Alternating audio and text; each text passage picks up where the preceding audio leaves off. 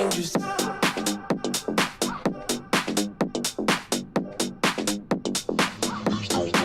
Get dangerous. Shameless. Lacy. Shameless. Get dangerous. Shameless. Shameless. Shameless.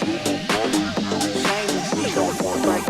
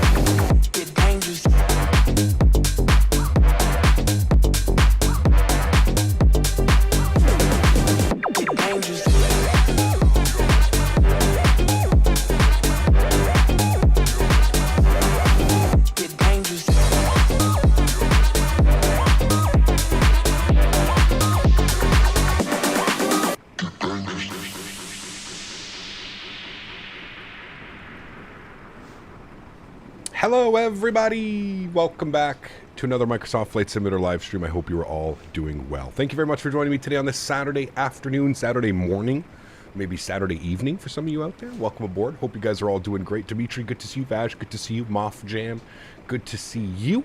Moff J-Man, sorry. Cap AB, good to see you. Cap Nolan, welcome. Mr. Mopar, dude, he is alive. How you feeling today, Mr. Mopar? Probably feeling better. Gary P, what's up, man? The other Gary. I feel like we for shame now, Gary, right? We have to say that. Skyworker, how are you, my friend? Good to see you, dude. Welcome back. I hope you're doing well. Kenzo, good to see you. Greg Elwell, good to see you. Hamish, good to see you. Rocco, good to see you. Quick Match, good to see you. John Zander, welcome aboard, my friend. Hope all is well. Leonard Grant, good to see you. Eric G, welcome. Captain Aviation, good to see you. Tony Baldo's in the house. Andre Aviation is here. Matija is here. Aviation Guy is here. PW is here. My name is Cody. Welcome aboard. Today is your birthday. Check. We get some no floaties in chat for Mr. Cody, who is celebrating his birthday here with us on this Saturday afternoon. Thanks so much, Cody, for being here. I appreciate you, man. Happy birthday, dude. Thanks for coming to hang out. Alexis, good to see you, my friend. Welcome aboard. Hope all is well. ASA 3210, good to see you, my friend. Welcome back. Monford, good to see you. R6, welcome back. Good to see you, my friend. Zach Aviation, good to see you, my friend. Soren Nornson, how are you, sir? Good to see you back, man. I hope all is well. Captain UK, good to see you. Brendan Beery, how are you, my friend? Good to see you, dude. Brunda Bro, good to see you. Precise, good to see you. Ken, good to see you, man. All the way from Utah, welcome back. Scotty Bob, good to see you. Yaros, good to see you. Prismo, good to see you. Alex, good to see you, man. Welcome aboard. I hope all is well. Thanks for coming to hang out today. Appreciate everybody being here. Chat. This one has been requested for a while. Not particularly this flight, but this aircraft has been requested for a while. Retro iniBuilds A310 op. Super excited about today. Listen, I got to be honest with you, chat. I flew this airplane last night. I did one test sector last night from Montreal to Toronto.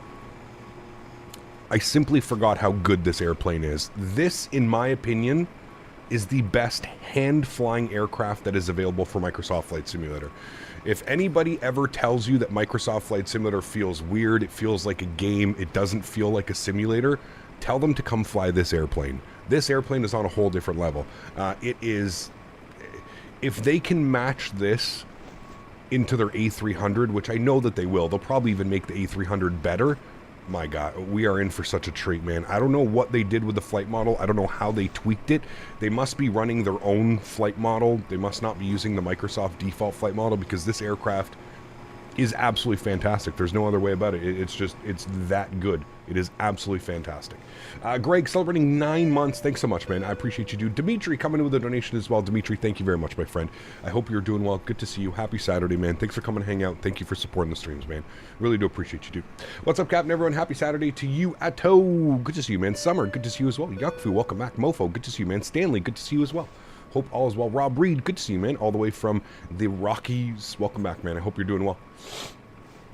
Can't wait for the Neo. Ooh, it's going to be awesome, man. Yep, the A320 Neo before the end of the year as well. Man, we've got some crazy airplanes coming before the end of the year, which is damn exciting. That's for damn sure, man.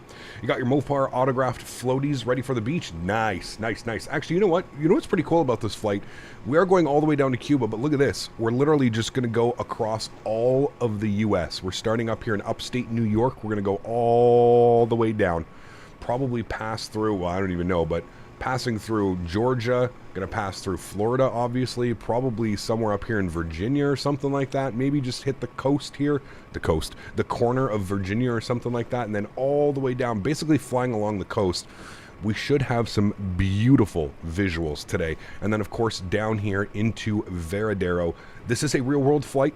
Air Transat still operates this flight, but they're operating in their A321 Neos. They don't own any of A310s anymore. They have since been retired. But I can promise you, back in the day, this was a flight that was done in this wonderful A310 aircraft that we have here in front of us. So retro ops for today. Atto coming in with 5 gifted members. Huge no floaties to you, my man.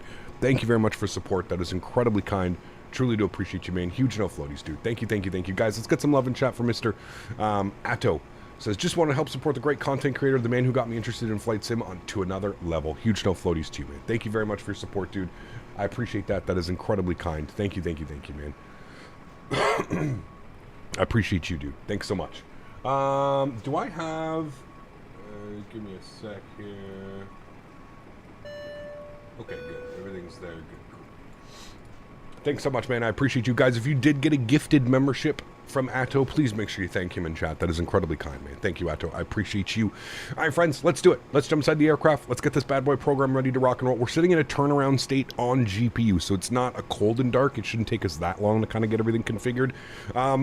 If you are a professional in this aircraft, meaning you have a lot more hours logged than I do, please feel free to speak up in chat if you see me doing something wrong. I'm being honest with you, I haven't flown this airplane in like 6 months, so there's a couple things I'm sure that I'm going to be forgetting, or I'm going to do things out of sequence. So if you do see me do anything wrong, please speak up in chat and just let me know that I should be doing things a little bit differently.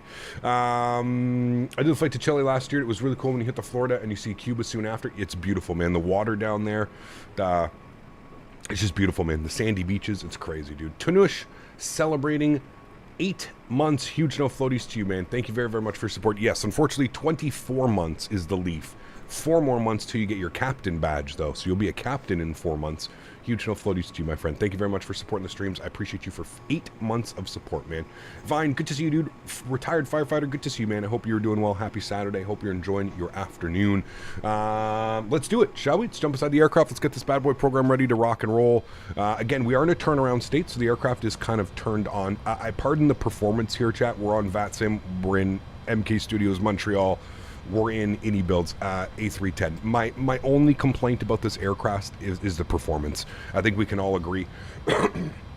Performance on this aircraft is not the best. Other than that, every aspect about this airplane is absolutely fantastic. The visuals, everything about it, it's a beautiful aircraft. The performance is abysmal in most cases, especially when we're in heavy airports like we are here in Montreal. So just keep that in mind if you do download this aircraft. I believe this aircraft is free, right, chat? Pretty sure you could just download it like if you own Microsoft Flight Simulator, do you have to have the deluxe version, or is it free for everybody? But this is a free airplane, so yeah. It's the scenery, not the 310. The scenery isn't that good, but the aircraft is also extremely heavy on performance, Willie. Let's not, again, we're gonna be fair here. The scenery is heavy on performance as well, but the aircraft is also extremely heavy on performance. So yeah. See, it's not just me with the GSX bug that thinks you're still parking. Correct. Yeah, I don't know what that is. I've noticed that actually since the last update, the 2.76, I think, something like that. Or so, yeah. It's in the base game. See, there we go. Cool. Kev, what's up, man? Good to see you, dude. Diego, good to see you as well, man. Welcome back. Hope you're doing well. It's free for standard edition. You guys need to be flying this airplane, man. This airplane is absolutely fantastic. Cool. Look at this overhead panel.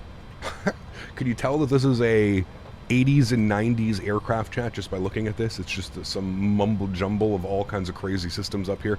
First thing is first, we want to get the ADIRS set to the nav position. Bad First Officer Daisy for not getting the ADIRS set for us. She should have done that at least. That's good. That's set. Cool. We can come down here. Let's go ahead and spend some time on the CDU, the MICDU, the FMC, whatever the hell you want to call it. I want to change this view, though. I want it to be a little bit more like that. Control 1. Should set my view better. Yes, there we go. Cool.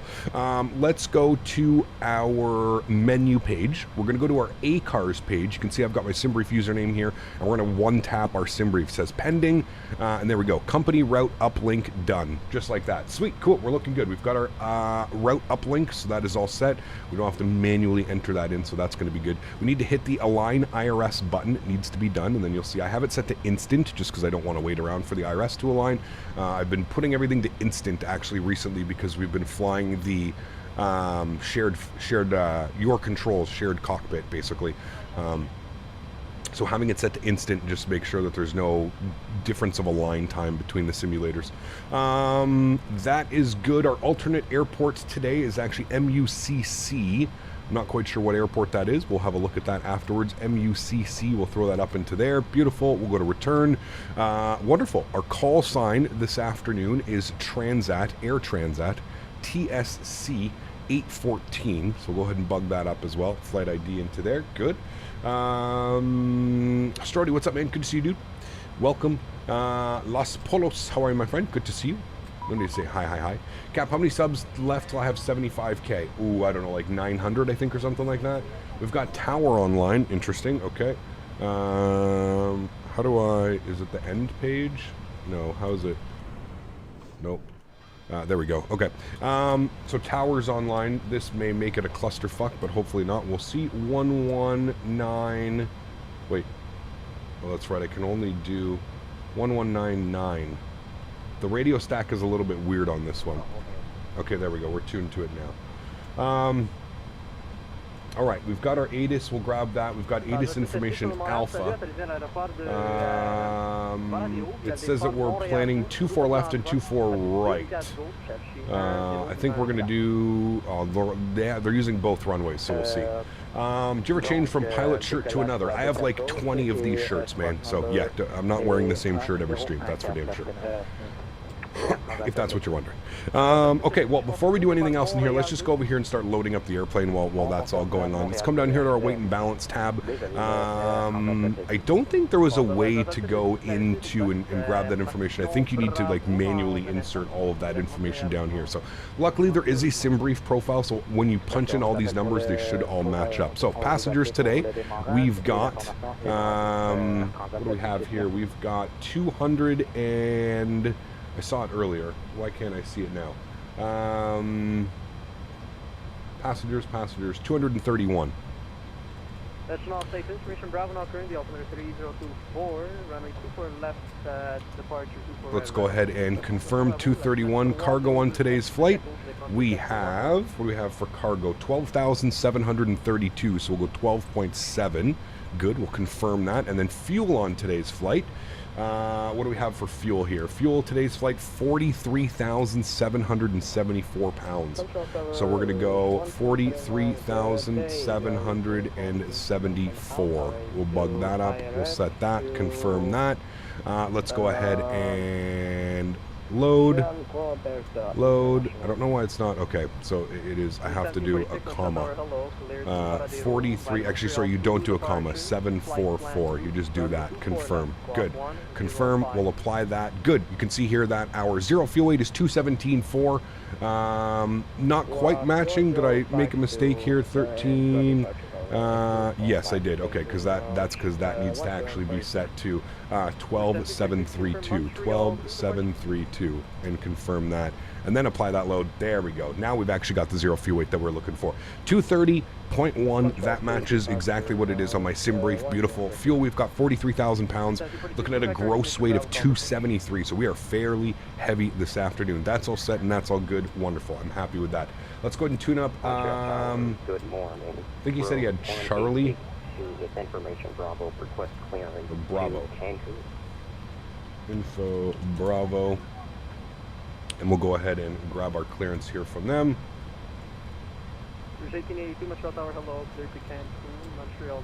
Los Polos, can you stop repeating your can you stop repeating yourself over and over and over and over again, please? Just one message, man. You don't have to go absolutely crazy. Have you experienced this with GSX? My passengers board like way fast, but all my settings are set to normal. Yeah, doink. That usually means that there's a compatibility issue with the airports. That's what that means, man. Yeah. Does anyone know how to download the E330 for Microsoft 2020?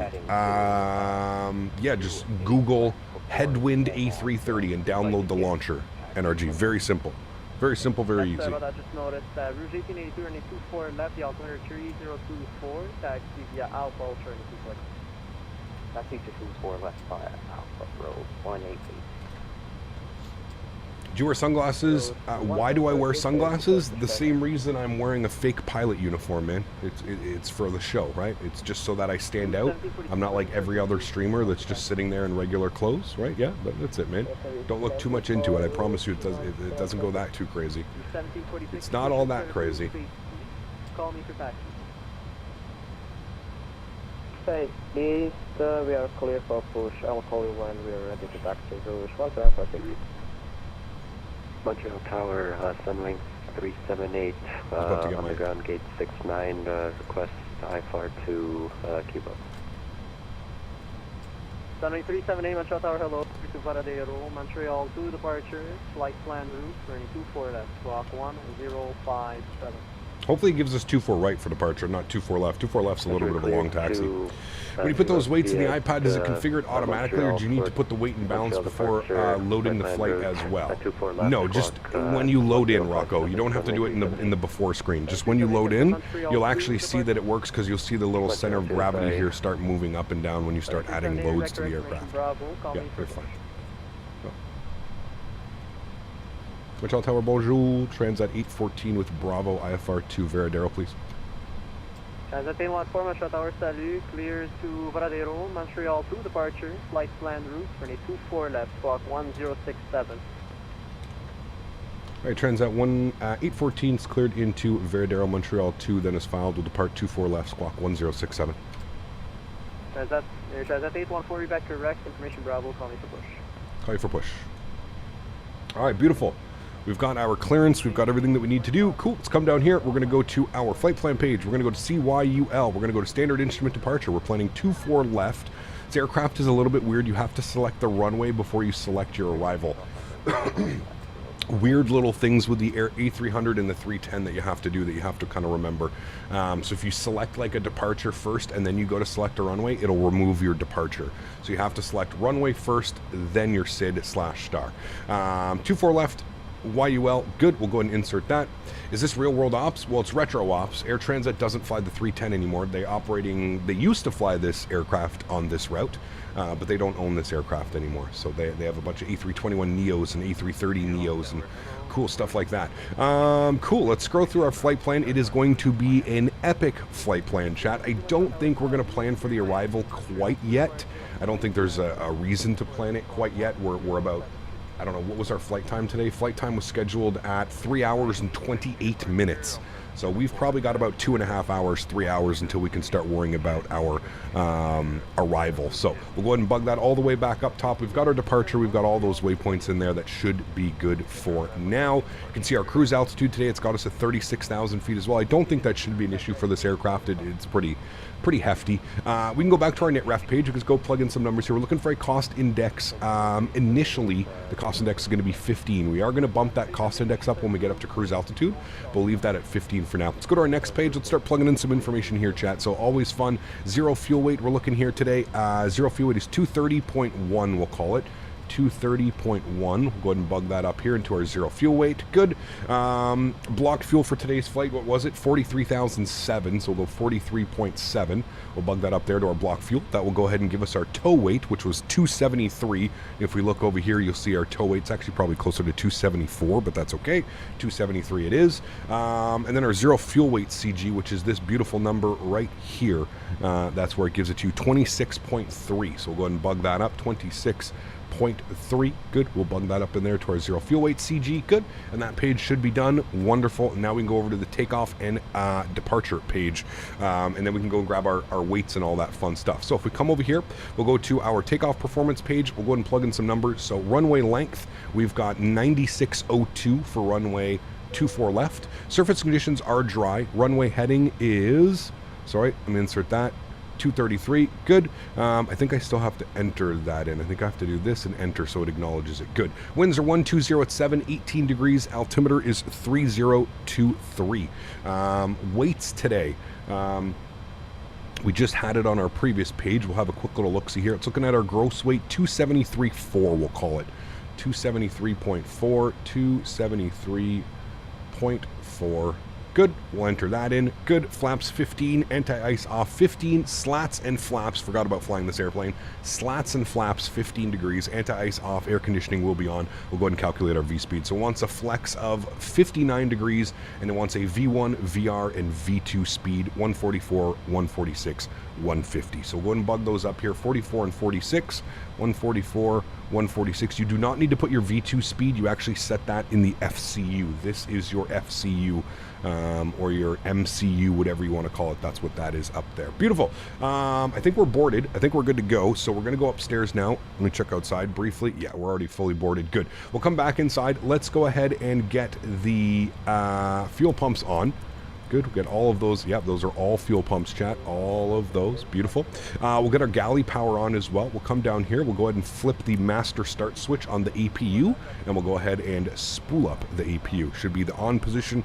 If we come down here and we flip this guy over to the APU button, where are you? APU. There it is right there. We can actually see the APU igniting and spooling up. You'll see it here happen in just about a second. It's a little bit slow in this aircraft. It takes a little bit of time to spool it up. And we'll just make sure that it's APU master and starter is on. Good. It should spool up momentarily. Maybe I pushed the button too soon. Maybe I should have had the power button. I think I can put fuel pump on as well. Maybe that's why it's not spooling up. Hold on. Let's try and recycle that system, shall we? We'll turn that off. We'll turn you off. Actually, we'll just turn that on for now. We can get the window heat on as well. Everything else looks good up here. We'll get seatbelt signs and no smoking to the auto position. Crew supply can come on, and then that all should be good. So APU master start switch, I'm going to turn that on. Maybe I didn't wait long enough for that. It should fire almost immediately. Too soon. Yes, I forgot, Melinda, you're the professional pilot in every single aircraft that we fly here on the channel. Yes. Okay, I managed to go in long drive Quebec to Montreal. I got my swimsuit. We need to go. Oh, okay. Hey, Cam, could you do a 787-900 flight Air Canada from Toronto to San Diego in the future? That could be a fun one. Yeah, well, we'll have to see. Maybe. Yeah. When you land in Varadero, can you go to Greece? No. Sorry. That's like a 15-hour flight, I'm sure of it. Okay, AP Master Start Switch has been on for a while. Let's hit the start button. Maybe we'll get something out of it this time. Maybe we've got an in-op Okay, now, there we go. Now she's moving. I was going to say, maybe we have an in-op APU chat, but there you go. You can see that our EGT is rising, as well as the N1 percentage. As soon as the APU becomes available, you'll see that the APU gen... I probably just did it too quickly. I think you have to do the APU master and give it like a good, like, almost like 15, 20 seconds. So, yeah. Please start the game. Oh, lucky for you, we're in the game right now. We've already been in the game for about 25 minutes. So, yeah. If you're new here to the channel, we like to replicate like real world ops and stuff like that. So it's not just like a mobile simulator where you just spawn in on the runway and you take off. There's a process behind what we do. We're, in case you haven't noticed, we're replicating. I'm going as fast as I can, man. So yeah, just be patient, or you can go watch another video, you know? Yeah. Cool. It's been a minute since I flew this one. It's a great plane. Andy, I flew it last night, man, and I was literally blown away. I was blown away by how good it is. Hand flying is simply, I don't think there's a better hand flying aircraft. I really mean that, man. It is just absolutely fantastic.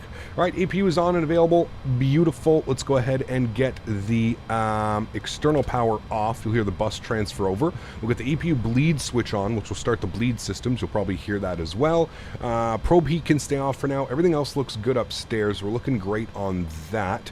Let's go ahead and get our nav and logo lights to the on position, and we're going to go ahead and prepare for pushback and departure. Let's go to GSX, prepare for pushback. Beautiful. Let's come down here. We're going to go to our ground services, which I believe is this little tab here. It is. We're going to go ahead and disconnect the GPU button, and we'll go ahead and throw that back over to our V-Speed page. Beautiful. Cool. Let's go upstairs. We'll go ahead and get our pitch trims, mock trims, yaw trims, and ETSs all to the on position. We can go ahead and set this guy up here. We'll bug that. Andy, coming in with 5 gifted members. Huge no floaties to you, man. Thank you very much for support. Oh, shit. I was on the wrong thing. Thank you very much, Andy, for the support, dude. I appreciate you. That is incredibly kind. Huge no floaties, man. Guys, if you got a gifted membership from Andy, please make sure you say thank you. Incredibly kind, man. Thank you very, very much for your support, Andy. I appreciate you, dude.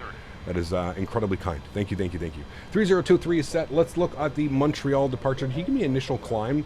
He didn't give me an initial climb because he's probably offline. But if we go to Montreal, we go to approach, standard instrument departure, Montreal 2 departure, which is the only one here. I think it's initial climb of like 5,000.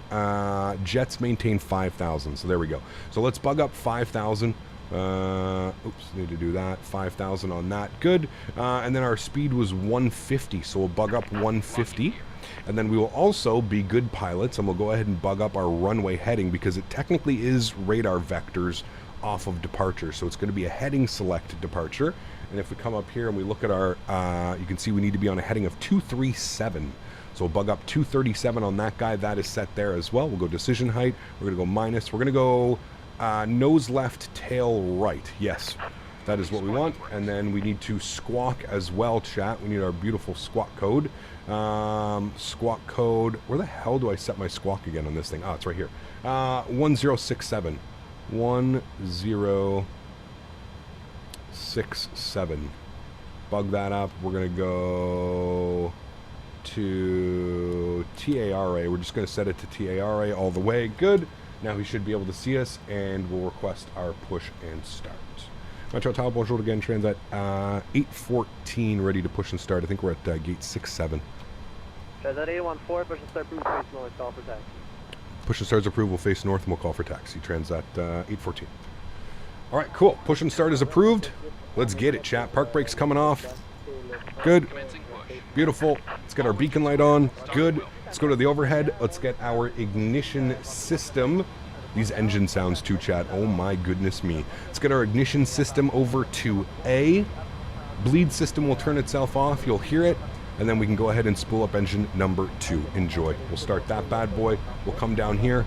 N2 percentage is rising. I can audibly hear it as well. I think we're looking for like 22, 23% N2 before we introduce fuel. But the sounds in this are just, ooh, baby. About to get rocked with bass.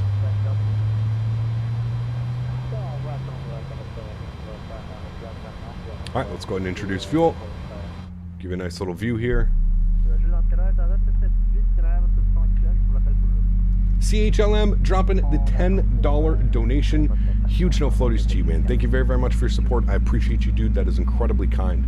I'm sorry I had all the alerts muted from the gift. Listen to the hydraulics coming to life when you start up engine number 2. Man, it's just incredible. CHLM, thank you very much for the $10 donation, man. I appreciate you, dude. Says, I just realized this is a flight simulator live stream.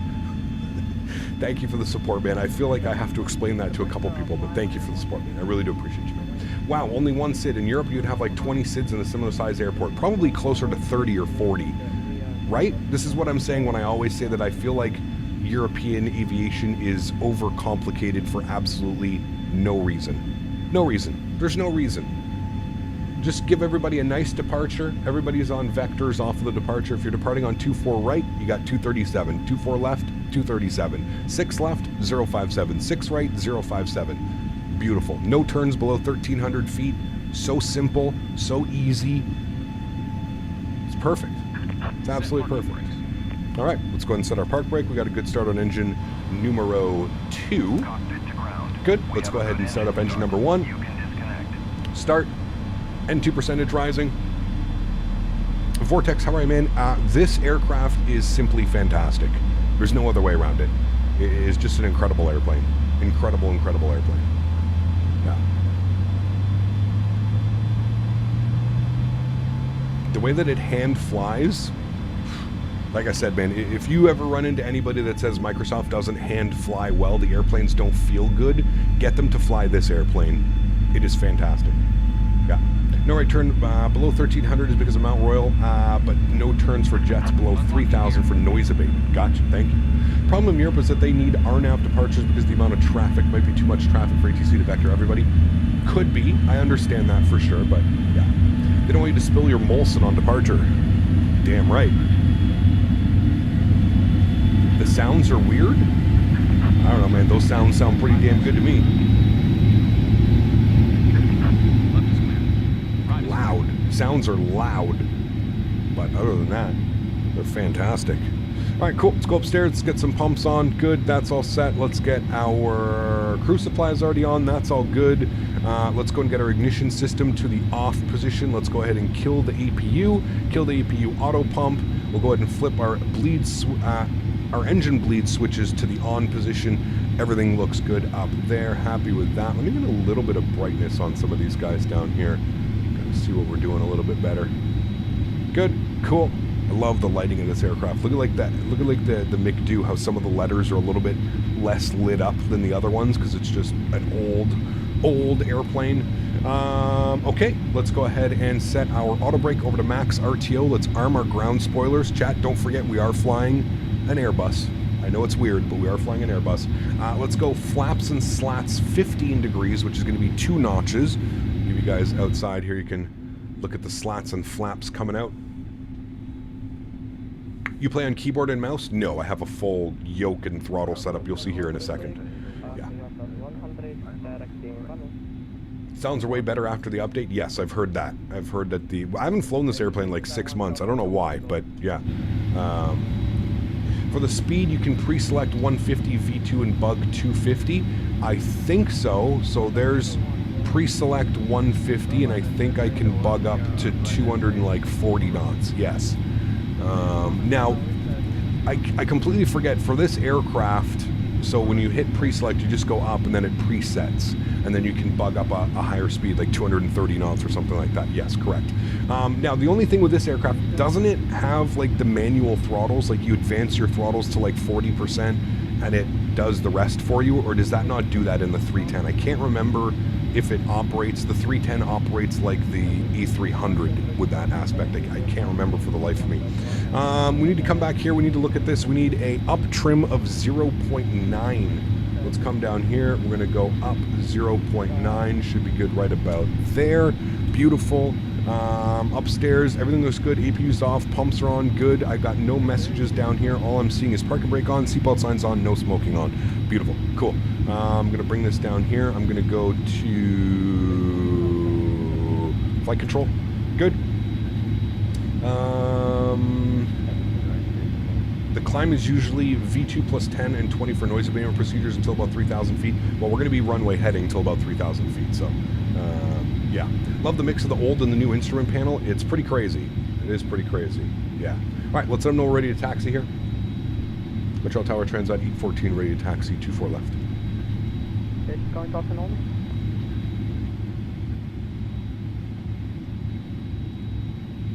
The A310 doesn't have auto Last thrust station only. calling call sign only. Transat 814.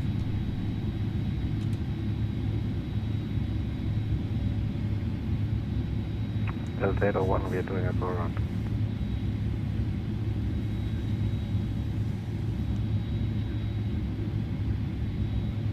Your views are weird after the update.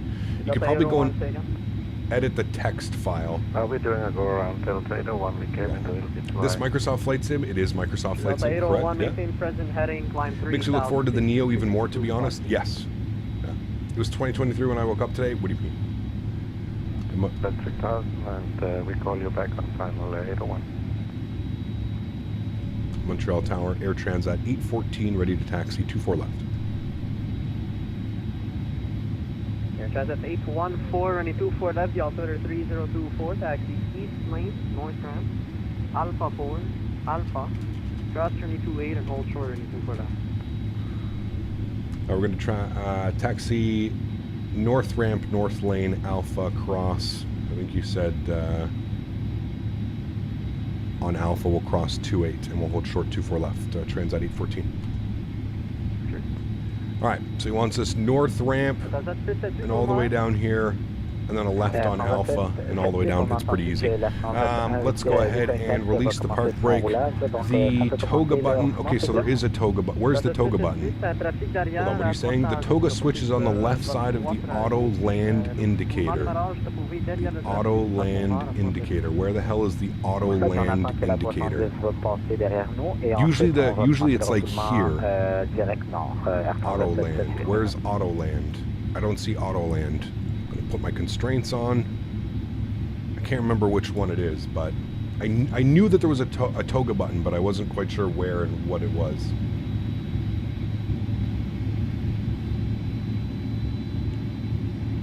Next to the stop button. Where do you see? Am I blind by not seeing any of these, or?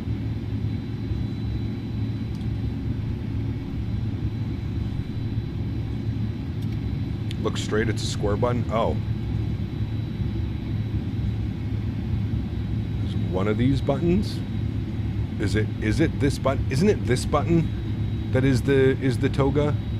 I thought it was this button. Sorry, no, I was looking at the MCB.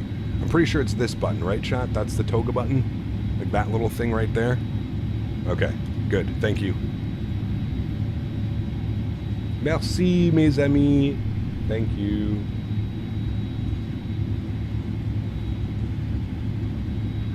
Alrighty, leaving the ramp, taxi lights on, and that's it for now.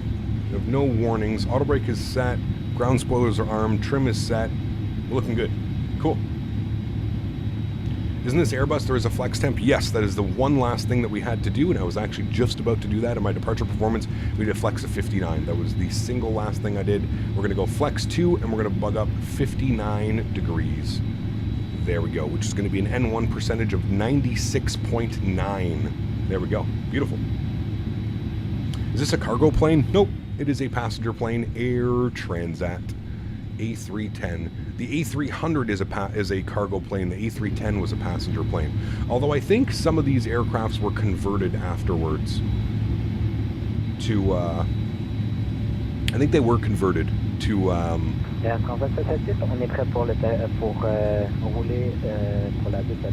cargo aircraft. Did you trim up to 0.9? I did indeed. Up 0.9. Did indeed. Some A300s were PAX planes? Yes. The beginning. Yeah. It's a silly design placement for such an important button. Well, there is no actual toga button, right? The actual toga button would probably be somewhere on the throttles or somewhere around there, but they put it here for ease of use for flight simmers, which I can appreciate. If you think like PMDG, it's this little screw right here on every single PMDG aircraft. This little screw right here is the toga button. So again, it's not like the real aircraft. That's how it's set up. So. Sorry, you came in a little bit quiet. What is the PAX plane? Passenger versus cargo. For us, when airborne, monitor uniform. No D10s? There are no D10s. No. 24 left. Nope. Feedback correct. Right, thank you. Thanks for the service. Have a good day. Salut. Do you think it's the actual toga on the plane as well? That'd be interesting. I don't know. I don't know a lot about this aircraft, to be honest with you, other than what I get to fly here in the sim.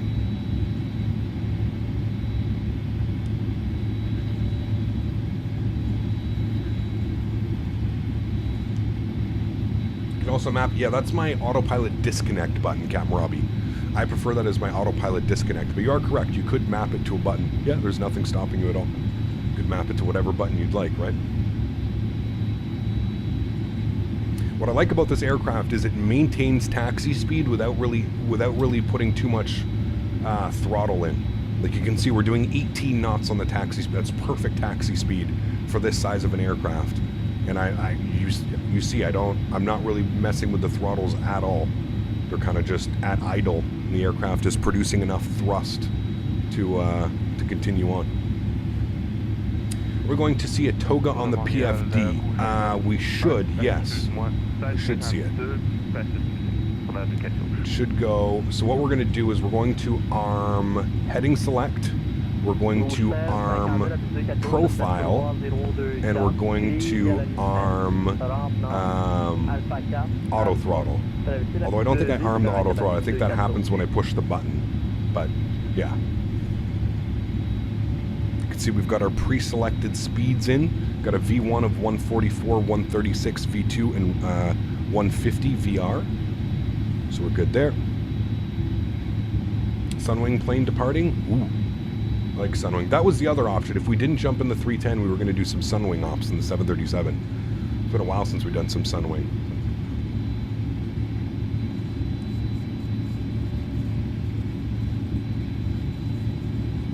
Hello, sir, from Hamilton, Ontario, watching you on this great warm day. Frank, good to see you, man. It's been a pretty crazy fall this far, hasn't it?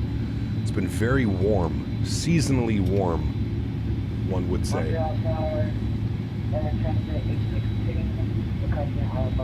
Hey, Captain, do we know when the PMDG will get the EFB? Unfortunately, we do not know, man. We're all pretty much playing a waiting game right now. Ooh, there's the Sunwing right there, chat. Rotation. Nice.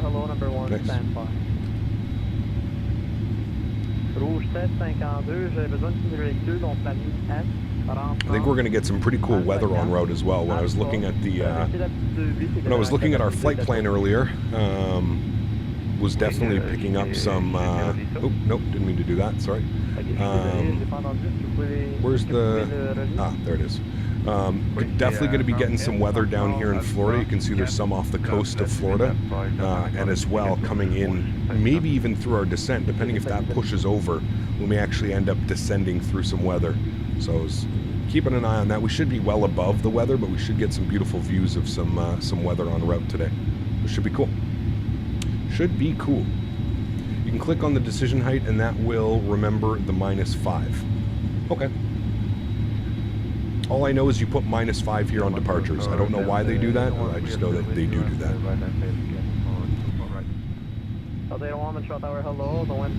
Long taxi here in Montreal, chat. Out to the 2-4s. ETE today, 3 hours and 29 minutes. 3 hours and 29 minutes. Transat 816 to Varadero by the Montreal to departure, flight plan route, runway 24 left, squawk 1047. Rohit, what's up, man? Good to see you, dude. Where can you find the post about the A320neo, or was it leaked? Because I haven't seen anything on iniBuilds Discord about it. It was on FS Elite, I think, was the website that broke the story. I think FS Elite. No. Winds are nice. Had a nice departure. Sweet. Cool. Oh, a little bit bumpy. Hope they can figure that out. There's a couple of those spots around the airport.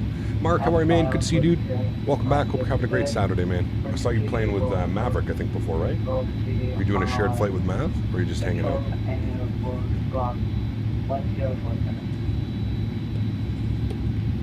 So 8163, the stack is correct. However, taxi Safari. You could try to fix that.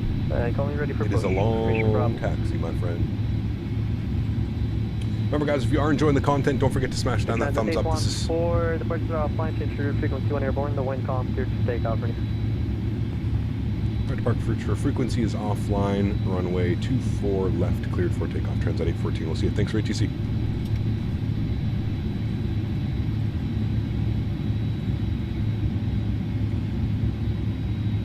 All right, we're over to departure frequency.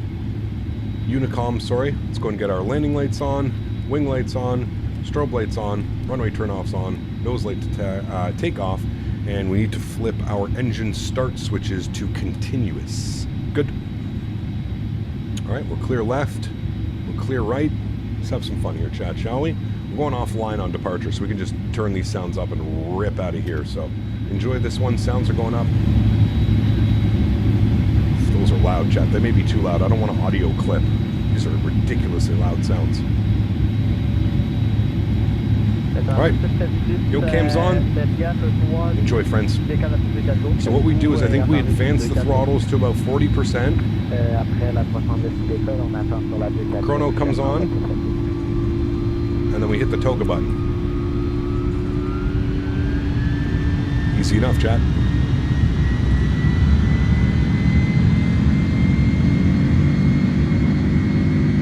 Takeoff power is set. Airspeed's alive. Slight nose down pressure on the yoke. There's 100 knots. We'll go neutral.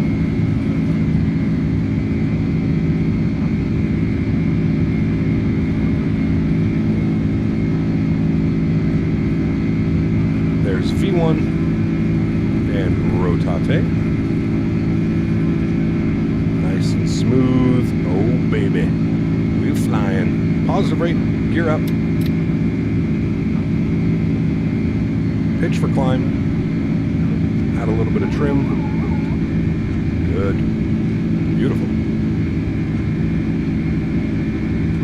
We're flying, chat. All right. We're going to maintain runway heading here till 3,000 feet.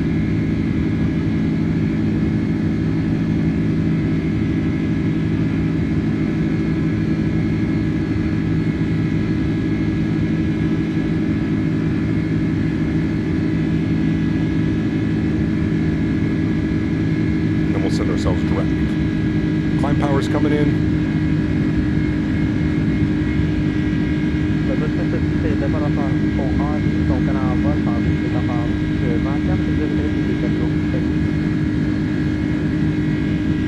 Right, we're over to Unicom.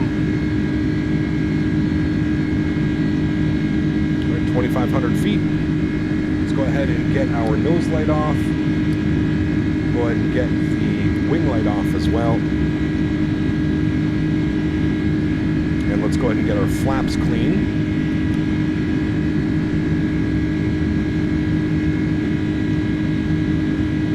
Good, here comes 3,000 feet. Let's look down at the FMC. We're going to send ourselves direct to Fawns.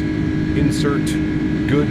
We'll come back up top. We'll hit our nav switch. We'll make a quick left turn here. We'll also go flaps clean. Flaps are clean. And now we're left direct Fawns. And we'll bug up our cruise altitude today, which is going to be 36,000 feet. Fuber, thank you, my friend. Coming in with the support. Huge no floaties to you, man. Thank you very, very much. Appreciate you. Holy shit, that's loud, chat. There we go. A little bit more manageable. I think you hit climb profile. I think we're in profile climb. Look, we're in profile throttle, profile climb, and nav mode. That's exactly what we want. P climb, profile climb. I think we're good. I already armed it before departure. That's probably why. You can like pre-arm all these things, right? Thanks so much, viewer. 20 months. So it's been a while. I've been very busy lately. Good to have you back, man. Good to have you back. Your opinion, which are the best yoke and throttle systems? Thrustmaster all day long. It's not even a question. Price to performance, it doesn't get better than the Thrustmaster products. The Honeycomb Bravo throttle is pretty good as well, but it's fairly expensive, so. Let's go ahead and lock our gear. Hey. Hello. Thank you. Gear is locked. Yep, you gotta lock your gear on this aircraft, chat. It's a funny one. We can disarm the ground spoilers as well. Thank you. Alrighty. Man, do you see what I mean about hand flying this aircraft though? I'm telling you, chat, it has to be the best hand flying aircraft in Microsoft Flight Simulator, bar none. I've yet to find a better aircraft that hand flies. It's so good. You feel the weight. It takes a while. Like, you can feel like how, like, you know, the roll and the pitch, it's not like an instant. It actually takes a second because of how big the airplane is. This is hands down the best hand flying aircraft. Period. I wholeheartedly mean that. It is so good. So good. Coming up on 10,000 feet, let's engage autopilot, bring you guys back up into the flight deck. Look at that, chat. Hand flown to 10K. I don't do that in very many airplanes. Upstairs, we're going to leave all the lights on until 18,000 feet. Again, we're representing world flight, but I will get my ignition system to the off position. And we can get the seatbelt signs off as well. Let the flight attendant start the in-flight services. Beautiful. How was X-Plane 12? It was okay, man. I enjoyed it enough. I enjoyed it enough that I would go back to it in the future again. Yeah, I enjoyed it. I would go back, especially when I start getting a little bit bored of some of the airplanes. Look at that Canadian ortho out there. Oh, baby. Great climb rate, too, for such a large plane. I would agree. Yeah, I would agree. A beautiful airplane, man.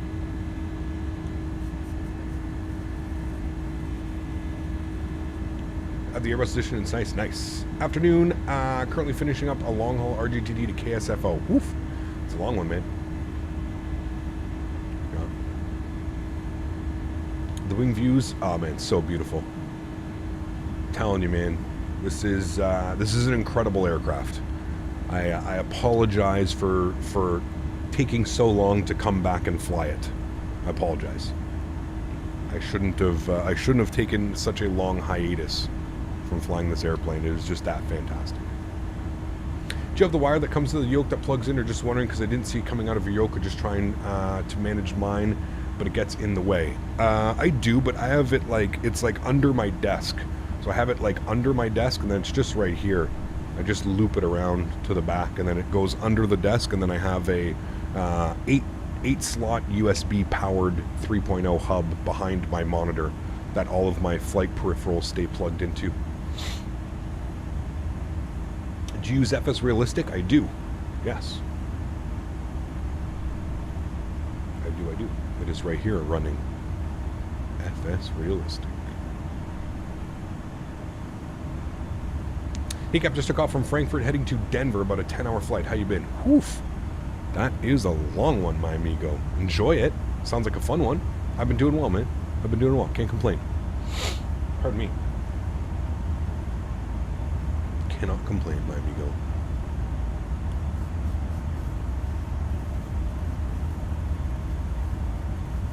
Oh, John, this aircraft is phenomenal, man. Phenomenal. Like I said, it feels like one of the best airplanes I've flown in a very long time. Jarvis, what's up, man? Good to see you, dude. Welcome back. Hope you're doing well, buddy. Good to see you. I don't know why, but XP Realistic works better for you. I find them both the exact same. I don't really notice the difference between the two of them. They're both they do exactly what they should do, both of them. FS Realistic and XP Realistic.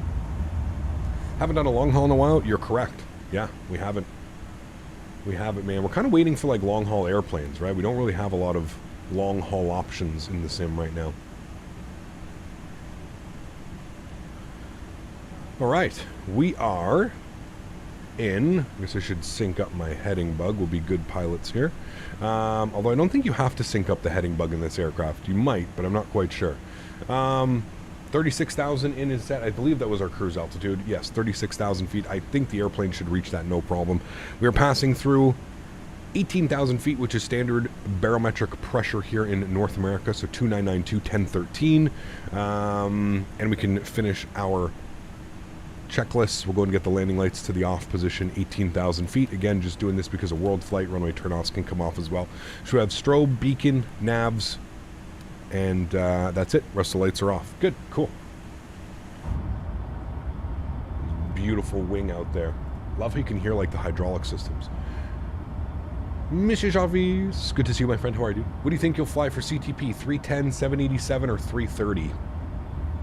I'd probably fly this airplane, to be honest with you. This airplane can do long hauls, right? I think. It can do like cross the pond, no problem. I guess it depends on what route we get. If we get like a 6 to 8 hour flight, I'll probably take this airplane, to be honest with you. I absolutely love this thing, man. So yeah, we'll probably take this thing unless we have something that's released by then. So landing lights off at 18,000. Is that a world flight? It is. Yes, a lot of American carriers have landing lights off at 18,000 as well. So the 310 has good range. Okay, cool.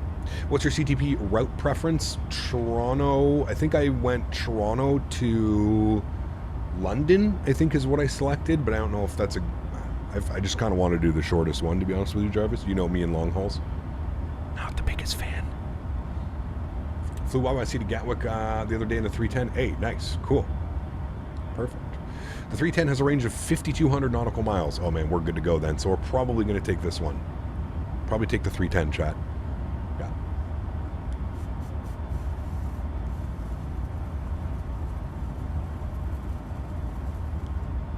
Yes, most Canadian operators, it's lights out at 10,000. You are correct. That's usually what I'm used to as well. But yes, we're doing it for World Flight because, again, we've got World Flight coming up here in about a month, chat. We're going to be down in California, SoCal, for World Flight. Very excited for that. Can you check, actually, in here what it wants your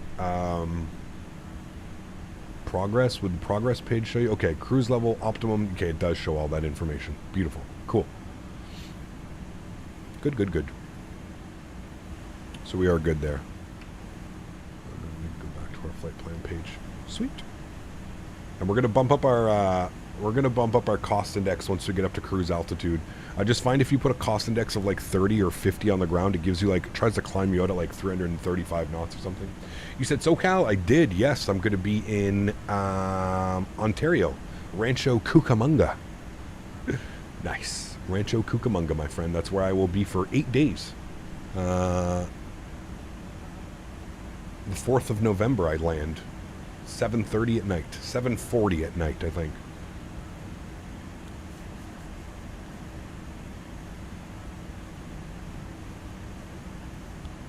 Rocco, take care, man.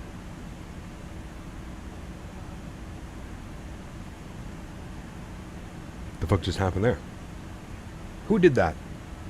Imagine it did that to me on landing. I'd be pretty upset. Don't have to be the lights at 10,000. I can put on the devil's lettuce sitting 2 feet above the ground. Exactly, LA. Especially. Does this plane have a cabin? I think so. It's a great question. Yes, it does. Yep, it does. Hi. Can I not go back there, though? Oh, yep, I can. I just got stuck on... Oh, hello? Oh, hello? I keep getting stuck. There. But yes, it does have a cabin. Except I keep getting stuck. I'm now stuck. But yes, it does have a cabin. Pretty nice one as well. Look at that first class back there. Not a very big first class, though. But yeah, it does have a cabin. Club class seats. Man, imagine being on a 310. Like, those things are like lazy boys, dude. You just be sitting there in a lazy boy. I'm in Phoenix and I have the most operators turn off their lights at 10K at climb. There you go. Cool. Yeah. Again, we're just representing, we're doing Delta Airlines, right? That's the aircraft that we're flying. So, and they do 18,000 feet. So that's what, that is what we are doing. That is it. 29,000 feet and we're still climbing at 3,000 feet per minute, chat. You want to talk about an overpowered aircraft? Here it is. This thing is crazy, dude. 3,000 feet per minute at 30,000 feet. What other airplane is going to have that kind of climb performance? And, like, we're fairly heavy, too. Like, we have... What do we have? 231 passengers out of a possible 238. So we're 7 less than a full airplane. And we had, like, 40-something thousand pounds of fuel. Yeah. Ridiculous. Climb performance is insane in this airplane. I love it. It's an absolute... unit of an airplane. It's like the linebackers of airplanes, chat. That's what this one is. I think we're into upper New York State. Yes, we are. We're past the border. We are in New York State. Infinite Flight Guy Aviation, huge no floaties to you, man. Thanks so much for your support, dude. I appreciate you. Looks like we got Boston Center on 134.7. We'll tune to them. Boston. 3182, contact Boston Bridge, 133.0. 130, Walker, 3182, great job. Boston Center, good afternoon. Air Transat 814, flight level 330, climbing 360. Air Transat 814, Boston Center, radar contact, climb maintain, level 360. 360, Transat 814, thanks. Infinite Flight Guy Aviation, thanks so much, man, for 46 months. Says, hey, Cap, can't believe it's been so long with the wonderful autumn we have. I'm flying from London Heathrow, WestJet 77 next Saturday. Also, can we see Daisy? We'll see if we can get Daisy on camera today. She's currently over there sleeping. Maybe if we have lunch or something like that, she'll wander on over. Thank you for the support, man. I appreciate you, dude. Thank you.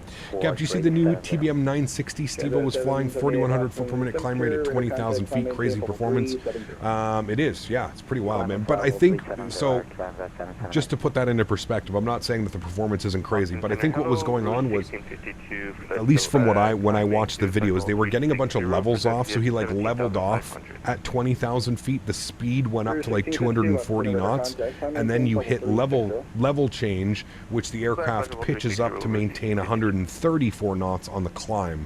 So although it's a little bit, yes, they were climbing at 3,400 feet per minute, I don't think that's normal performance, so to speak, if that makes sense, right? Thank you for service. See you next time. Bye. I don't think it's quite normal performance. That's probably like, again, he was going like 240 knots, you hit level change, there's always that 30 seconds where the aircraft pitches up like crazy to try and bleed off some of the airspeed, give you the best possible climb rate possible, right? Beautiful Mach 77, and we're just passing through 35,000 feet en route to 36,000 feet. I'm going to bug up our, going to go to our knit ref. I'm going to bug up our knit ref. Thank you. I'm going to bug up our cost index to 55. That should give us much better climb performance. Do that. Center is offline, radar service terminated. For the change for today. Roger, thank you so much for the service. Really appreciate the patience. 3688. It was bleeding airspeed on the climb? Good morning, Southwest 1989. We are 11,000 for 147. Southwest 1989, Boston Center, climb maintain, hold 340. Is Toronto making the playoffs this year? Or are they in a wild card spot? Wonder if they're in a wild card or anything like that. Do you know how to avoid the PMG 737 from speeding up when you descend and turn at the same time? No, shouldn't really be a problem. Maybe put a lower cost index so you're not up at the barber poles. Any updates on the Phoenix V2? I thought they said it would end up being September. They delayed it by a month, Jason. So they delayed it but till the end of October. They've given themselves some time, and they explained the way things were going, and it makes sense in the explanation. So yeah, if you're not familiar, I would join the Phoenix Discord, man. If you're on Discord, I would join the Phoenix reporting a mayday, requesting to divert to near airport. Swiss 5 Tango Bravo, Roger. The Bangor Airport at your 2 o'clock and 10 miles. That's what I did. Oh man, Chuck, can we get some I Love VATSIMs? 5 Tango Bravo, you're clear to the Bangor Airport. Can we get some I Love VATSIMs in chat, please? Thank you. If you got them, let's get them. Currently showing wind 360 at 4, visibility 10, scatter clouds 500, overcast 4,000. Oh man. Let's go on VATSIM and do Maydays, chat. That'll be a good day, yeah? The frustration in the ATC's voice is palpable. Correct. I would be too, man. Come on. Come on. I mean, you want to listen, dude. You want to do these emergencies and stuff. That's cool, man. But like, log off the network, right? Was there a message for me, or can I get lower? What's 2 games left? It ain't over until it's over. Okay, got you.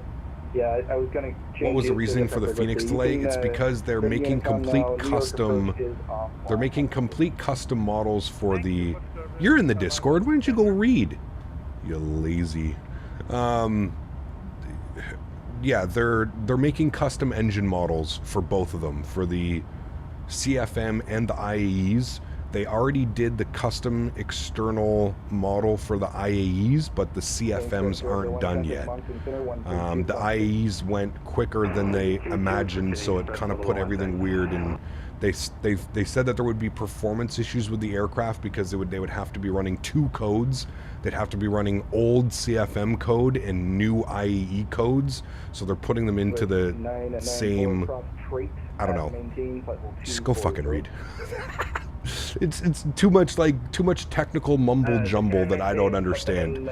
All I know is they're working on external models, and one of the external models was not ready and the other one is ready. So they said that there was performance decreases having one in the aircraft was getting performance issues because it was running 2 different codes, and they needed time to put all the code back in and finish doing the CFM engines and yada yada yada. Yeah. At least you tried. Yeah, well, exactly. It's a lot of like stuff that is just over my head. Yeah. But I was grateful that they at least gave us an explanation of it, you know? At least we got an explanation. Ray, what's up, man? Good to see you, dude. Welcome back. Hope you're doing well. Mayday, mayday. My mom was mad that I didn't clean my room, so I need to emergency hold. Welcome to Saturdays on Vatsim. Oh yes, Saturdays on Vatsim.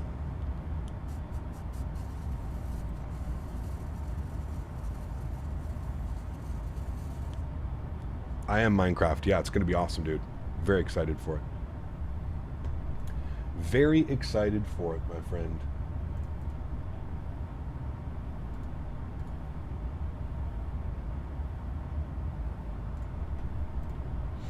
Should we get some tunes going, chat? Yep, okay. Sounds good. Let's turn this down. Tell you what, turn right heading 360, vector for descent. You expect the ILS runway 29er approach. Expect vectors for runway 2 that approach and turn heading. What are we doing here? We're doing Mach 7.9. Feel that that's good? Can we bump the cost index? Let's go like 85. Will it go even higher? Oh yeah, let's do that. Let's do like Mach 8.1. That should be good. Take advantage of flying these big old engines.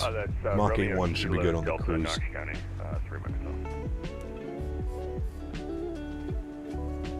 Boston Center 106 Molecular with you at 12,500.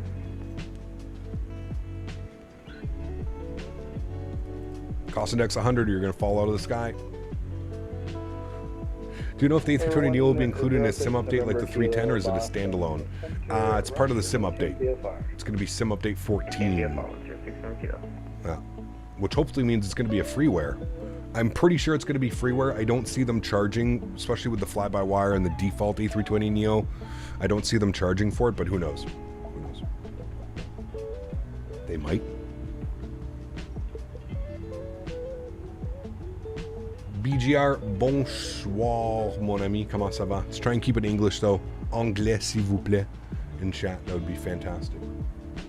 It'll probably be freeware. I hope so. Yeah, I hope so, man. Yeah, you're not worried about how much fuel you burn on route given your fuel economy of the 310. Well, hey, man, virtual fuel, too, right? You don't have to worry about burning that virtual fuel. 3Dev, what's up, man? Good to see you, dude. Welcome back. Phoenix was a bit naughty today.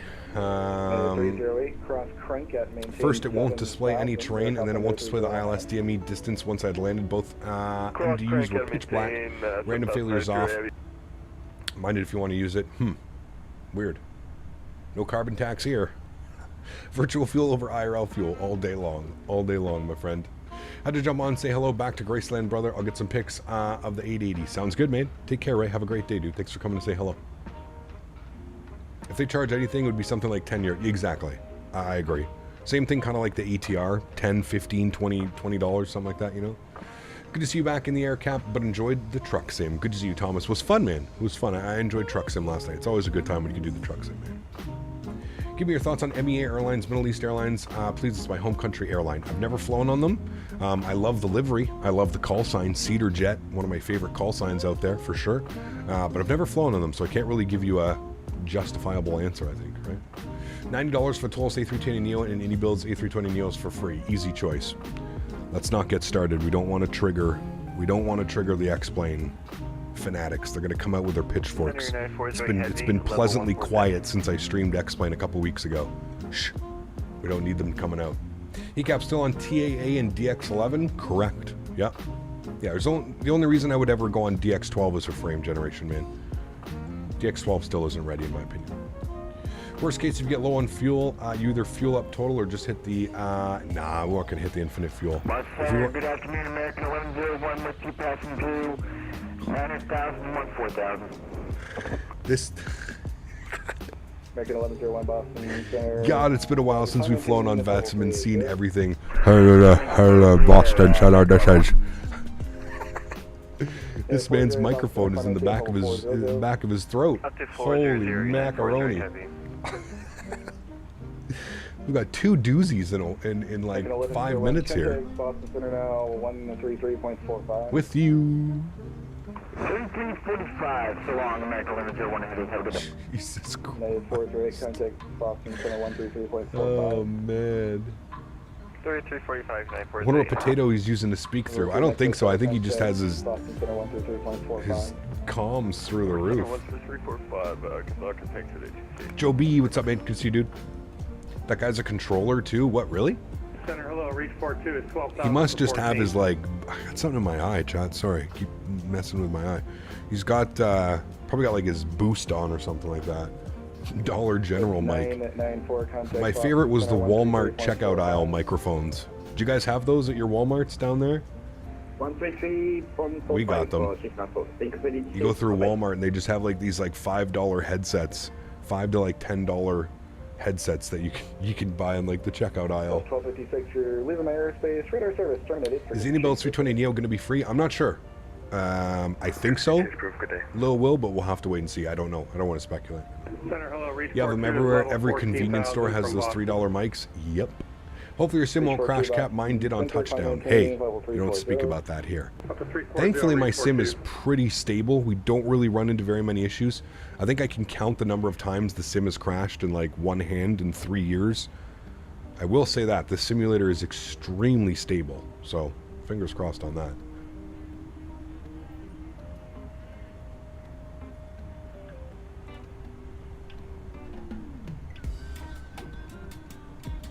Hope all's well, Cap. Nice to see you again. I might go get Subway. Jesus.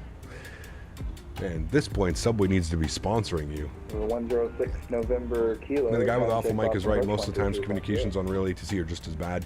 They can be. From my experience, flying with friends and stuff like that, ATC comms aren't that bad. 106 November Kilo, Boston Center. 106 November, keep back in frequency again. November 106 November Kilo, contact Boston approach. Oh yes, Capdom. We'll definitely be doing some when the hockey season starts. We'll definitely do some Jets flights, man, for sure. The amount of times I go to Subway, they either need to, they do need to sponsor me. I would gladly preach during my streams about how amazing Subway is. See, there we go. iniBuilds better make this tradition every summer. They release a new plane. We'll see, man. We shall see. Will you be a real airline pilot? Are you studying or nah? No, I'm not. YouTube defaulted to 1440p. I was out of the room for a second. I thought you restarted the flight and X-plane. Ooh, shh, guys. It's been calm. Don't summon the X-plane. Shh.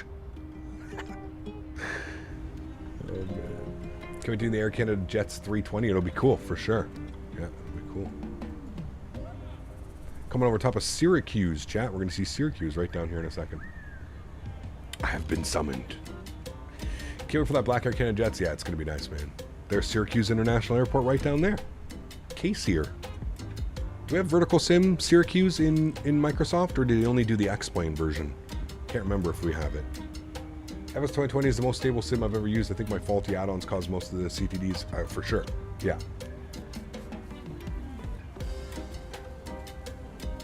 Transat 685, we got momentary disconnect. Is to be missing transmission. Who still uses the 310 today? Barely anybody, Thomas. It's not a it's not a very common aircraft, unfortunately. Yeah. Vertical Sim has Syracuse for Microsoft. Okay. 33, decimal 45. Transat 685. Brussels, yeah. We've flown into Brussels a ton. Good afternoon, this is Limit 411 on inbound plan travel 360.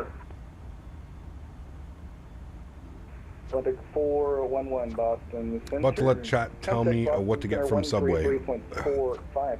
You don't have, yeah, see, we just went through, in Canada, we just went, Subway went through like a whole new thing. They got awesome subs right now, Good man. afternoon, American 11. 01 Heavy with you pass through 15,000 for 380. The Great Canadian Club? Okay, Oh, 1101 baby. Boston Center, roger. Great Canadian Club. Chat, you know what I got over there sitting on the corner defrosting? Some Uncrustables. Who here in chat likes Uncrustables? We are climbing flyover. Uncrustables are new here in Canada, and I am a big fan, chat. Big fan. We don't going to go on the left. Pretty sure I'm addicted to Uncrustables. United 2052, contact Boston Center, 133.45. 3345 for 2052. It's the Great Canadian Club. It's got smoked ham, smoked turkey, double cheddar, bacon, lettuce, tomato, onion, and then I add banana peppers, and it has the new smoky honey mustard. Continuing our flight. Now I want Subway. God damn it. What the hell are Uncrustables? Oh, stop. Hold on. I'll be right back. Hold on. Hold on. Hold on. What is Uncrustables? He says. Uncrustable. This is the best thing ever made. Okay. Uncrustables. Hold on. Sorry. I'm back.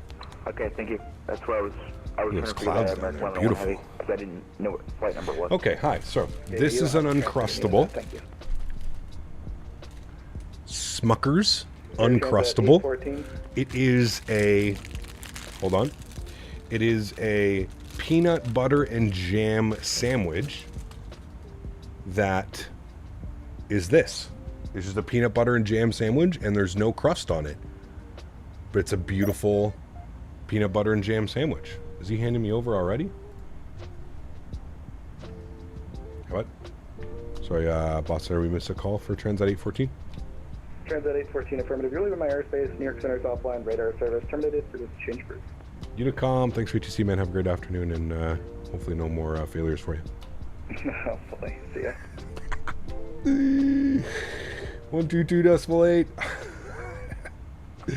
Nice. Rover to Unicom. All right, Chad, I'm going to crush this Uncrustable. Give me, well, let's be real. Give me 30 seconds. I'll be right back.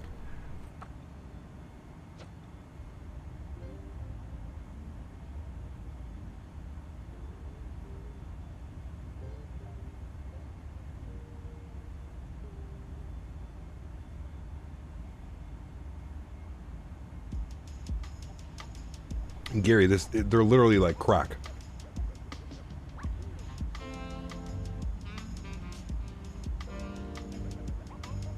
Look. It's like the perfect balance of peanut butter and jam in the little sandwich. Come on.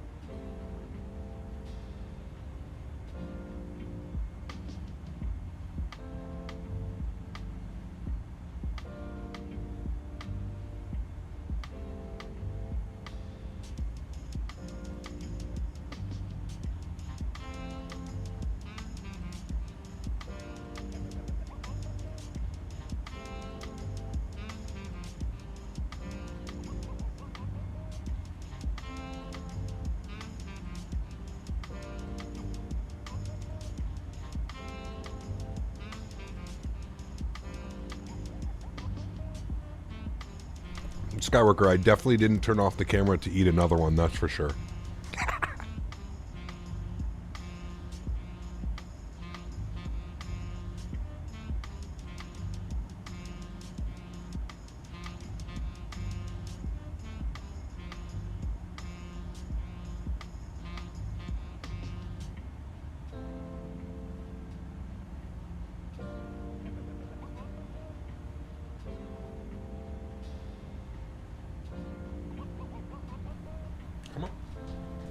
to say hi to chat.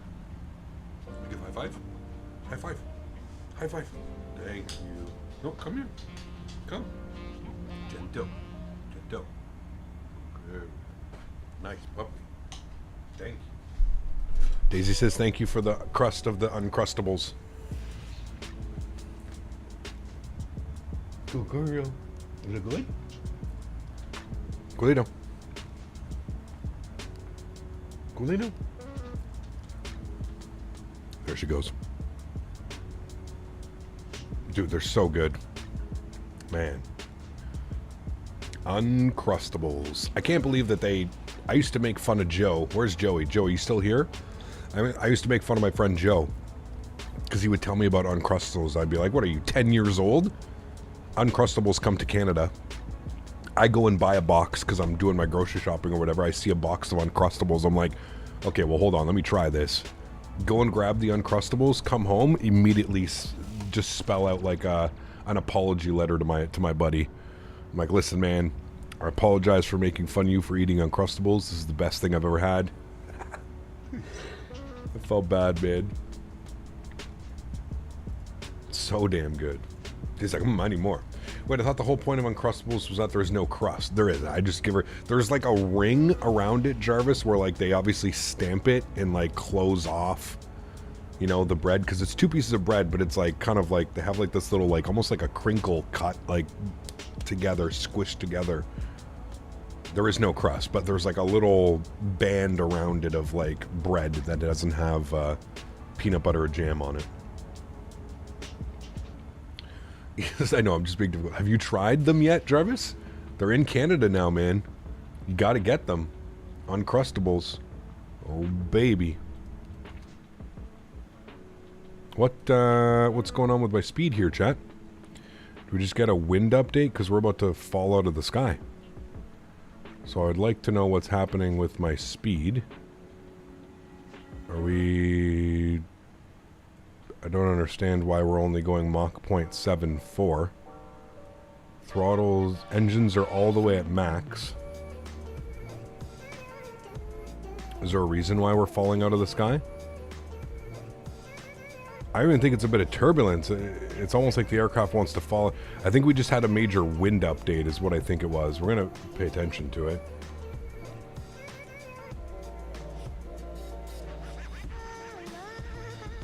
The speed's coming up. I think it was just one of those crazy wind updates where it goes from a headwind to a tailwind. Nah, we're fine, man. Like, we're perfectly fine as, like, the weight and all that stuff. We're at 360 is optimum. I think it was just one of those, the winds completely switched over. I think we went from a headwind to a tailwind. The wind changed 360 degrees. Yeah. Yeah, gotcha. It's okay, we're still flying. That's all that matters. The question is, what do they do with the crust that they don't use making the Uncrustables? That's a great question, Dan. They must use it for something else, I would think. I wonder if it gets, like, donated or... I don't know. Not quite sure.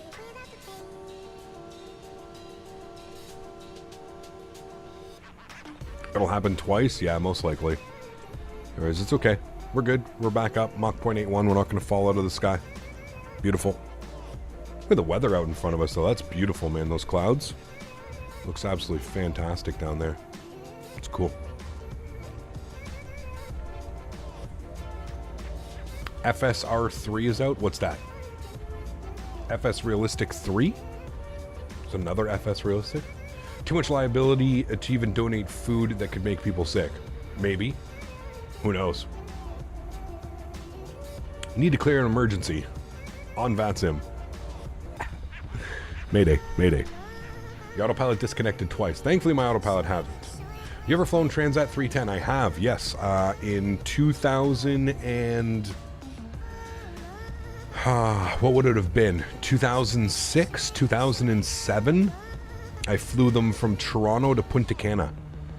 Yeah, and I remember getting on the airplane, and again, I wasn't too big of like an aircraft nerd, but I remember getting on the airplane and I remember seeing 3, 3, and 3.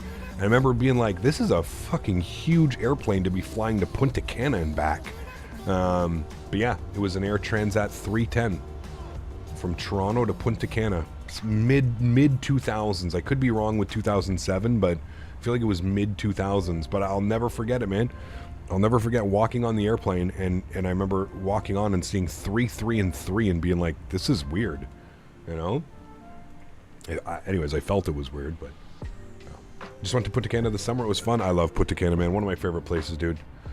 Right up there with Jamaica. Punta Cana, Jamaica, probably my 2 favorite places to travel to. Jamaica for obvious reasons, and I mean the beaches, the weather, it's just incredible.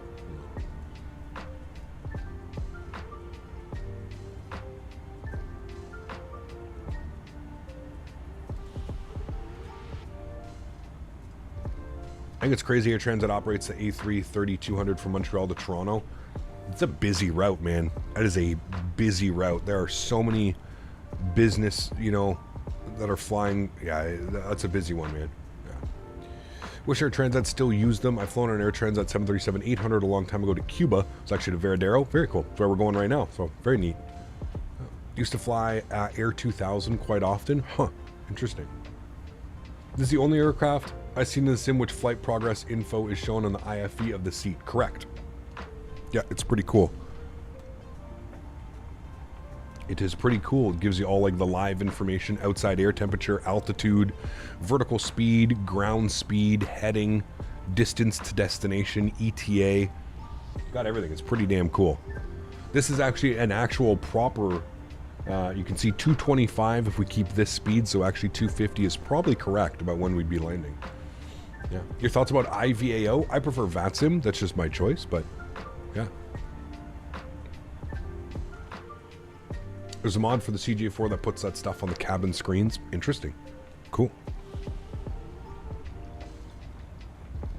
Went to Puerto Plata at the start of July, and I went there, flew on an Air Transat A321 Neo XLR and back on their leased SmartLynx Max 8. Interesting. Very cool. Haven't been on their A321 Neos. I haven't flown Transat probably since like the early mid-2000s. I don't fly Transat a lot, man. I haven't gone away in a while, to be honest with you.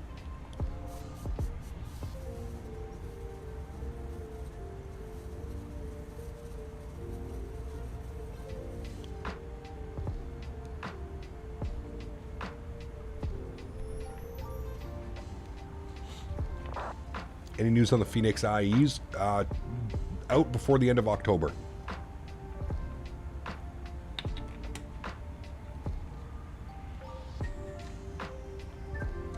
It is a beautiful wide body, Kevin. Sorry, narrow body. You are correct. Yep. I love the 321. I'm super excited to get it as well. Zach, what's up, my friend? Good to see you, dude. Welcome back. Hope you're doing well.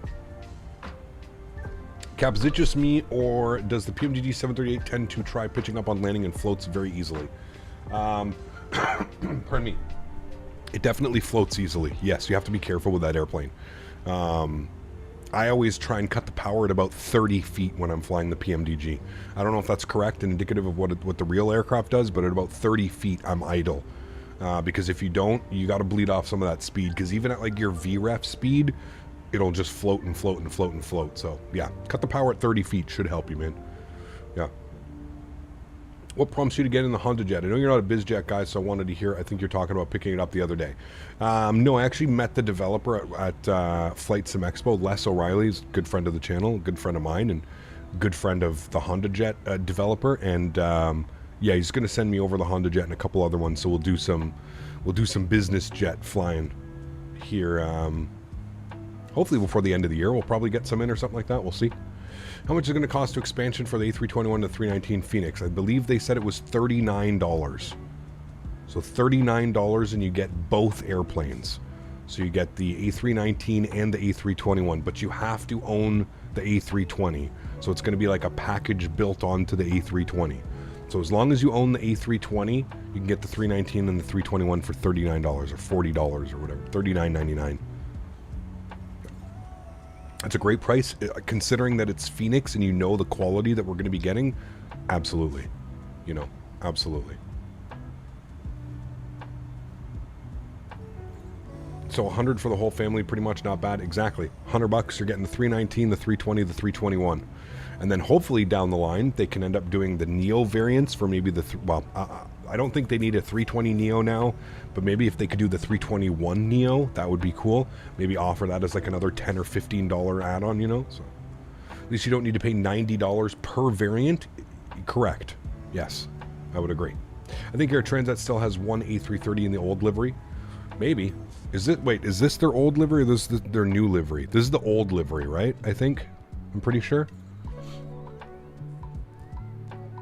I think Air Transat... sorry, I got that one. Captain CH, how are you, man? Welcome back. Hope you're doing well. Good to see you, dude.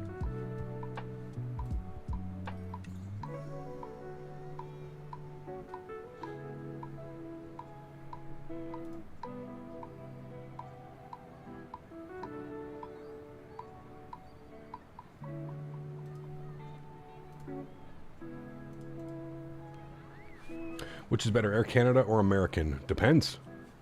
Depends which way you're looking at it, to be honest with you. I've seen the old livery 330 flying a week ago. Okay. That's the old one. I like this one. This is one of my favorite Air Transat liveries. I like the new one as well, but I like this one. Just finished making my pancakes, eating them now. Nice. I like pancakes. I just had some Uncrustables.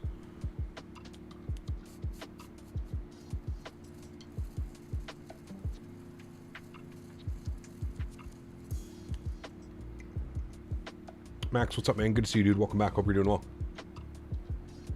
Have you seen their new Max 8s? Sexy. Sexy. Very nice. I wonder if they're going to be flying those transatlantic, or are they just going to be flying them down to like their winter destinations and stuff? Any recommendations for cheap rudder pedals? So I always say this, man. Cheap and quality don't really go hand in hand when it comes to flight sim gear. There are some great quality products that you can get for, you know. If you don't want to break the bank, I would suggest the Thrustmaster TFPRs, I think they're called. TPFRs, TFPR, Thrustmaster. I think they're about $100, $99. That would be the best bet if you don't want to break the bank. But yeah, that would probably be your best option. Brendan, gifting 5 members to the channel. Huge no floaties to you, man. Thank you very much for support, dude. I appreciate you. That is incredibly kind. Thank you very much for your contribution here on the channel today, man. 15 gifted members already today. Huge no floaties, man. Plus last night, I think we ended up with like 50-something gifted members on our truck sim stream last night. You guys are crazy, man. Huge no floaties. Guys, if you just did get a gifted membership from Mr. Brendan Beery, please make sure you say thank you.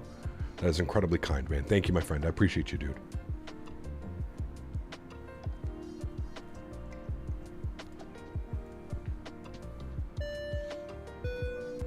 Dat Derpy Pilot, what's up, man? Good to see you, dude. Welcome. Hope all is well. Thanks for coming to hang out. Scott, how are you, dude? Good afternoon to you, man. I hope you're having a great afternoon, dude. Hopefully getting in some flight sim time.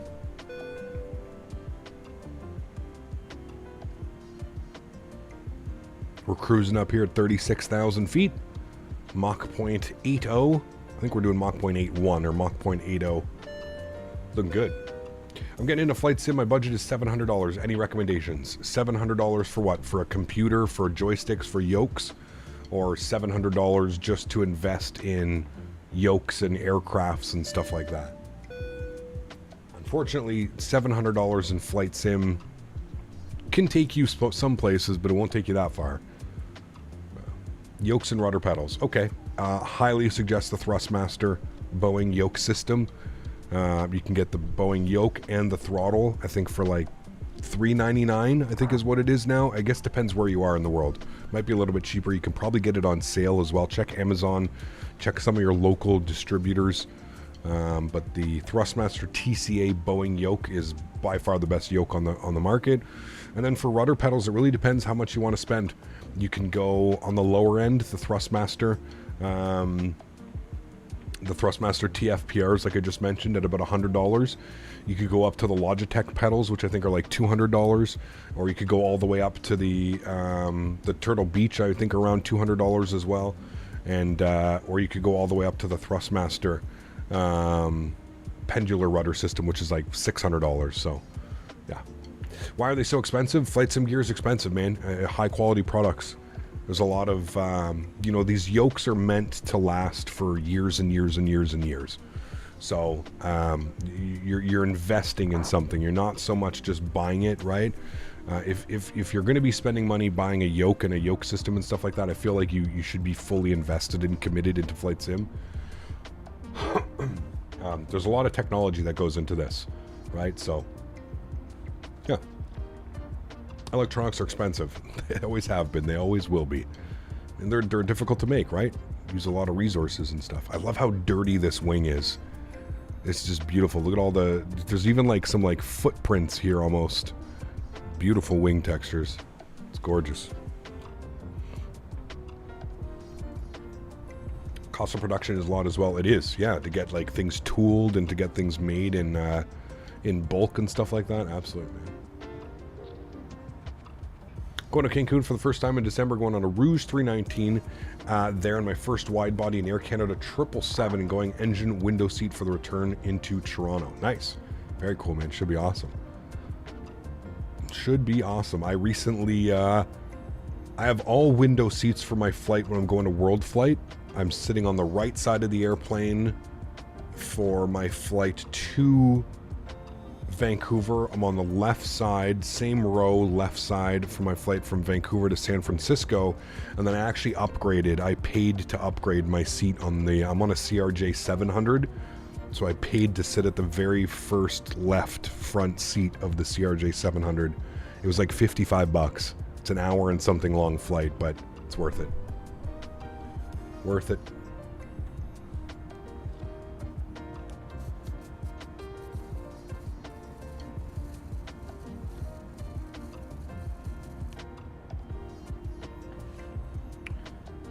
Can't wait for the good. Can't wait for the TFDI MD11. That should be fun. Yeah. What kind of metals do you use in the weld cap? Done a tiny little bit of steel welding myself. I used to do a lot of aluminum and stainless. Aluminum and stainless, man. Those were my two two metals I welded the most. I did do a little bit of steel as well, but a lot of it, like a lot of the stuff was stainless.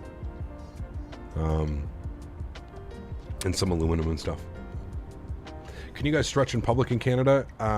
Yeah. I mean, be respectable with it, I think, right? Like, don't go to go to a kid's park and light up a fat 2-gram blunt. I think you'll be fine.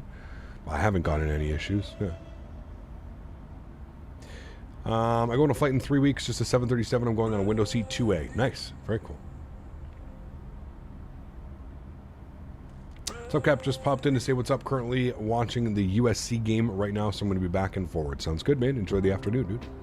Hope Microsoft will get an FSR3. I mean, I'm sure it will. I don't know how, but I don't know. That's the FSR3 is the equivalent to NVIDIA's frame generation, correct? I think.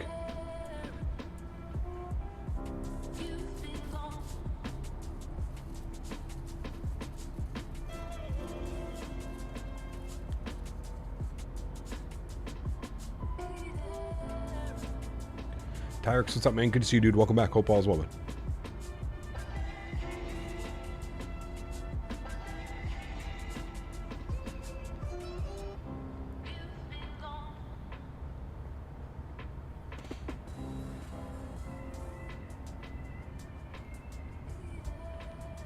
Have you flown on P3D? I have not. Nope, never, man. Never, never, never. I mean, I have. Sorry, I shouldn't say never. I have. I've been to friends' houses who have it, and I've been to a simulator that used P3D for the graphics. But yeah. When PMDG released their new aircraft for Microsoft? I don't know, man. You'd have to go ask PMDG, dude. Unfortunately, I'm not PMDG. Montreal is my home airport. Very nice departure, Cap. Thank you, Tex. Appreciate it, man. It is a beautiful departure.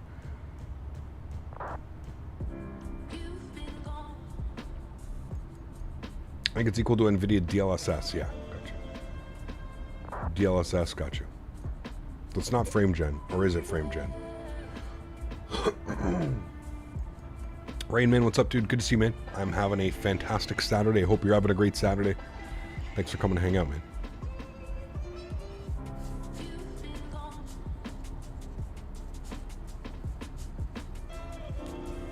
Do I like Twitch? Not really, if I'm being honest with you, man. Twitch has become, in my opinion, Twitch has kind of become like a little parody of like, I don't know. It's just weird to like, you go over to Twitch and like, they're just promoting like if you go over to Twitch right now and you look like what's being promoted, it's just like these girls like naked body painting themselves and sitting in a hot tub. Dude, I was on Twitch the other day. I forget, I went on to go see if like London Controller or Chewy was streaming, and literally like right at the top, like one of the suggestion channels, you can't make this up, was this girl laying on a couch. She was facing the back of the couch so that her ass was facing outwards, and it was just a camera, and she was reading like this, like over her shoulder, reading a book. And that's all it was. There were 4,600 people in there watching this girl's ass.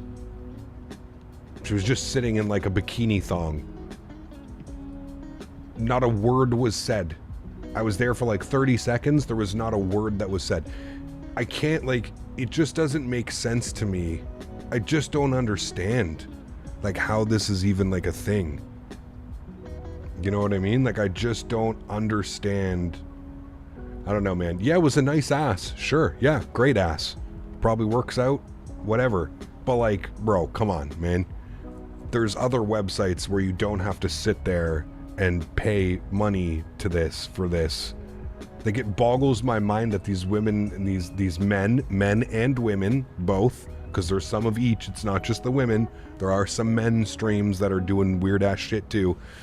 It boggles my mind that like they can just like, that's their content, and they have all these sponsors and they're sponsored by this and sponsored by that.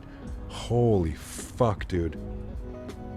It's kind of scary, man, if you think about it, that like this is like where the world is heading in some way. Do you know what I mean? Like, is that not kind of fucked up? Pardon my French. It's weird, dude. Twitch is so special on so many. I'm so happy I never decided to build my platform over there, and I've decided to stick with YouTube. You guys remember, for the OG members, do you guys remember when Twitch tried to poach me from YouTube and send me over there? Do you guys remember that? It was about 2019.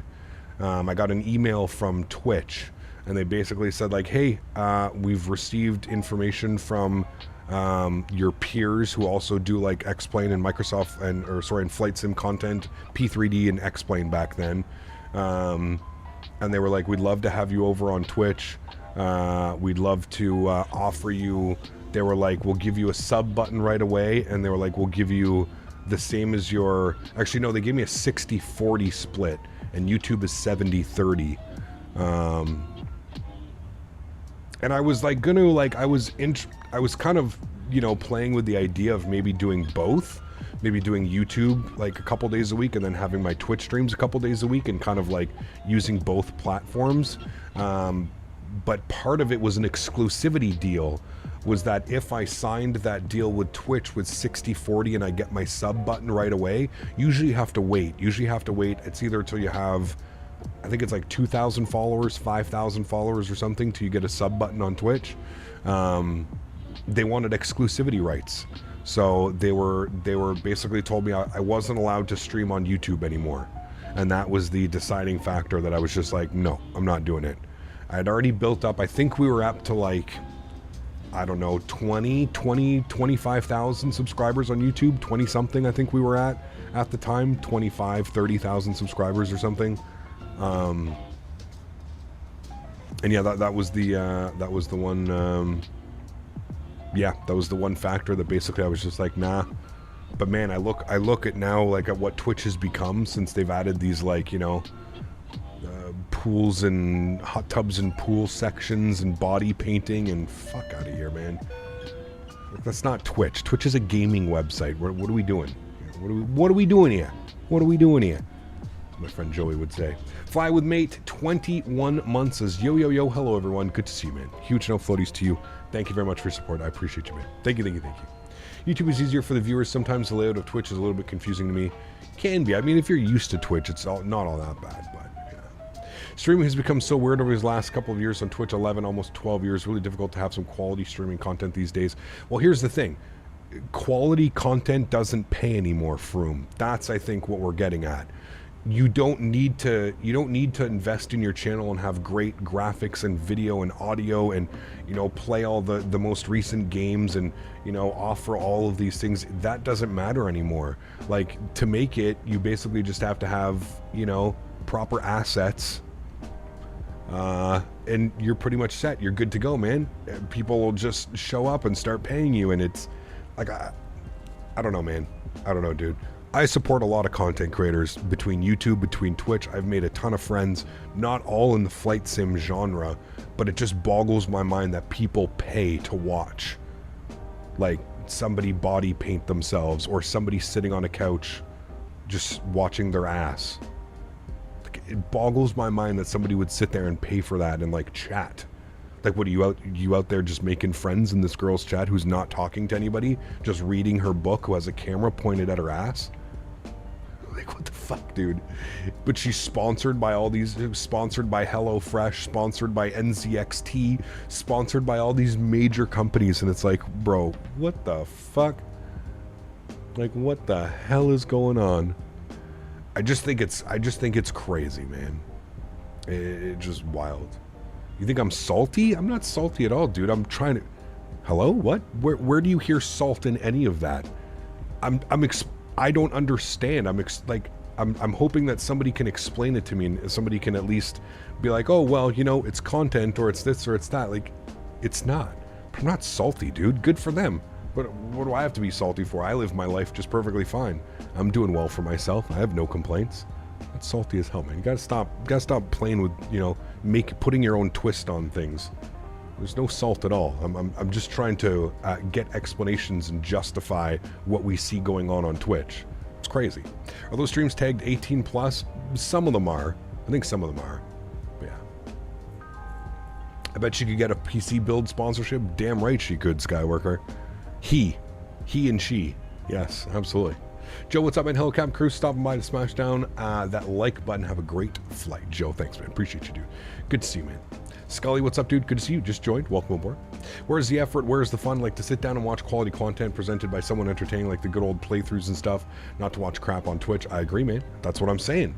Like, that's why it's, you know, I just don't understand where, obviously, Twitch, I understand the revenue side of it, right? If they have a 70-30 or 60-40 or 50-50 split, obviously Twitch isn't going to say fuck all, man. They're making money off this, and probably good money as well, right? So...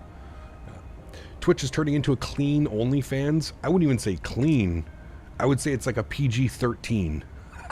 Twitch is like a PG-13 OnlyFans. Because you can't really show nudity, but you can basically do anything else. Like those ASMR streams where the girls are sitting there licking ears. This is the weirdest fucking shit I've ever heard, like, seen in my life. Explain to me how that is entertaining. You go in and there's some girl literally just licking these little earphones that are ears. Bro, that is so fucking weird. That's some fucking serial killer shit, dude. Like, I'm not even joking right now. That is some fucked up shit. Like, that's a different level of weird, man. A different level. That shit's so... It creeps me out, man. It creeps me out. I'll go in, somebody will send me a link as like a laugh, and I'll click it, and like I'm looking at it, I'm just 10 seconds, I'm gone. I'm like, I can't do this. This is so fucking weird, man. So weird. Some of the ASMR makes sense. Yes, I do agree. Some of like the, you know, some of the noises and stuff like that. Yeah, it's crazy, man. London Controller did a 16-hour stream, over 1,200 subs, plus a scary amount of cash and donations and bits too. Listen, man, London Controller's killing it over there on Twitch, dude. He has probably one of the most generous followings. I have an extremely generous group of people here as well, and I don't want to take this wrong, but he's got, you know, you look at his demographic as well, Billy. He's got a lot of, you know, I would say 20-year-olds, 20 to like 25-year-olds, probably that are still... you know, probably still maybe living at home, making good money, doing whatever they did. But he's got an incredible community over there, man, that he's built up that really does support him, you know, like crazy, dude. And good for him. He deserves it, man. Jamie's an awesome content creator. He's he does a lot of work. I find he's like, he does much more than like just like the flight sim thing. The energy that he brings, the vibes that he brings to his streams, right? It's a whole different level. It's a little bit much at times. For me, I'm getting a little bit older. It's a little bit much at times, but the community is yeah. Oh, hi, bruv. And then we call him DJ Jamie. He's like sits there, cranks music, starts dancing, doing crazy shit. Jamie's all over the place, man. God bless him. Too much for me, but he's yeah, he's a good trip, man. He's a really nice guy as well. Really nice guy. Yeah. RB, are you okay, man? Did you wake up on the wrong side? Who pissed in your cornflakes this morning? Would you like to talk about it? Again, we're talking about it. Somebody asked me why I never thought of going to Twitch. I then explained my story of why I decided to stay on YouTube and then not onto Twitch. And then we started talking about all the things that have happened recently on Twitch with nobody's salty, man. Nobody's here doing anything. Maybe you just decided to come in at the wrong point. And again, also, nobody really cares about your opinion, so you can just kind of zip it and leave, or you could just hang out and kind of, you know, join the conversation like we're all doing instead of trying to be this negative Nancy and going against everything that everybody's saying. Just chill, man. It's all good, dude. Just chill. Nobody's salty. Nobody's doing anything. We were having a conversation. I was asked why I didn't go over to Twitch, why I don't stream on Twitch. I explained it because I don't feel it's a gaming website. I feel like it's more of a game site that caters to men and women bending over in G-strings and thongs. That's it. Doesn't mean make me salty or jealous at all. I live my life perfectly fine, dude, here over on YouTube. I make enough money to live my life. I'm not concerned about some girl bending over on Twitch making double what I make a month. Good for her. So, come on. You should know me by now, dude. You've been here long enough. You know I don't get salty. I don't get jealous. There's none of that. There's none of that here, man. I'm very level-headed when it comes to that type of stuff. Very level-headed. Yeah. Again, nobody's heated, dude. We're having a conversation. I feel like you walked in just as this happened. So again, I'm not going to explain it to you once more. You can either stop being a piece of shit and chat and just kind of chill and hang out, or you can keep doing what you're doing and catch a quick little timeout. So it's up to you. It's up to you, man. Any news of potential sponsorships? We were working hard on the PC sponsor, but I don't think we're getting a PC sponsorship, to be honest with you. So the plan is to build a new PC in the new year. I think that's what's going to end up happening.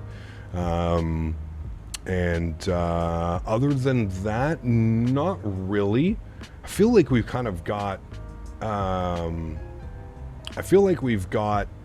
all the sponsorships that we could possibly want. Maybe reach out to a few developers.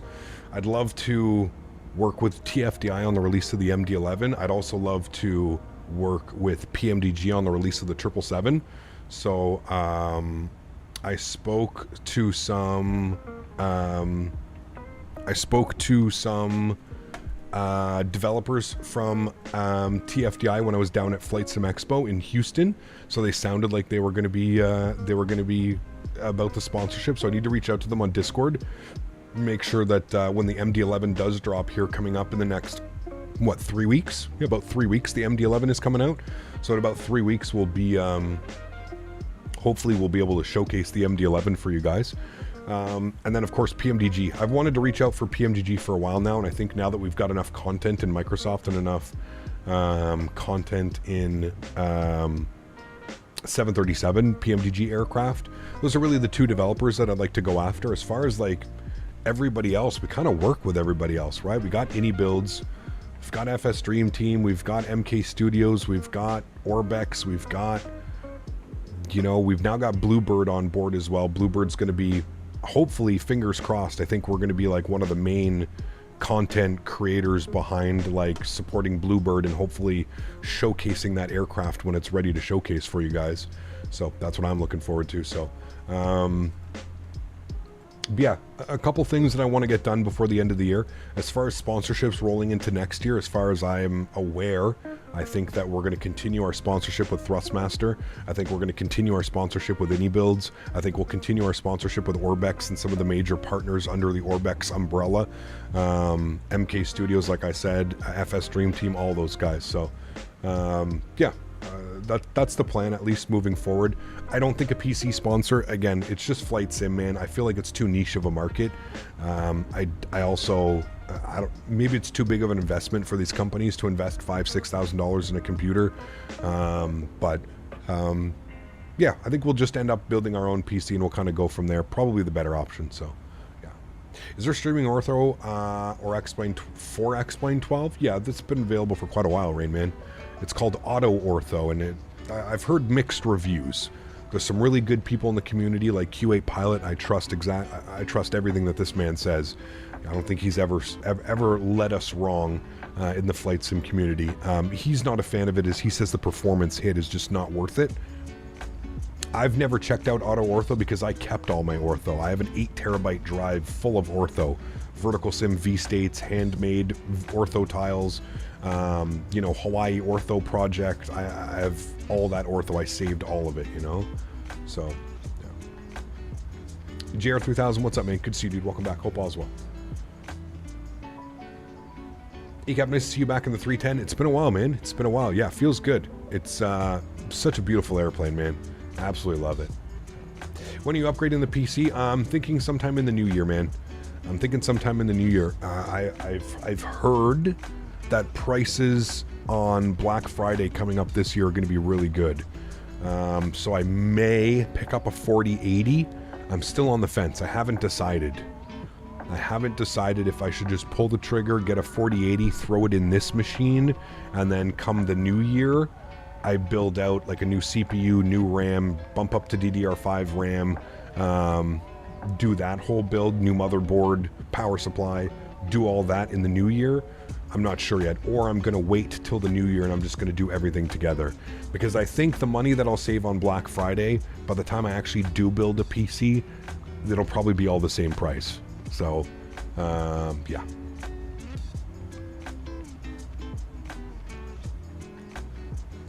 Yeah, I'd like to think so, Vine, for sure. Yeah. Every leak says the 5090 is 1.7 times a 4090. Of course, they usually are less, and that's another reason why it's, personally, I'm not going to invest in a 4090. I still think 4090 prices, what are they, $2,300, $2,200 Canadian? Close to $3,000 after tax. $2,800, $2,900 after tax. That's not worth it with the 5000 series coming. Now, if I got on board with a 4090 when it first came out, sure. Then I think that's going to be a little bit more beneficial. But if I buy a 4090 now, I don't think I'm going to get enough. I don't think I'm going to get enough bang for your buck, you know, so to speak. Kind of holding up for the 5000 series, but I might be a while. I think it's going to be next September, so a year from now. But they're even saying fall 2025, which would technically be 2 years from now. I don't know. Les, what do you think? Everybody's saying fall 2025 for the 5000 series. I know that NVIDIA doesn't say anything and they kind of just do whatever they want, but I know that the releases usually come at fall. They're usually like August, September releases from NVIDIA. Yeah, I don't know. I don't know.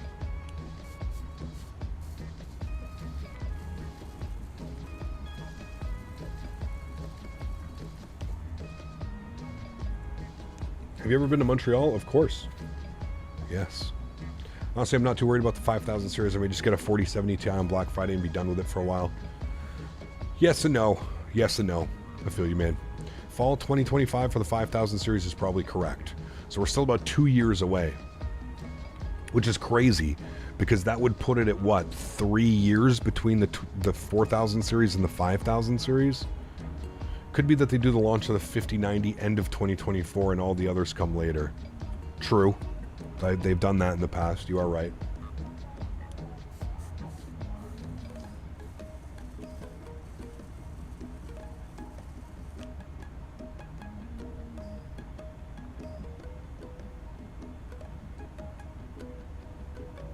When is the 380 and the 330 are coming? I have no clue.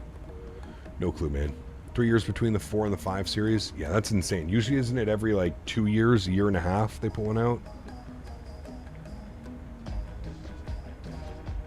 German government is giving $500,000 to Aerosoft. Correct. Yeah.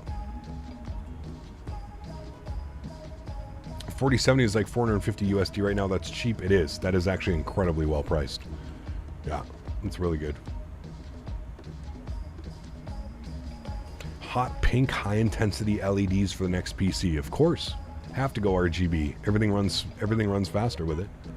You hear about the Air Canada pilots striking for higher pay wages? I don't think they're striking yet, Captain Dom. I think they're picketing. There's some of them that are picketing, yes.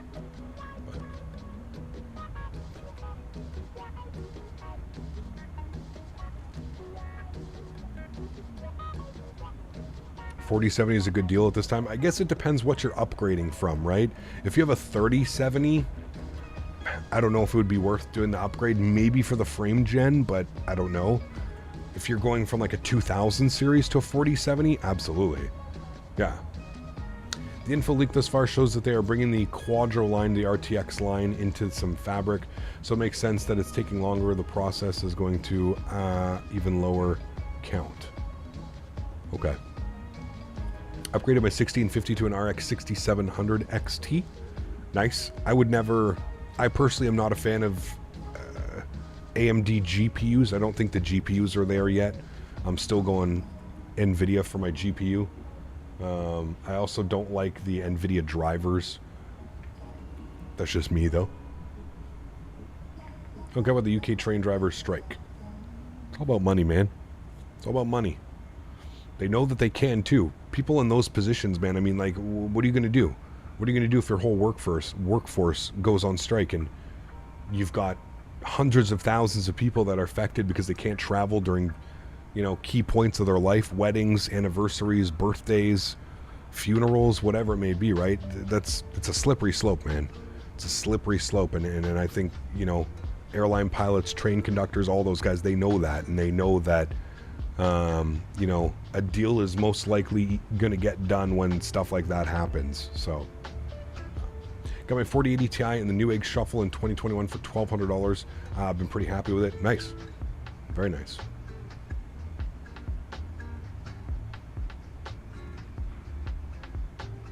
The problem with the NVIDIA is that they're only focusing on software side of things. It costs way less for them to put less transistors on the graphics card. Yeah, I don't get into it like that, man. I mean, for me, that's still not a reason to buy an AMD graphics card. But hey, to each their own, right? You know? What do you think about the McDonald's workers strike? I didn't even know that was a thing. Don't they make tons of money now after like COVID and stuff? Nobody wants to work anymore.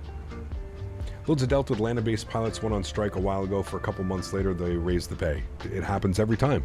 Look at the WestJet. You guys remember when WestJet was doing that whole thing? Same thing, man. WestJet was picketing a bunch, and then they struck a new deal. Yeah. I'd wait to see what the requirements will be for 2024 before deciding on graphics card upgrades, especially if you're already on a 30 series. I would agree as well. Yeah, I would agree. I mean, no matter what, I want to go, but have you heard about FSR3? I have. I still don't think it's as good as the NVIDIA frame gen and DLSS, but do I use an Intel CPU? I do. Yes, currently I have an i9 10900K, which is overclocked on all 10 cores.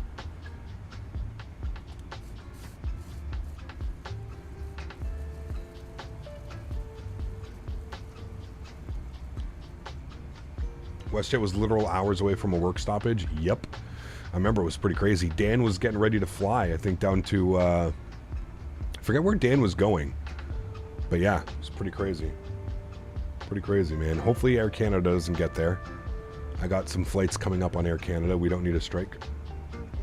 They're on strike at McD's, just like working ice cream machines. The work-life balance stopped the verbal assaults from unhappy customers who can't get soft serve. I have a 13900 KF and a 4090, amazing performance, but the money loss was painful. Yeah, man. I mean, I put one together, Force. We put one together on stream, and it was like, I forgot what it came up to, $6,700 or something like that. Still remember the excitement and drive when delivering a 3080? Man, it was crazy, dude. How long were we on the wait list, Alex? Six months, weren't we? It's crazy, man. It's wild, dude, to think. That wasn't in COVID, was it? No, that was before COVID, I think. Was it before COVID? Or was it during COVID? Could have been during COVID. Maybe? When did I build this PC? Gotta go flip the pea meal bacon? Oh. Pea meal bacon this afternoon. Not a fan, to be honest with you. Unless you douse it in like maple syrup. I'm still very satisfied with my 6800 XT. Haven't had any driver issues for the last 6 months. Good. Awesome, man. Good, good, good. I'm glad, because the amount of money that you can save, you know, going there, so. It was during COVID. We couldn't get our hands on any graphics cards. Got you. It was. Got you. No, you're right, it was, because the guy came to build it, and the guy was wearing a mask the entire time while he was here building the PC. Yeah. We get an Intel 13th gen or wait for the 14th gen that was just announced. See, those are things that we'll have to decide, Moff Jam. I would probably wait for the 14th gen, but we'll wait and see. Spelled 1200 USD my 3070. I regret it, man. I forget what I paid. I think it was 1100 plus tax. 1150 or like 1179 plus tax. Yeah. And your AIO crapped out right after you installed the 3080. Correct. Yep. And we went with and I spent a lot of money on that. It was an Ice Bear. They're like professional grade like water coolers. Yeah. It got all clogged up. There was like some weird thing. And then we got and then I got the Corsair H100X high performance, and it's been perfectly fine since then. 3 months later, prices went to 700-ish. Could have waited RTX 38 or something, but nah, I didn't. Yeah, like I said, dude, I was on a wait list for months and months and months. We were on a wait list for mine. I think it's gonna be worth the wait, hopefully. 2021, about a 2060 for 450 pounds. Now it's worth like 250. I mean, that's like all electronics though, dude, to be honest with you. Especially computer components. These companies are, you know, they're releasing products every year. They're like iPhones, man. They're literally like iPhones. Like a CPU is like an iPhone. There's a new iPhone, what, every year, 2 years? There's a new CPU every year, year and a half. They got new CPUs. They're just like clockwork, man. Like clockwork. The 13900K came out, what, 6 months ago, 8 months ago? And now Intel has already announced the 400 series, the 14 series. So, the 14,000s. So, yeah. I think right now is a great time to build a PC. Right now, it depends. Black Friday would be a good time, yes. Black Friday would probably be the best time to start getting your main components. CPU and GPU should be bought on Black Friday when you can get major savings. You know, if you can save $200, $300 between getting 2 components, think about that. That's your RAM, that's like a hard drive, that's a lot of things that you can just reinvest, right? So you have to try the Noctua products. I was going to get a Noctua cooler for my CPU, but I didn't have enough height room between my RAM and my CPU. So yeah. Where are we flying over right now, Chad? We are over... Oh, man, we're way down there. We're over Roanoke. Where the hell are we? Charleston? South Carolina? I guess we're South Carolina? North Carolina? North Carolina. That's got to be South Carolina. I think. Virginia? We're somewhere, chat, okay? We're somewhere. I just saw Chesapeake. I thought. Maybe not. We're over Virginia? Oh, Virginia.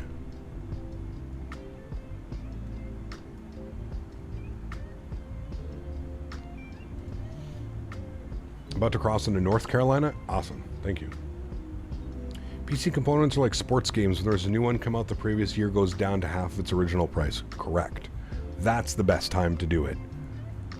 Unless you want to like really future-proof, you know? I'd love to get a GPU with Noctua fans. Too bad they're really expensive. A Noctua fan? They're only like $100. So the same as like a cheap water cooler. An all-in-one, you know?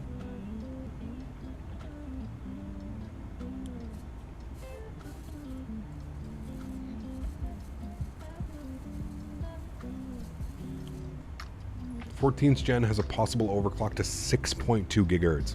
That's fucking mental, dude. Imagine the heat that's coming off that thing. It sucks that Silicon Valley isn't a thing anymore, because, you know, Could have got a 14th gen from them. Do you think Twitch is not a good streaming platform with all the new streaming, doing body painting and ASMR and stuff like that? I have no clue, Tanush. I don't know. We're not going to talk about that anymore. Apparently it triggers some people in chat. I just prefer YouTube over Twitch. Let's just leave it at that. God forbid you have an opinion on something nowadays. Get called salty and hater. Cap, you do a Chile flight. The mountains make for an interesting steep approach. Yeah, could be cool, Jared. We should think about that for sure, man. Yeah. 6.2 with a 300 watt power supply. With a 300 watt power draw, probably. Yeah. Hey, Cap, want to ask how you do. Flight Radar 24 knows about your aircraft registration even hours before the flight. How do they know that? Probably because it's posted somewhere, right? They just follow the aircraft. The aircraft usually starts its day and will just follow it through, so they probably know what to expect unless they get an aircraft swap or something. You can buy a 3090 with GPU fans already included. It's also a complete redesign, having it stacked cores instead of flat design to have incredibly low latency between the cores. It's cool. Yeah, I'd like to know more information about it for sure. It sounds like a good CPU. Hope it's not going to be melting motherboards and stuff. Oh, that's the way it is nowadays, Tanush. That's how it is, my man. That was pretty cool about the 14 series, though. I didn't know it was a complete redesign. Interesting. We'll have to put that up against like the 7800X3D. We'll have to make the comparisons and see which one we should be doing. Oh, you can buy a 3090 with Noctua GPU fans already included. Got you. Have you tried landing in Madeira? Yes, plenty of times. Plenty of times. Loved you flying this old plane on my birthday, which wish A310s still flew. They look nice. They do. They do, little. Happy birthday to you as well, my friend. They are a beautiful airplane. I do agree, man. They are a beautiful airplane.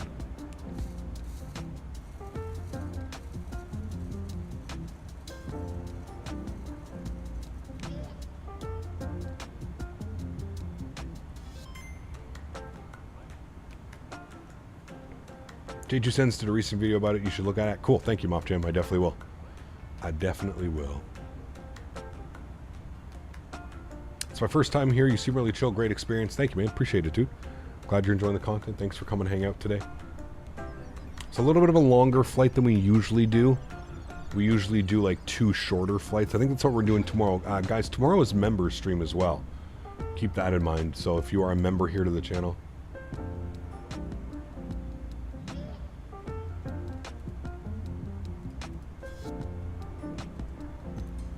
just imagine the 5090.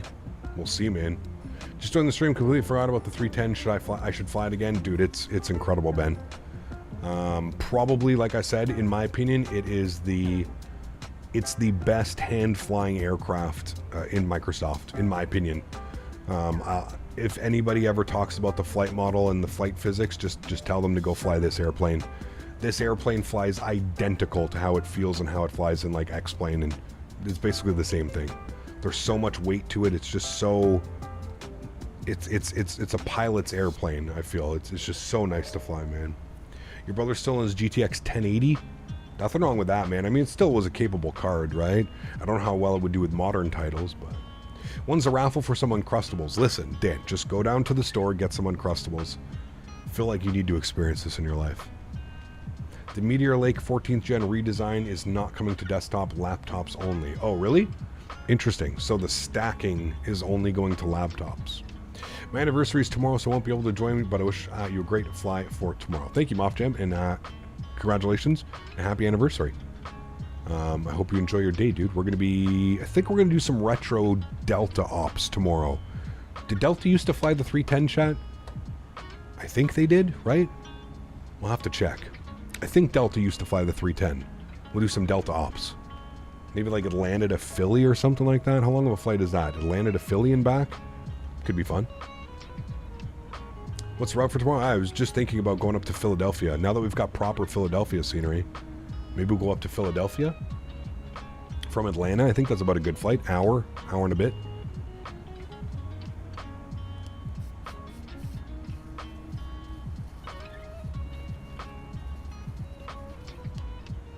Will you do a Halloween stream this year?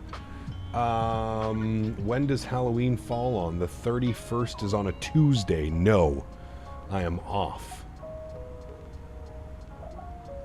I am off, and then the last stream before World Flight will be Thursday the 2nd.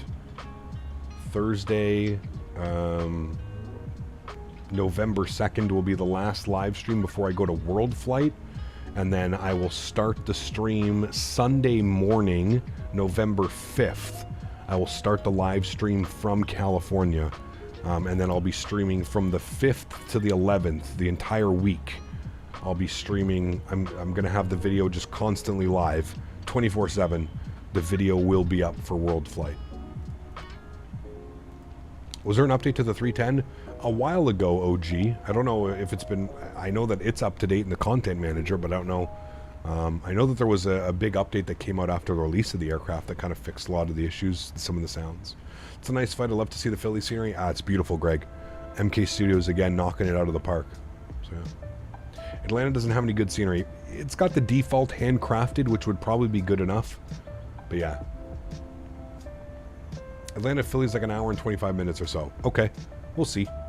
We'll see. We'll plan it out. Maybe we go somewhere else. I don't know. We'll see. I'm going to fly the 7-8 with the EFB sometime soon.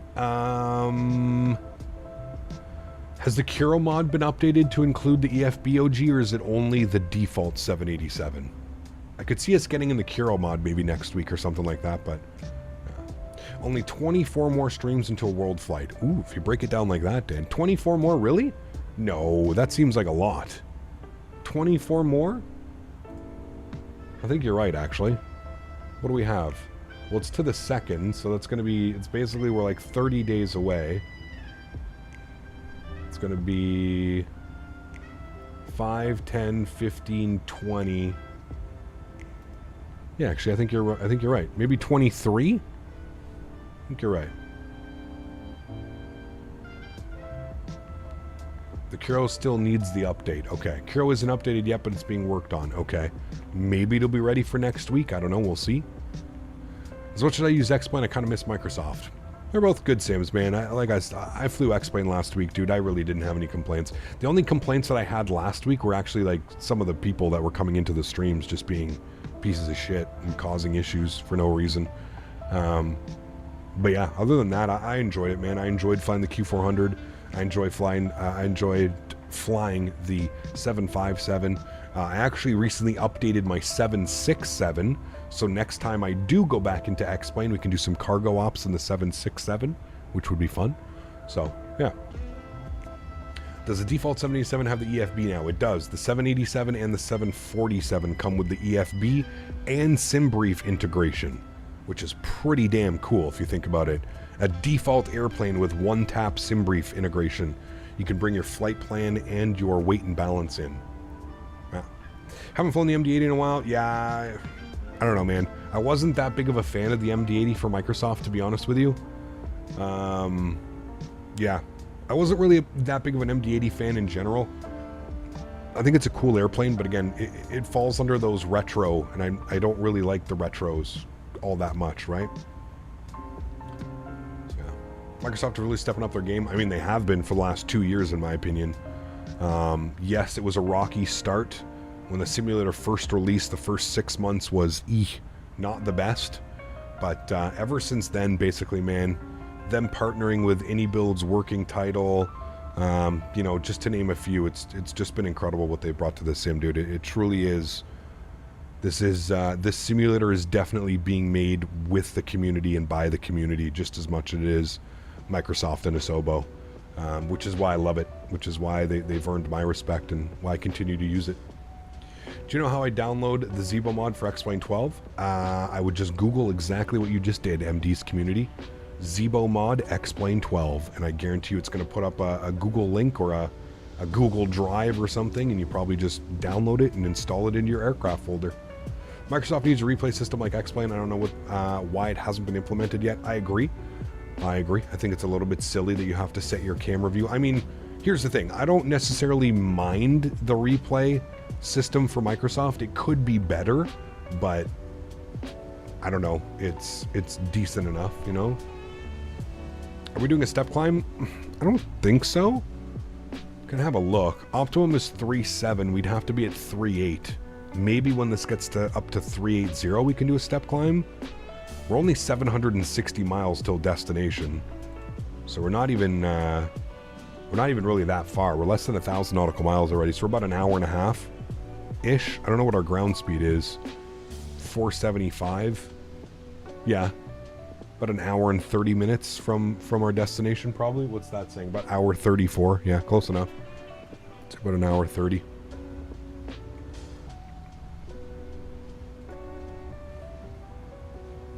Google, how can I download Zibo mod for X-Plane 12? Well, it's why I just don't listen, I'm all for helping people out, and but I just, with those questions, it's just like, well, pretty sure Google could help you more than I could help you, yeah? The only plane I go back to X-Plane now is for the Max 8. I loved flying it. Who, the Walter White Max 8? It wasn't even good, though, dude. It was, always issues, and every single stream that I watched of people flying it was not good. I don't know. 2 hours and we're naked on the beach. Couple cocktails. Only thing that really surprises me is how runway lights are still on during the day. In Microsoft, yes, that's been a thing forever. I don't know if they've maybe nobody's brought it up to them and it hasn't been. I feel like that would be a simple fix. Probably a little couple lines of code would fix that, but.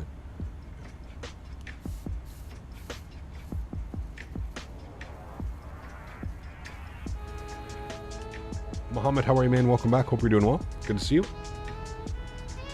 I remember when the entire Walter White Zibo drama was happening. So stupid, dude. So stupid. Oh man. So dumb. When will we fly the ETR? I'm not sure. Not sure.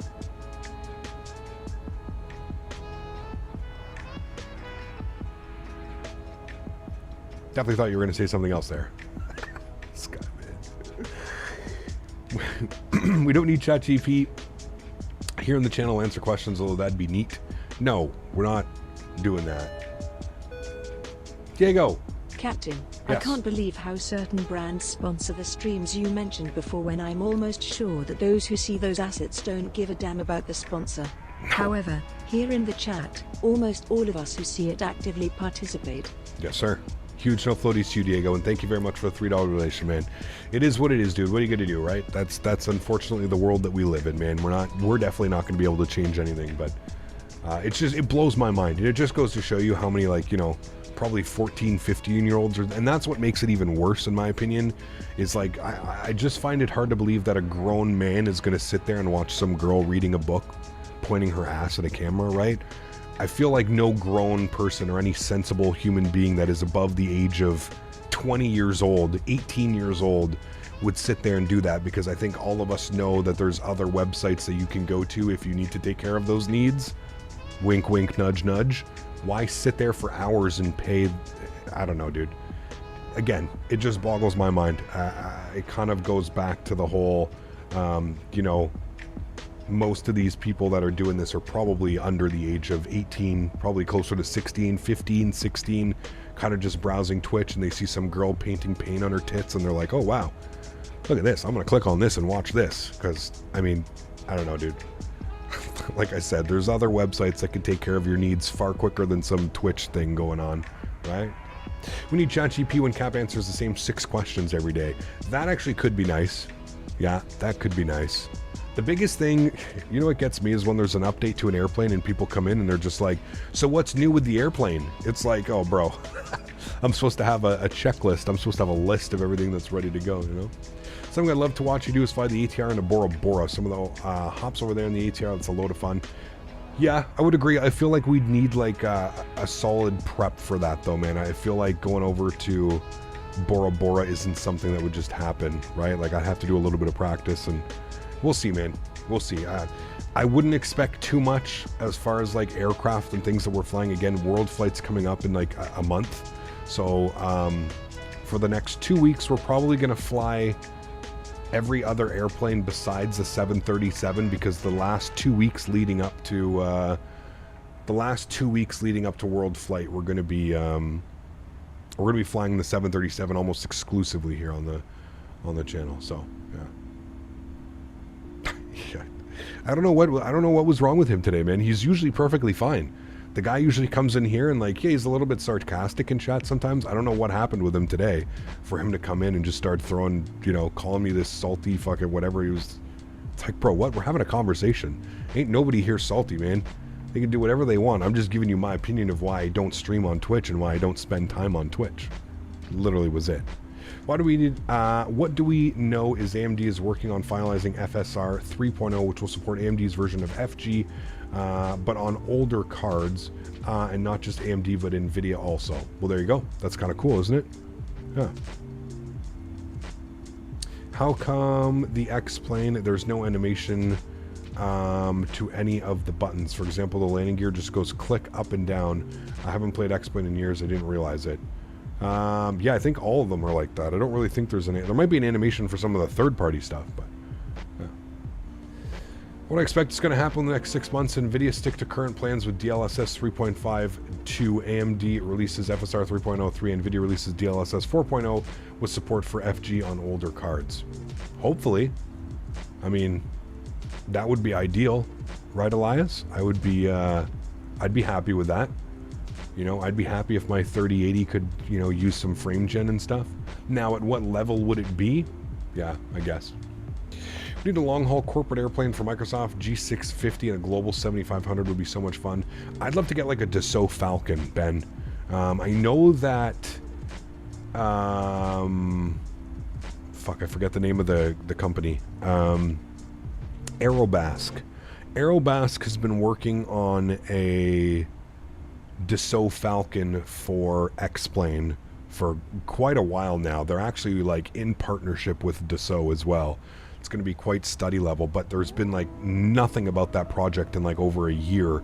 I'm wondering if it's just stalled somewhere and they don't, but that would be a really cool airplane to fly, man. That thing has like the range on it is something ridiculous, and it like cruises at like Mach 0.94 or 95 or something like that. Like, it's wild, man. I feel there are still good enough planes in Microsoft, but some are just not good enough, like the Captain Sim 777. We can't trust those planes. Correct. You cannot. But I mean, here's the thing, and here's what I'm learning as well, Tanush, is there's a lot of different levels of what people think are, one, acceptable, and two, there's a lot of people that like are okay with their airplane not being Phoenix level or PMDG level. There's a lot of people that just casually use these airplanes, and they don't care that it doesn't have its own systems or that the autopilot's janky.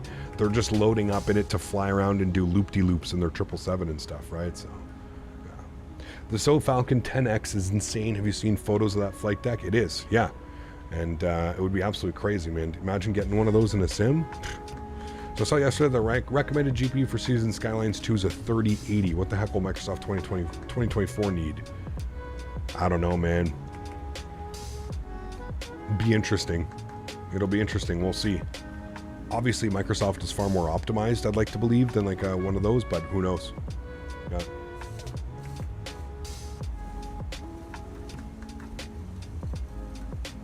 Opinions on the Captain Sim 717. Again, I don't really follow any of these projects.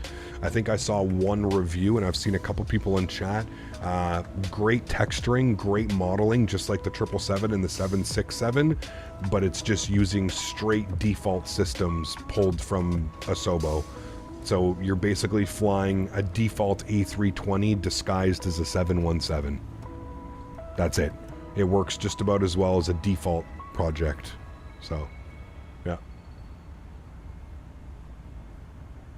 Exactly, Captain. Some people may enjoy the 717, for example, regardless of the blasphemy inside. Well, hey, man. It is what it is, you know? Maybe you can slow down because the guy in front of you is doing 10 knots slower than you. I don't know. We'll worry about it if we have to worry about it. I'm not even seeing him on TCAS. Or does this thing have a different TCAS? Yeah, it's here, sorry.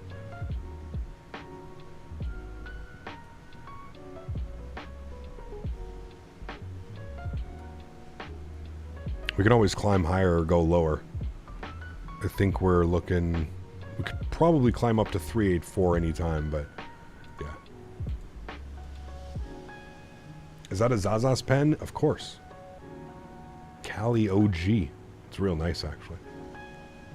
Any opinions on Bus Simulator 21? I have it. It's okay. Felt like it left a lot to be desired, but yeah.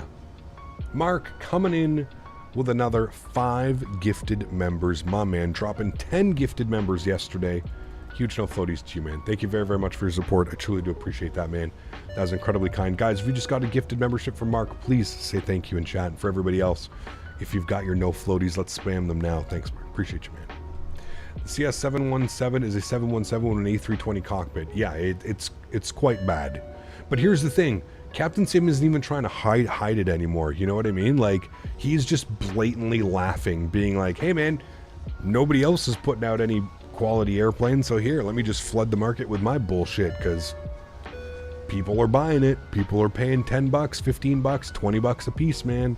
Yet again, I've seen more content creators buying the airplane, flying the airplane, bringing more awareness to this bullshit that's in the community. We're not going to get anywhere if people keep buying it and flying it and showcasing it, man. It is what it is. 100% people are... You can't even blame them at this point, right? Like, as much as you want to say, like, yeah, your airplanes are bullshit and they suck, how are you going to blame somebody? People keep buying it. People keep funding this shit. Do you think he would have made a 777? Do you think he would have made a 767 if nobody bought the 777? Do you think he would have made the 717 if nobody was buying the 767 and the 777 that he put out? And his liveries for $5 for 4 liveries? Come on, man. People are buying it, dude. That's what's funding this bullshit. It's a cycle. People keep buying it, keep giving him more money, keep giving him more revenue to make more airplanes, more things. It is what it is, man.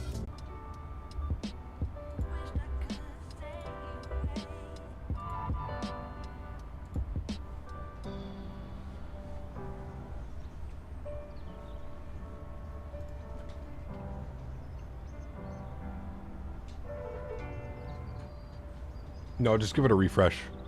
Refresh, we should be back. Cool. We're good.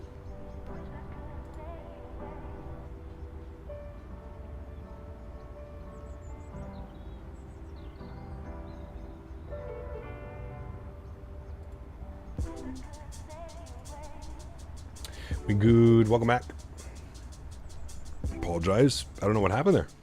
We can blame Dan for that. Dan built the stream PC, chat, so I actually think blaming Dan right now is actually the best thing that we could possibly do. I think it's just the most reliable thing. This is what happens. Daniel Barry builds things and yep, they break. And this is why you have 2 PCs for streaming. Ben, huge self floaties to you, man. 4 months. Thank you, dude. Just found out I can set a milestone, chat. 4 months of memberships for free. Just been watching the streams. Ben, huge no floaties to you, man. 4 months, dude. Thank you, buddy. Appreciate it, man. Thank you, thank you, thank you. Let's get some blame Dans in chat, please. Some wonderful blame Dans. I should take a support look at that PC afterwards like I did with Smitty. You can if you want. I don't know if you answered this already, but what are your thoughts on Flight Sim Studios Embraer 175? No, thank you. Not for me, man. Maybe when it's a finished product, we can take a look at it, but in its current state, I'm not interested. Cap, I can't believe Captain Sim DDoSed you like that. I know, right? How rude. How rude. Need to have a second streaming PC so the redundant stream can be went to YouTube. Another PC? We'll just hang it off the ceiling or something?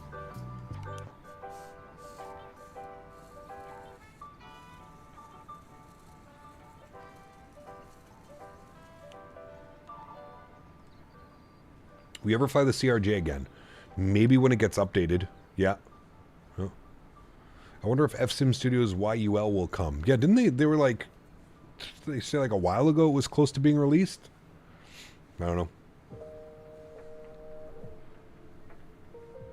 When is TFDI coming out? The MD-11? I think mid-October. October 17th or something like that, I think.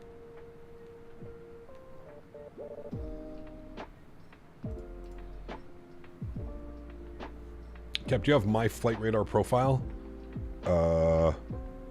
What's my flight radar profile? I'm going to say no, because I don't know what it is. So, no, I don't think I have it. But explain what it is. Like Flight Radar 2.4? That? Or are you talking about something different? Have you and Max ever done a shared cockpit? No, but I'd like to do one soon. Max actually said he would be interested in doing one as well. So we'll do one. This Thursday coming up, so this Thursday, next week, sorry, we've got Max's birthday. There's a big fly-in.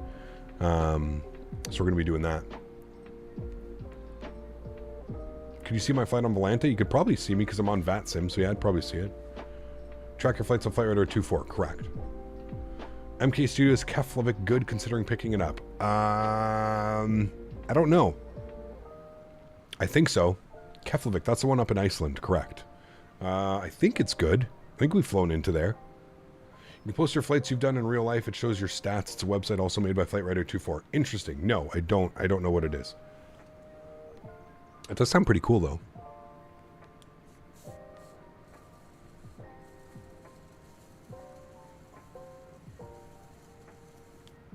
Does Miami Center control MUVR? No. No, it's going to be Cuba. They have their own ATC down in Cuba. There's a Cuban ARTCC. Have you ever been to Cuba IRL? I have, Dan, yes. Varadero. What state are we flying over right now? I think we are down into South Carolina? Almost into Florida. I think this is South Carolina, right, chat? There's Myrtle Beach. KHCS, where's this? Charleston. Wait, are we in Virginia? I'm lost, chat. Beaufort?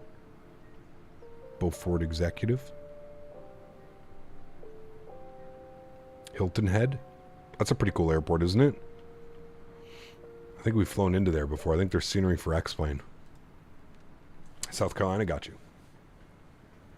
Yesterday I was seeing that London controller, even with the computer he has at times, FPS dropped to 35 in JFK. I think I'll wait for the 5090. It can be crazy, man, especially with like VATSIM and stuff. Yeah. I mean, that's, you know, that's crazy for dips down to 35. I don't know, I wasn't there. Could have just been clicking out of the screen as well. Because the way that frame gen works is if you click outside of the screen, the frames go down, and then when you click back in, the frames go up. This flight will be right above me. I live next to Daytona Beach Airport. Very cool. Almost to Georgia. Got you. I want to depart JFK for CTP. I can't imagine the FPS. Bro. Might be one of those, like, get your clearance for takeoff, log off, and then depart, and then log back on. Just tell the control. Like, that's what I'm going to start doing, man. When I start flying in for these events, like, once I get my landing clearance, I'm going to log off of VATSIM, I'm going to land the airplane, and then log back in. Because immediately when you log out, you gain, like, 10, 15 FPS. I'm going to start doing it, man. I don't even care. I'll just tell the controller I'm doing it. Like, what is he going to do? He's going to stop you? Like, no. Like, I'm getting 20 FPS. I cannot control my airplane. Let me log out, and I'll log back in as soon as I'm airborne. Should be pretty simple. Shouldn't even lose you off the radar. To be fair, there were a ton of planes at JFK area. That makes sense. Like I said, right now, the model matching, I'm all for the model matching, but I think somebody needs to make like a super light version of model matching. Like, listen, I'm all for having models and nice models of aircraft and stuff like that, but like, I don't care to see like engine exhaust, you know, all of these things. Just make it so that the lights are synced up, so when someone turns on their landing lights, I can see that. When someone turns on their strobes, I could see that. But like, enough of these 4K models, 2K models. Give me some like 360p models, some 480p models. I don't care. It doesn't have to look pretty. I'm looking at an airplane that's usually flying by me or on the ground as I'm taxiing. Somebody needs to just make super light version of model matching, and I swear we'd get much better performance. Part of the problem is when you're loading into an airport like JFK and you've got what, 20 airplanes, 25 airplanes on the ground, and they're all running 4K models. It's a no wonder we're losing 10, 15, 20 FPS sometimes. You know? If someone could do that, I think it would be fantastic. Did some research on frame generation. According to some resources, it only makes fake frames and increases GPU latency, which isn't a good thing. I don't know. It depends on what game you're playing, Cobra Walker. For something like Flight Sim, you're probably okay. For something like a first-person shooter, I could see that causing issues, especially with the latency. But yeah, for Flight Sim, I feel like you'd probably be okay. You know, there's only West Virginia, right? There wasn't in East Virginia. I don't think so. I don't think so. Max, what's up, man? Good to see you, dude. Welcome back. I hope you're doing well. Mohammed, there you go, man. It might have been Mark with the gifted memberships. I'm not sure. 21 members today, John. 21. Agreed. I also disabled airport interiors when possible to free up a few FPS. Of course, every single airport that I have that offers me to disable it, it's disabled. I think it's absolutely insane that people like get upset at developers for not modeling the interior. Like, what the fuck, dude? You gonna sit there and walk through the terminal and get onto your airplane? Like, what difference does having a modeled interior have to you flying and landing on the runway and taxiing up to the gate? Like, what? Like, what? I don't understand. And that's one of those things that I truly puzzles me about people that get upset. Like, oh, well, I'm not buying that scenery because it doesn't have detailed interiors. The fuck? The hell does that matter? Right? This isn't The Sims, Airport Sim. Let's go play The Sims, chat. Let's go run inside the terminal and frolic around and go get some rum and cokes and some Chick-fil-A's. Right? Mostly that applies to video production flight simmers. Correct. Yes. Airport Terminal Simulator 2024. I think so, man. I think it's a nice touch. Not for the performance that it hits, man. Absolutely it's not. It's not worth it, dude. But how is it a nice touch? That's what I don't understand. Like, when are you ever going to just, like, what do you, for the first time ever when you buy a scenery, sure, what are you going to do? You're going to go inside and you're going to, like, maybe, oh, wow, cool, this is what it looks like in here. That's pretty neat. Interesting. Okay, cool. I could have done the same thing on Google. Could have just Googled what the inside of this airport looks like and probably even walked through it in Google in real life, right? I don't know, man. It just, for the performance hit that it takes, it's flight sim, dude. You're sitting in, you have like this, you've got this amazing high fidelity cockpit in aircraft and people are worried about jumping into, just jumping in and looking at it. I don't know, man. It just doesn't make sense to me. Well, Linda, 5 gifted members. Huge no floaties to you, my friend. Thank you very much for the support. That is extremely kind. I appreciate you. Thank you, thank you, thank you. Guys, please show some love and chat for Linda. Appreciate you, my friend. Thanks so much. Possible thunderstorm deviation at the bottom of Florida. Let's have a look. We were looking at this before we departed. We were looking at the weather. Let's see what things are doing here now towards the end of Florida. Ooh. Got some interesting weather up here as well. I don't know which way it's trending. Let's see. Where are we trending? Where are we going with this? Looks like it's actually just some buildup. Oh, no, it's moving to the north. But it looks like it's just buildup, to be honest with you. It's not really... I guess it's kind of moving in from the north. Looks like it's more buildup. Same as down here. We should be fine. I mean, we're not starting our descent till we're probably after all this. This is a little bit off to the... this is off the coast as well, right? So I think we'll be fine. I think we should be fine, but... We'll see. I'm not quite sure what the weather's doing down in...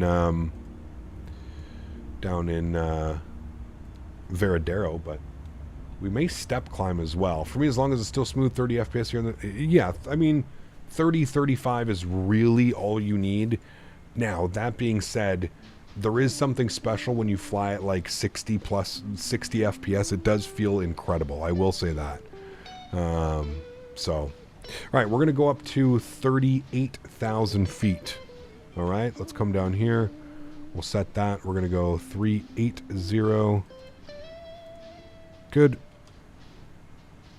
And I think I just have to resync profile. And now the aircraft climbs. we'll climb up to 380. So a nice little step climb today, up to 380.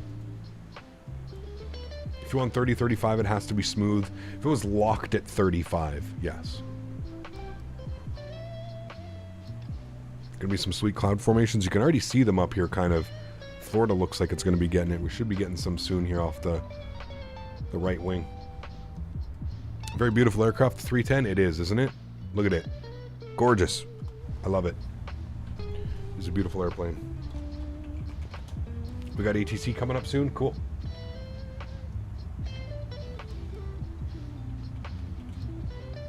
Let's see what the weather's showing down here in Varadero.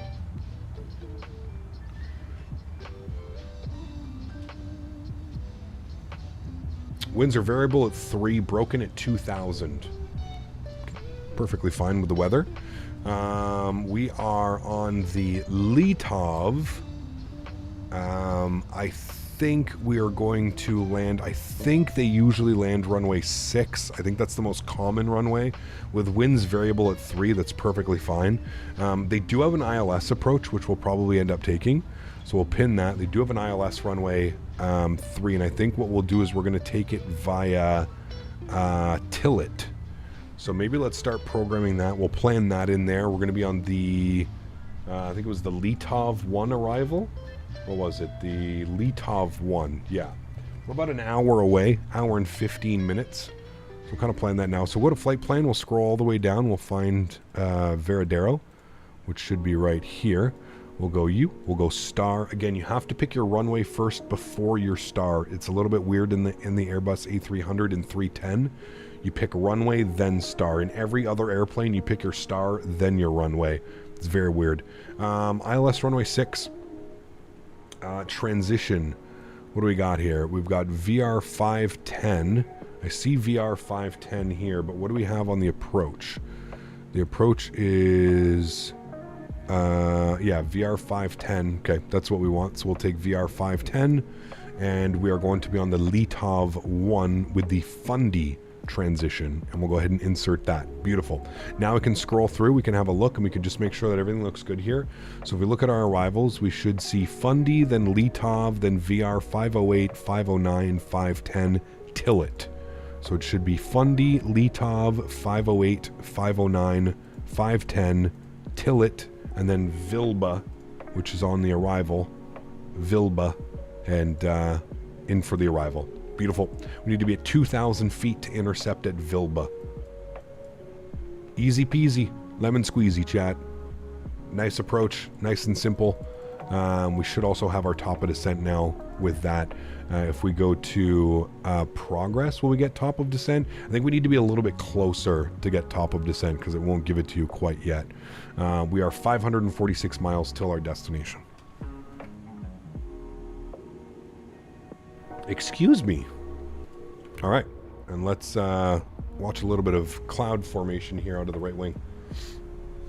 A new GSX update. Is there a way to fix floating pushback airplanes in airplane customization untick pushed back check raised? Yeah, you don't want it to raise your nose. If you turn off the nose raise, you should be good to go. Yeah. Bob, thanks for your subscription, man. Welcome aboard. I'm flying above it in VATSIM for now. The clouds and winds are just fine. Good. Hey Gap, I bought an Xbox, but it won't update. Can you help me? That's okay, thank you. I haven't owned an Xbox in probably 18 years, man. I'm sorry, dude. Make sure you've got an internet connection. Maybe it needs to be plugged in. Where did you buy it? Is it a brand new Xbox? Did you buy it used?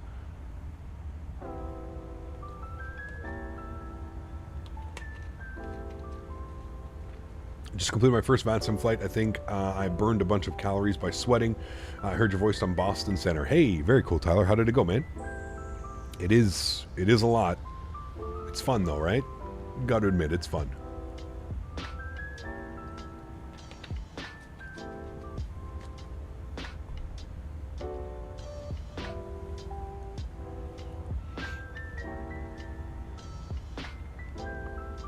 Is this laptop Acer Aspire 3 15.6 inch laptop good for Microsoft? I'd have to see the specs. I don't know what the specs are, man. Yeah. We got Jack Center. Nice. Should be giving us a call soon then. We're actually, where are we? We are, should be coming into his airspace soon.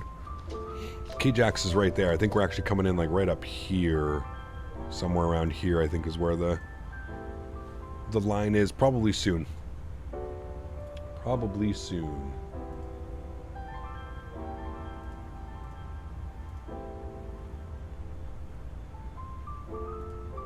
Jack Center is going to be 135925. Yep, I want to test your aviation knowledge. What do you do when you hear wind shear?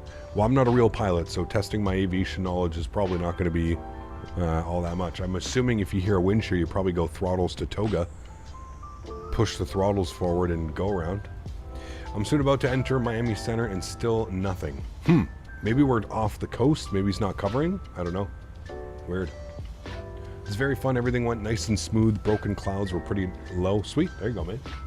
Always fun when you can get some nice clouds and weather in there, right?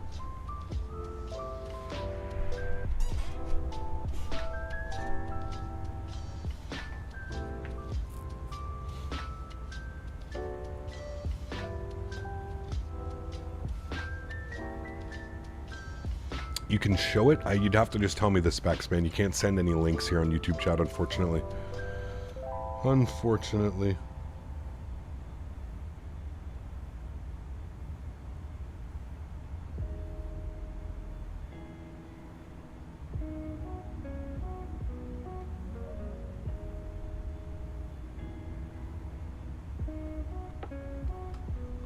I'll do a flight from YVR to MCO. It's a good one. Probably WestJet does that real life. Yeah. Actual Speed is currently live on YouTube. 39K people are watching him. It's crazy. He overacts so much it's cringe. I don't know, man. I don't watch any of that, dude. That's for, again, I think that's just the, you know, not for me, man. Not my target audience. Does pushing toga advance the throttles forward automatically? Well, toga stands for takeoff go around. Yeah.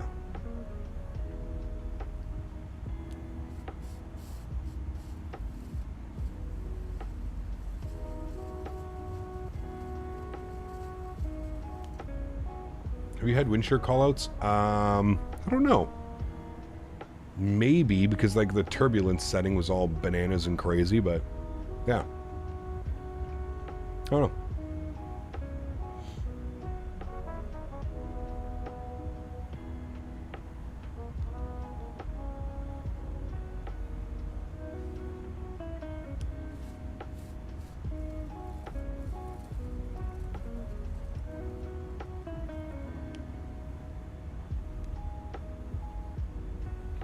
You always need to push the toga button even if you're on a fully manual approach. What do you mean? If you hear a wind shear, yeah, that would make sense. Well, Scully, if you get the specs, we can tell you if it's going to be good. Don't go to the computer store because the computer store is going to tell you, sure, it's good, because they just want you to buy it. They don't really know what you're going to be using it for.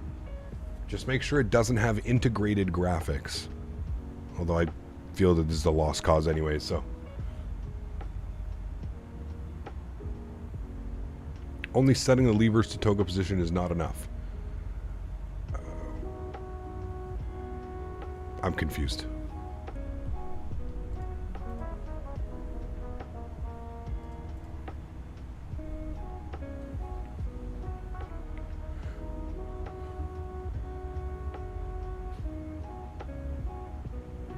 How are we doing on fuel? Oh, lots of fuel. Okay, good. We've got 12, 18,000 pounds left. Pretty good. And we started off with like 40, what do we have? 42, 46,000? 43,700 pounds. We're down to about 18. Integrated graphics is good if your GPU goes out and you have to diagnose. Yeah, that's about it. But I'm just telling him to make sure you don't buy a PC that just has integrated graphics. You want to have a, you know, especially if you're buying it for Microsoft. He means pushing the actual toga button rather than manually putting the throttles forward. Yeah, you have to put the forward. Yes, of course. The throttles have to be manually moved into the toga detent. Correct. Or to the takeoff N1 or whatever it is. Captain Nolan, what's up, man? What are your thoughts on the Leonardo Mad Dog? It's okay, man. If you're a fan of the Mad Dog, I'm sure it's a great product. I don't know. I used to fly the Mad Dog a lot in X-Plane with the Rotate MD-80, and I don't know. I just feel like I enjoy flying a lot of other planes. So iniBuilds is going to make their own A320 for Microsoft Sim Update 14? Correct. Yes. Well, in partnership with Microsoft, but yes. It's going to be the iniBuilds A320 Neo.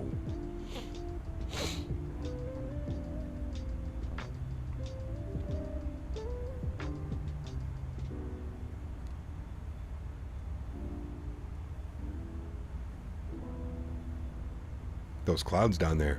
It's been pretty nice with the clouds. We've had like come into a couple cloud layers and then clears up for a little bit, and now some more clouds.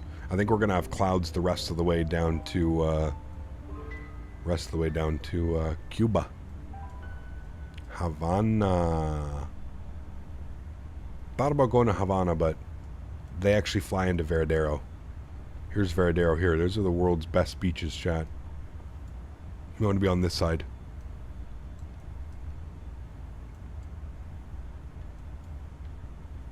Beautiful place, man. If you've never been,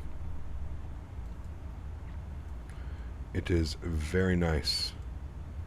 Santa Marta.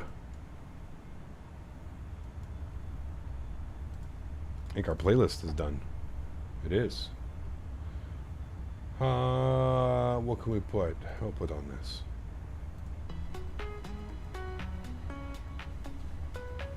Is the 320 Neo from iniBuilds the big announcement? I don't think so, Alex. Nope.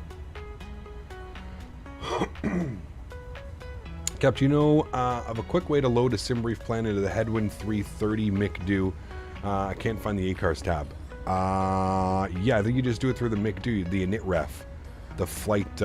Make sure you put your SimBrief ID into the aircraft. I don't know if you do it in the EFB or the MICDO. But if you go to the MICDO and you hit the init tab, like at the very top, it'll be like flight plan request or whatever. Is there a big announcement for iniBuild soon? I don't think so. No, I think he was asking about the secret project that's being worked on. Beautiful beaches. Isn't it consistently voted some of the best beaches in the world? The ones down in Varadero? I think they are. They're absolutely incredible. Use the EFB, then hit init request. You have to import you have to put your SimBrief username though.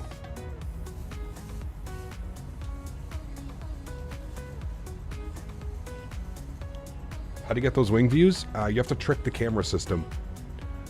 You just have to edit if you're not sure how to do it, Speedbird, just Google or YouTube how to set custom wing views Microsoft Flight Simulator.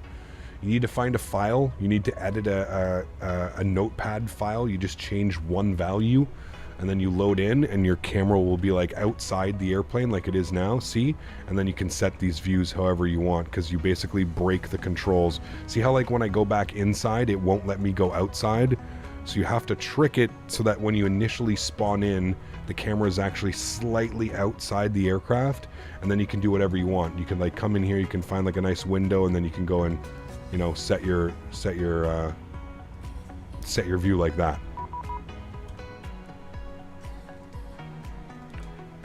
Miami Center, that's maybe why Jack Center didn't give us. Miami Center is online now. We've got Miami on 13517. 3517.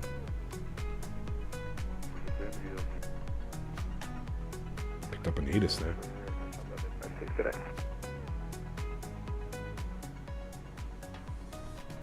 Miami Center, good afternoon. Air Transat 814, flight level 380. Transat 814, Miami Center, IDEM.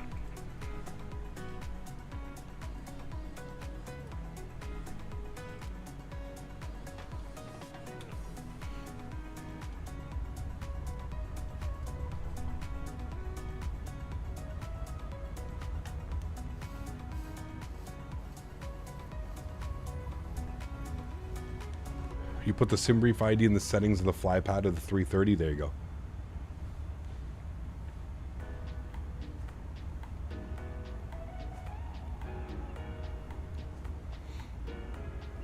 My back chat. That's what kills me about these long hauls, is not being able to get up out of the chair for hours and hours and hours. Are you excited for the A330 from Aerosoft? Optimistically excited. I don't know. I just feel that there's, by the time that these guys get their aircraft out, there's just going to be better options. Who knows, though? Who knows? We'll see, man. iniBuilds A300 soon to be released. A310 is done. A320 coming. My bet is an iniBuilds A330. Could be cool. Finish off the family, right? We'd get the 300, the 310, the 320, the 330. I mean, who knows, man? I like your logic, though. Makes sense. Also got the 340. Also got the 350 as well. Who knows, man? Maybe they want to do something completely different. Maybe they don't go Airbus as well.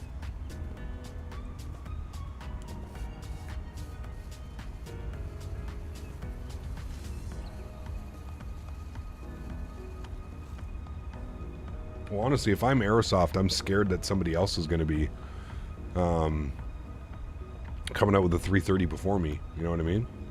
Is my barrel on standard? It should be, yeah. Yeah, 2992. Pull for standard. Yeah. 2992. And our backup, 2992.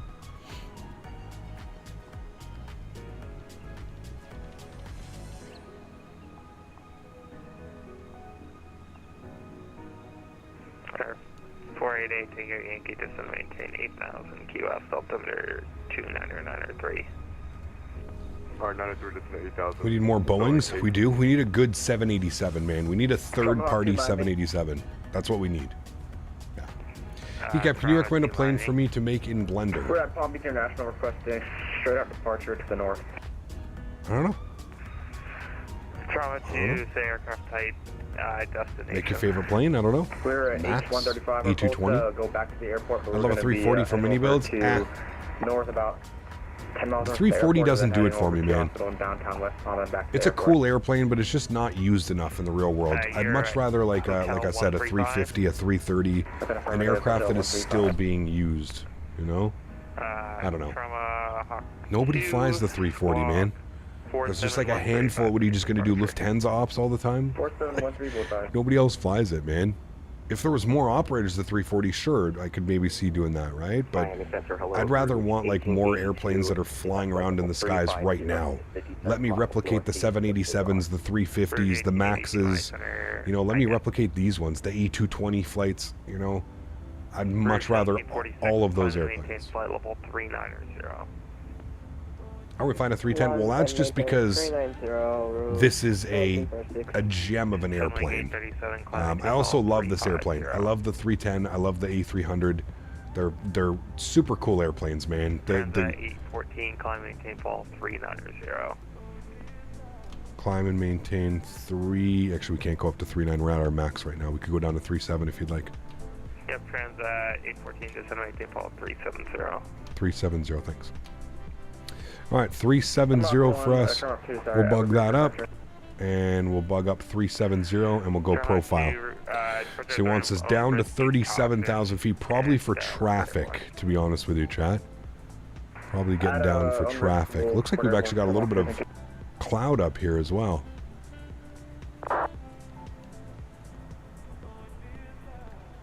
Yeah, I mean, this is just the retrops. Like I said, a lot of people have been asking to fly the A310 for a while.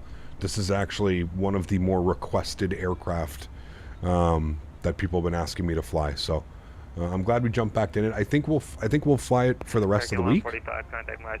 Maybe. I don't know. We'll see. Maybe we'll jump back in the 737 on Monday to finish off the week. We'll see.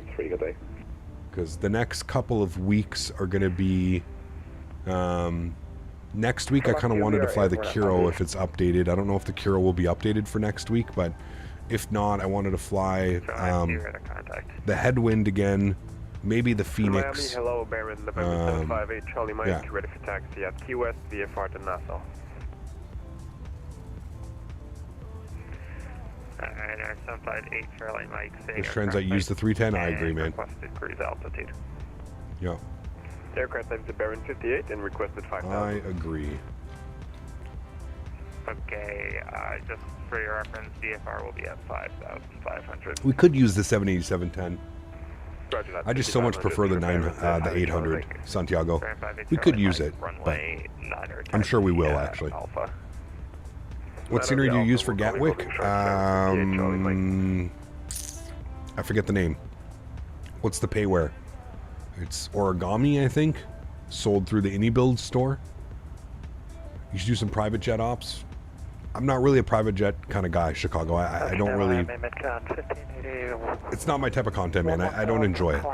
I much enjoy flying these big boys around. This is what I love doing. 1580, my center, climb tape hold 380. 380, midcon 1580. I don't know why it's giving me a deviation. Indirect bags, midcon 1580. Like we're still Miami Center, a good while till descent. Flight level 330. Southwest 1113, my center, squawk 5351. Get rid of that. 5351 on the squawk for Southwest 1113. It's like we're between like little layers right now. Contact my center 132.3. Flight 737, BBJ we could. Yeah. 3 American 1136. Thanks. Goodbye. Hello again, I was having an awful migraine. Welcome back, man. Hope you're feeling better, dude. Passing 12,000, climbing 16,000. Ready to come in, 12 my center, climbing at install 350. 350, to make cannon closer to. Okay, Tango Yankee, expect visual approach from Q400 next week? No, we just did the Q400, man. No, we're back in, we're going to be in Microsoft for the foreseeable future. Don't you worry, I'll let you know when we're back in X-Plane.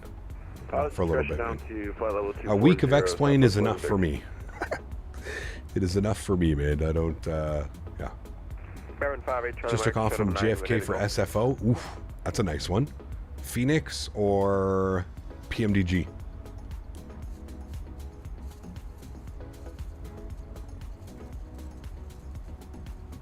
Yes, there is a great freeware for Gatwick as well.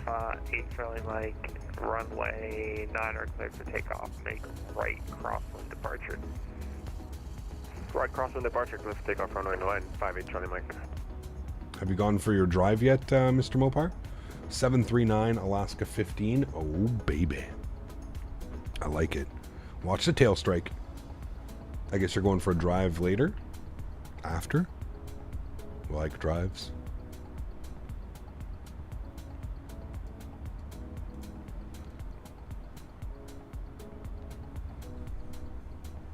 Cap, thoughts on the iniBuilds A310 Neo for Microsoft coming out? Excited, man. I mean, anytime we get to bring in a good quality, you know, a good quality developer like iniBuilds giving us an airplane for the sim, you got to be excited, right? You got to be excited. I'm curious to see how it's going to fly. I think this is iniBuilds' first aircraft that's flying with a side stick. Correct me if I'm wrong. All the other aircraft that they've done have been like old school Airbuses. The 300, the 310. I think this is their first modern Airbus that they're doing. So I'll be excited, man. I'll be excited to see how they do the engine modeling, the sounds. I mean, think about that, dude. There's a lot that goes... There's a lot of things that iniBuilds does great. So it'll be really cool to see how good it is. It will be really cool.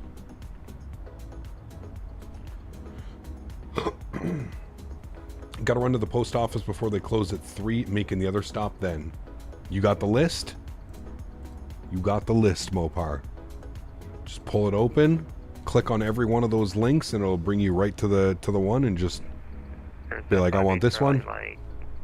I want this one. You looking for flight following? I want this one. Affirmative. We're just passing 800 feet now, Charlie Mike.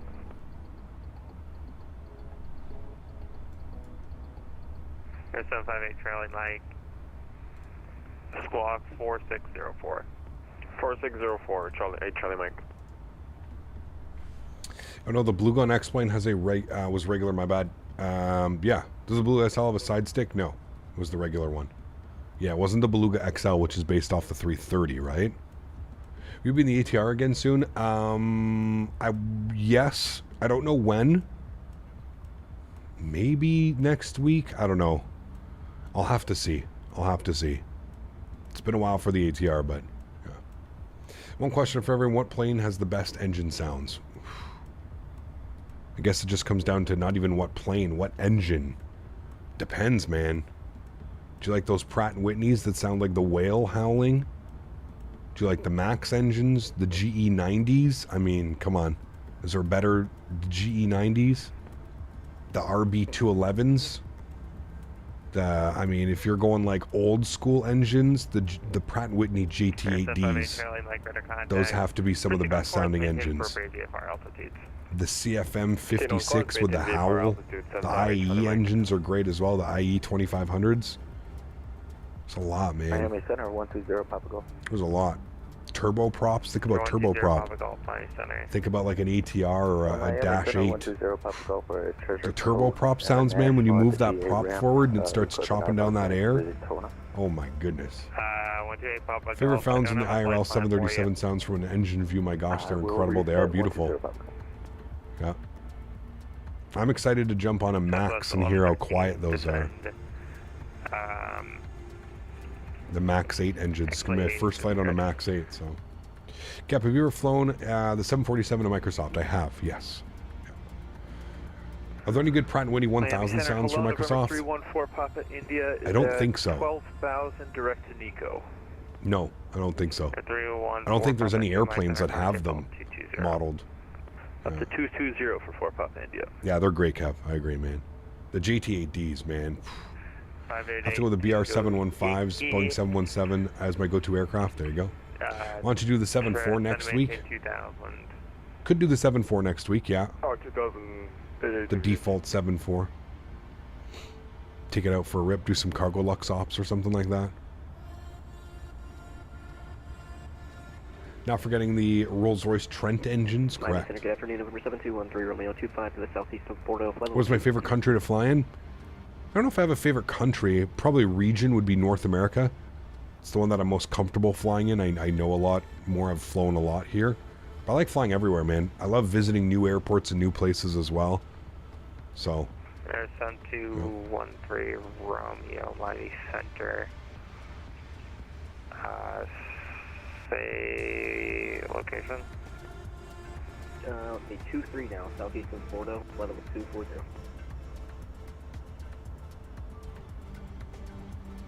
Gap went to 231 Bermuda. This morning XP 172 XP. We tried to start after had a hot start, or the plane did not start. A battery discharge, had to pass power from 2 to 12 volts for it to start. Damn. At least you got it started. What city are we currently over? I think we're over any cities. I think we're in between.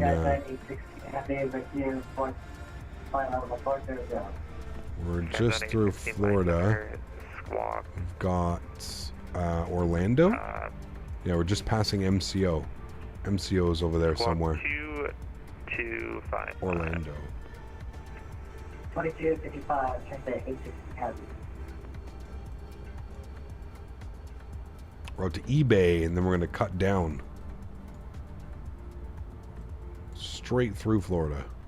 Isn't that Lake, Cross Lake Channel? Nope.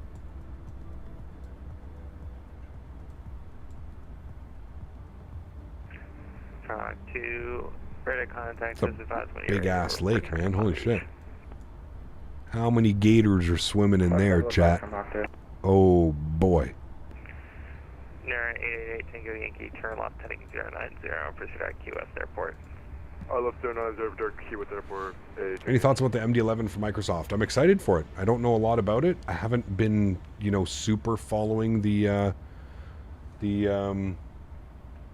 development process, but I'm excited for it. It's an MD-11. It's a heavy, it's a wide body. Could do some really cool cargo flights. At an even altitude, climb and maintain fall 360. There you go, T-Park. Cool. I don't know if we can see anything. Maybe? That's actually it right there, isn't it?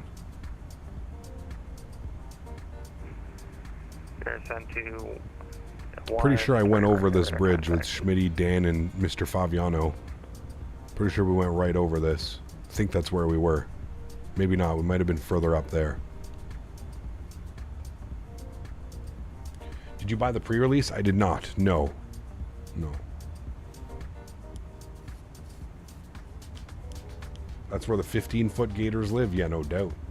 Cap, have you considered a Latin VFR A321 Neo with the Horizon Sim mod? No. I will be completely honest with you. Give me a second. East altimeter 2992. Alright, just in the OLAS 3 into Fort Lauderdale, landing east in altimeter 2992 southwest 11. I think it's absolutely silly to have to buy a payware airplane to then go and put a freeware mod in it to make it flyable. I'm not interested in that, man. I don't want to promote that type of stuff on my that type of stuff and that behavior on my channel. I'm not. I think it's completely silly to have to spend money on an airplane to then make it flyable using freeware mods.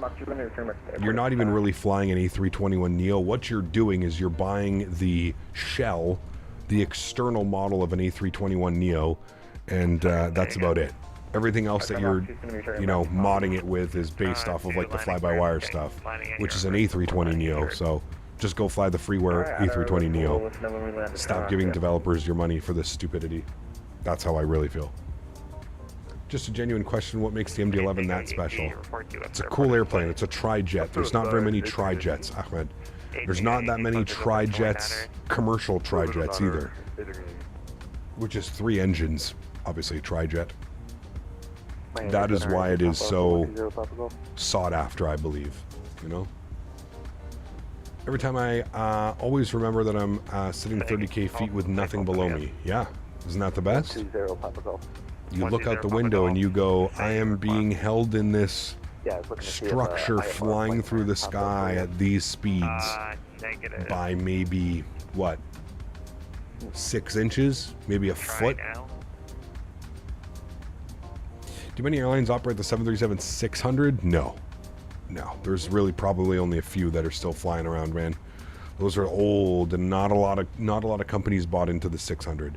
You either got the 700 or the 800. The 900 also becoming popular now as well. Yeah.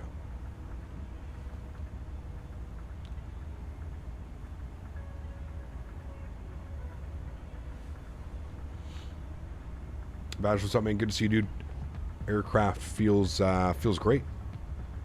Feels great, man. I love flying this airplane. It is. I feel like it's a hidden gem within the community. It's absolutely beautiful. Looks like you're close to Miami. I think we are. We're about to make that turn now where we kind of just start heading towards Miami's all the way down here. But we're probably about 10-15 minutes out from Miami. You can see we're just up here. We're kind of heading inland now. We're heading off of the coast. The clouds down there. Looks like it would be a bumpy arrival if we were landing into Miami. I think the arrival in Miami actually keeps you along the coast here as well. If you're on the arrival into Miami, I think it takes you all the way down like this and then basically fly all the way down the coast.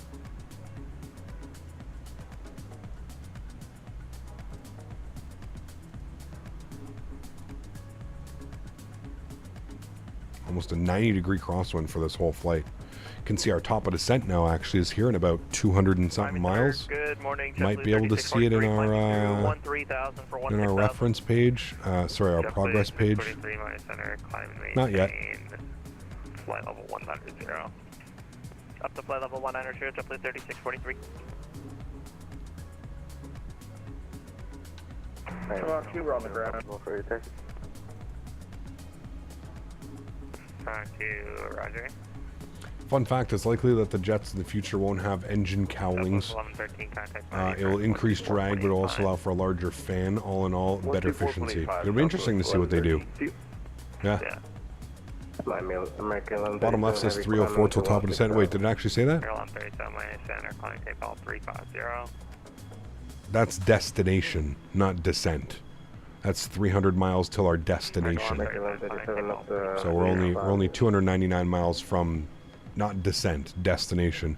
It usually comes up here. It'll go here.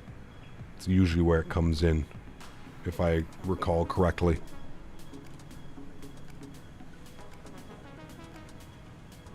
How you good, Andre? I always thought it is that number 2, but that's just... I've flown this plane now enough to know that it's... that is the... runway 1...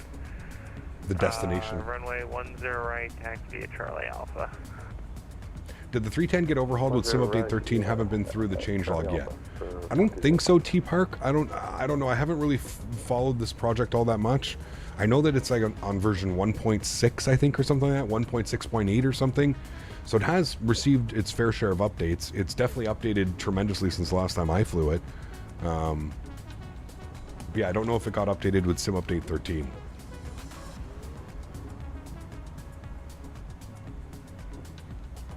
Version 1882, change positive frequency, first, good eye.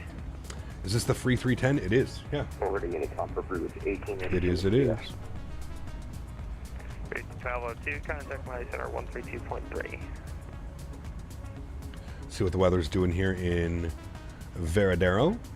Winds are 020 at 10 knots. Miami Center, hello. 9,000 feet, broken at 2,000. 0 and is 2394 miles. Temperature 31 degrees, altimeter 1012. Weather's pretty much the exact same.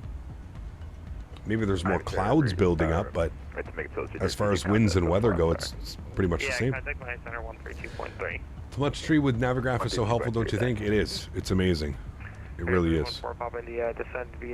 Guess I've been. It's really cool to see like how many of like third-party add-ons are like, you know, adding to this simulator and stuff like that. It's pretty crazy.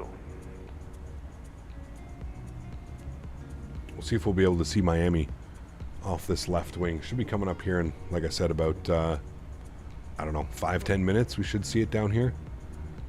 KMIA. We're gonna fly right by it. Fort Lauderdale, Palm Beach. We're actually coming up to Palm Beach right now, actually.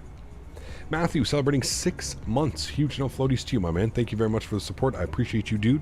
That was incredibly kind. Thank you, thank you, thank you. Hey, Cap, thoughts on X-Plane 12 since the release disaster? No secret you prefer Microsoft. I love both sims, but I've been flying more on X-Plane as of late. The flight model, I don't think there's anything wrong with that, man. Yeah, I enjoyed flying it last week, or couple weeks ago, whenever it was, 2 weeks ago, 3 weeks ago, whenever I was in X-Plane. I enjoyed it. I loved the Q400. I loved the 757, two of my favorite airplanes. I enjoyed it. I had fun. I think it was great for what it is. Visually, again, that's my big thing, man. As somebody that doesn't fly in the real world and is more concerned about a visually and aesthetically pleasing simulator to fly in and enjoy, it still looks like something that came out in the 2000s. It's getting better. Performance was better. Clouds were much better. Shadows, sunlight. It's gotten a lot better in the last year, but I still think it's miles away from being somewhere that, you know, I think would draw me back into it full time again. The add-ons are too expensive. There's not enough add-ons. Being new developments, going on. I still think that Microsoft is the better option in the long run if you're a non-pilot and you're not so focused on the flight model and what, you know. Again, I fully believe that you can tweak Microsoft into whatever flight model you want. It allows you to change and make response curves. You can make this sim fly the same as X-Plane if you take some time to configure everything and you set things properly. In my opinion, this is the perfect example. This aircraft flies spectacular for within Microsoft Flight Simulator. Probably one of the best airplanes that to hand fly and genuinely feels like a solid product flying. The other ones do as well. The Phoenix would be my other second option for the Airbuses. PMDG flies okay, but I find it still relies on the default flight model a little bit too much. But yeah, but again, man, I don't think there's anything wrong with that. I think X-Plane has come a long way since its release. I do agree with you, and I hope that it can continue to get better. I just don't see it getting better in short enough of time. I think it's just going to take them too long to bring X-Plane to the standard that we kind of expect now with simulators like this on the market. You know, I have nothing wrong with it, dude. I'm going to use X-Plane again. I've already said it after I used it, you know, a couple weeks ago. I plan on using it again. I don't ever think that, like I said, I don't ever think I can make it my main simulator again. I just think there's too many great things going on in Microsoft world to not be invested in this simulator right now. Maybe not right now, but maybe in the next near future. I also understand why people are going back to X-Plane, because they have access to planes like the Q400, the 7.5, the 7.6, Airbus A319, 321, 321 Neo, 727, 777. Well, no, we won't say that. A300, A310. There's some great airplanes in the X-Plane market, in the X-Plane world. So I totally understand, and I think it can be a viable simulator, but I think it's crazy to ignore what, you know, this simulator is like. Really, if they can really fine-tune this flight model and make this simulator feel like X-Plane does in terms of like weight and just how like you truly feel like you're flying something through the sky, not kind of just have a little toy. I mean, dude, they're like one tweak away from making that, you know what I mean? And I'm pretty sure that's what we're getting with Microsoft 2024. And we'll have to wait and see. We'll have to wait and see, but yeah. Greg, what's up, man? Good to see you, dude. Agreed. I do find that the default airports look great, which really surprised me. I use Autowortho and Simhaven. Looks pretty decent to me. Yeah, absolutely, man. Hey, I think they're both viable options, man. They are for sure. Good to see you, Hugo. Welcome back, man. I use X-Plane 12 exclusively for the 340. Hope we get one in Microsoft for the future. Maybe. Yeah. Well, Monkey, what's up, man? Good to see you, dude. Been a minute. Hope all's well, dude. Do you consider Microsoft 2020 a simulator or a game? I think you make it whatever you want out of it. You make it whatever you want out of it, man. That's all it is. You can use it as a sim, you can use it as a game. Depends how you're using it. Just like anything. I mean, look at people, dude. People are taking like GTA and they're making like these role-playing, it's like actual legit like role-playing things. So they're all games. They're developed by game studios. This is a game, but you can also use it, you know, in a way that you seem fit. If you're a pilot, you can 100% use whatever simulator. You could use FSX, P3D, X-Plane, Microsoft. You can use anything as a simulator to train yourself and make yourself better, right? So, always possible, my friend. It's how you use the product. Direct Epmar, Echo, Papa, Mike, Alpha. I only use X-Plane for the 350 and the 340. Yeah. Microsoft just needs to buy Laminar. Nah, man. Listen, I think that competition is good, and that's why I always say that I hope X-Plane can somehow, you know, bring their whole simulator into that next level that we kind of anticipated X-Plane 12 was going to be. But does a terrain radar work yet in the 310? I think it does. There's a button for it. I don't know. I've never used it. Maybe we could use it on descent. This is American 1527 at 36,000 feet. Off flight level. I don't think I've noticed IRL's rutters are much heavier and require much more input than in Microsoft. That would be hard to replicate that. Correct. Yes. Yes. And I don't, here's the thing, Joey, and I agree with that. I don't think we're ever going to, you know, as close as X-Plane may be, I don't think we're ever going to find a simulator that properly replicates what it's like to fly, right? Like you said, there's so many, geez, lightning strike down there. There's so many variables that go into real world flying, and like you said, everything's a lot heavier and more weighted and stuff, you know, which is true, and you'll never get that in a simulator. It doesn't matter what sim you use, X-Plane, Microsoft, anything. You step on those rudders, the plane just does crazy shit, right? It doesn't do that in, you know, real life. So P3D does a good job on the wide bodies. It's so sluggish / heavy on the ground, taxiing around. Yeah. Yeah. Remember that P3D, I think, uses a table physics as well, right? So that's kind of the thing with P3D, that I think people that fly P3D, you've always heard, even like avid P3D users, that the sim flies on rails, is just because it's a table-based flight model system. It's based off like what it's like FSX, like training, you know, table-based flight model and stuff. So I don't know how accurate it is. I don't know how true that is, but you would always hear that. Should do some 700 ops with Scandinavian before they retire the plane on the 19th of November. Huh. Those Lightning modded, they have been upgraded with the new update. They look amazing. I don't know. They definitely done work with the lightning strikes in this sim. I remember lightning strikes would just happen everywhere. But they do look good. Maybe it's just because they're so much lower and we're so much higher above it.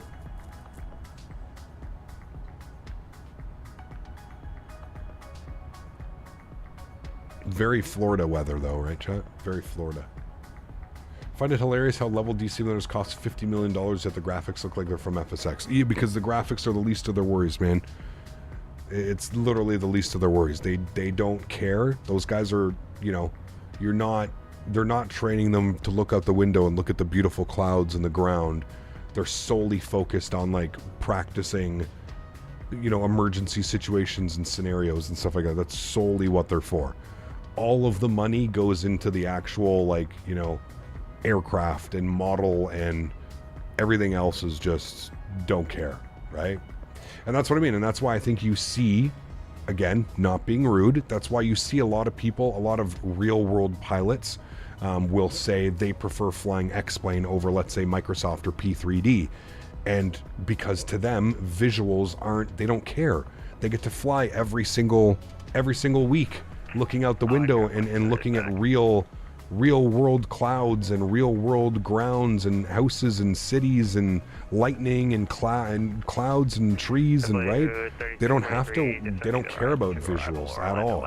And that's what I feel, that's where X-Plane's strong point is just that if you're somebody that is flying and doesn't care about visuals, then yeah, X-Plane would be a great option. I totally agree with you. But again, for over 90% of the flight sim community who are never going to fly a real A320, A310, 737, visuals are extremely important. And not having to worry about buying a 10 terabyte hard drive to store ortho and worry about I files and scenery libraries and all of the bullshit that comes with the older simulators and X-Plane. No brainer, man. It's a no brainer. I think maybe why I've never seen them above like that. Looks great. Yeah, could be. American 1137, contact Hey, Cap, what do you think about the iniBuilds A320 Neo coming? I'm excited, Thomas. I'm excited, man. Yeah. Hey, Cap, what do you think about the iniBuilds? Sorry, I got that one. Procedures. That's all that matters in them. Yeah, absolutely. Yeah. Sunwings. I do have to say that it's very hard to not look out the window while flying, breaking through the clouds and seeing the amazing up front. It's beautiful, Joey. Yeah. Cap just said, I'm never going to fly a real A320. There goes my dreams. I mean, I said not all of you. I said 90% of the flight sim community. 3643, contact Jacksonville Center. Not everybody.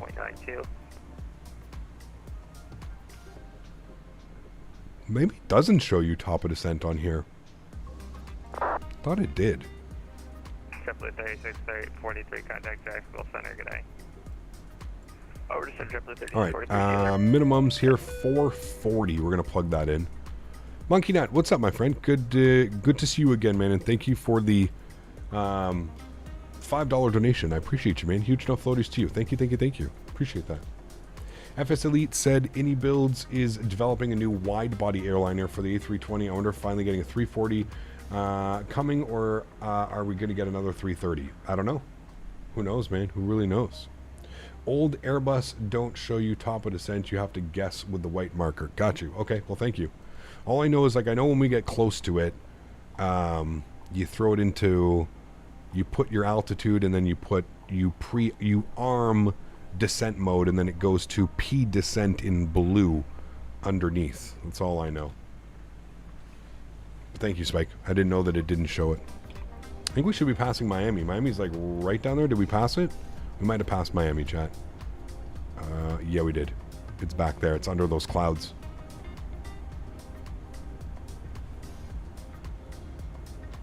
Or even a 350. They did say modern wide body. See? There you go. Thinking iniBuilds 330 is coming.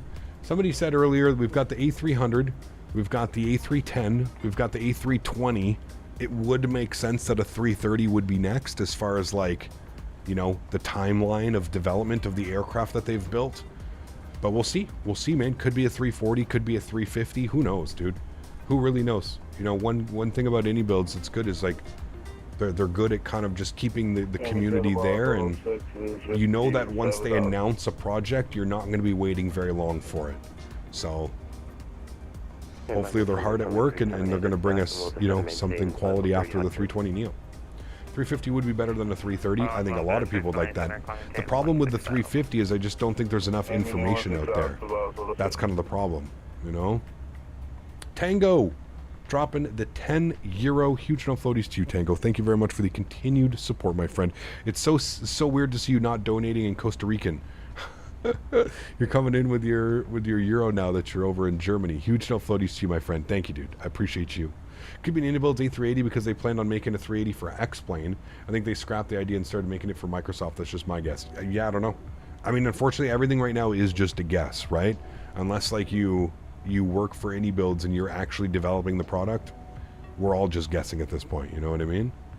We really are. Tango, thank you again for the support, man. I appreciate you. That's incredibly kind. We'll let Amy read that out here in a second. Thank you, my friend. Just started your descent? Nice. We're like 60 miles out from descent. Yeah. About 60 miles, 70 miles out from descent. Thank you again, Tango. The Canadian Commander. How you doing? Good. I'm starting to miss my home country and flight school.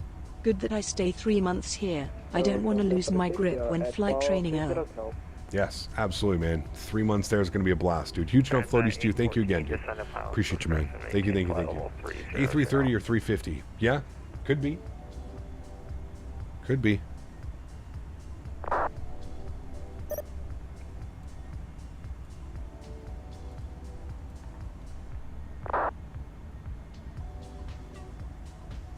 Pilot discretion down to flight level 300, Transat 814, thanks. American 1527, descend via the flight. Alright, he gave us pilot's discretion 30,000 feet. So I'm going to bug up 30,000 feet. No, don't. Descend with the Why are you descending immediately? Hold on. I don't want that. With the vice to arrival. I don't know why I just decided to do that. I want 299 1652, descend coastal 2 arm. altimeter 299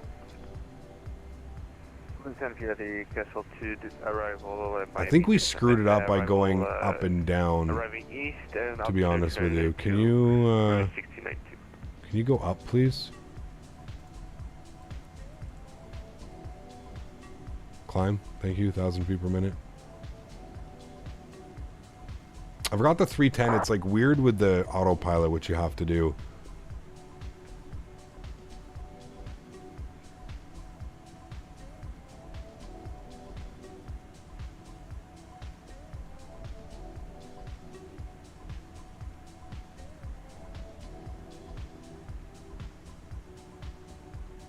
I don't think there was an A350 as said by Airbus isn't providing any information. Yeah. I think that's the big thing right now, to be honest. Center, good afternoon. American 4755 joining you at 13,000, approaching to Tampa. Second 4755, my center. Alright, we're just going to leave it like this. We're going to leave it in profile at 37,000 feet. There's the Keys down there, the Florida Keys. One left VFR in the Tampa. I still want to drive this. Okay, I want to make that drive one day. Down the Florida Keys. All the way down. Echo, but I will double check it. Thank you. The water down there. Beautiful. First 1746, change to 50 frequency, brief, good eye. Alright, we got 37. Okay, good. We're just going to keep it here till we're ready. I'm going to throw it back into profile mode. Alright, back in profile mode. We'll keep it at 37,000. Profile out, profile speed, nav. Good. Which is weird, because like on our flight plan, it doesn't have... It's weird, man. We're direct... 132.3. Vault. 132.300 for American 42. Weird. We're doing a Captain Canada group vacation. Can we just go? Can we just do it at Flight Sim Expo? Everybody meet me at Expo, chat. Here we go. We're going. Flight Sim Expo 2024 in Las Vegas. Meet me there. The secret aircraft is not the 380. iniBuild said that many times. There you go. What was that? Somebody having fun in the background. We've had some good VATSIM moments. Some real good VATSIM moments today, chat. FS weekend? Which one's that? The one in Amsterdam? I'm still like, have you gone to the website for that, Sleepless? Like, is that something that we can trust? Like, there's been no promotion about this, and it's coming up in March. Like, I don't know, man. I feel like it's just going to be like 10 people hanging out in a hangar. Thought you'd be down by now. Soon. We're starting our descent soon. In the next, like, 5 minutes, 10 minutes. Good day. Delta 56, National, dash 82400, sitting at Band Alpha 1, information Bravo. Is that Key West? It is. Yeah. The Keys. Sorry, he's requesting clearance to Cancun. Are you talking about FS weekend in the Netherlands? Yes, correct. Stay call sign. Might be a secret weed sesh. Call sign is Delta 226. The Amsterdam LAN party. It's just like I haven't, like, the website is up, but like if you go to the website, it's like the website looks like it was made in like MS Paint. And then like they just have videos up of like 2017 and 2018. I don't know, it's just really weird. You would think that there would be a lot more like promotion. You know what I mean? Like the website looks, yeah, looks very sketchy. Yeah.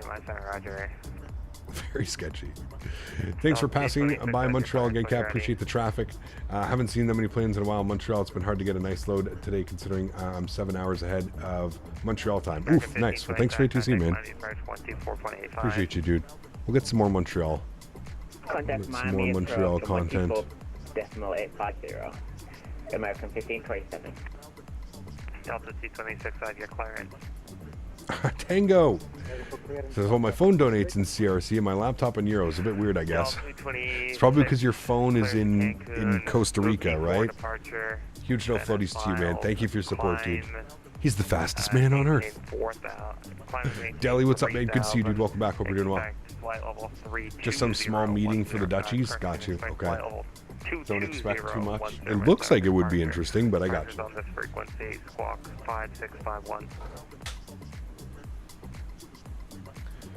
There's no even program for 2023-2024 on the site. There is. There's just a picture, and it just shows. But it's like, how about that? Captain Lee, take care, man. Hopefully I'll see you tomorrow, dude, for the members only. You're gonna fly the IXCG? No.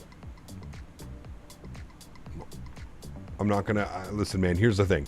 I don't mind flying X-Plane, but I'm not gonna pay to upgrade any of my airplanes. Like if I have to pay to upgrade the airplane from X-Plane 11 to X-Plane 12, I probably just won't fly it. If I'm being honest with you, man. Unicom, thanks for ATC, dude. Have a great afternoon. Transat 814. All right, 1228 for us. What are we doing tomorrow? We are doing Retro Delta Ops out of Atlanta, I think, is the plan tomorrow. I don't know exactly where. Atlanta to... I was thinking maybe Atlanta to Philly, and then maybe Philly to somewhere, or Atlanta to Philly round trip. But yeah, not too sure. Okay, what are you going to do now if I set this? Okay, now it's behaving a little bit better. I think I had some weird systems going on. Well, my phone donates in CRC and my laptop in euros. A bit weird, I guess. That is weird. Thank you for the support, man. I appreciate you, dude. Thank you, thank you, thank you. We're going to take this down to like 3,000 feet. I'm going to... I've never seen P descent flash like that, but it's showing P descent. We'll see what it does. We're about to intercept profile and start the descent. Hopefully it descends. Okay, it descends.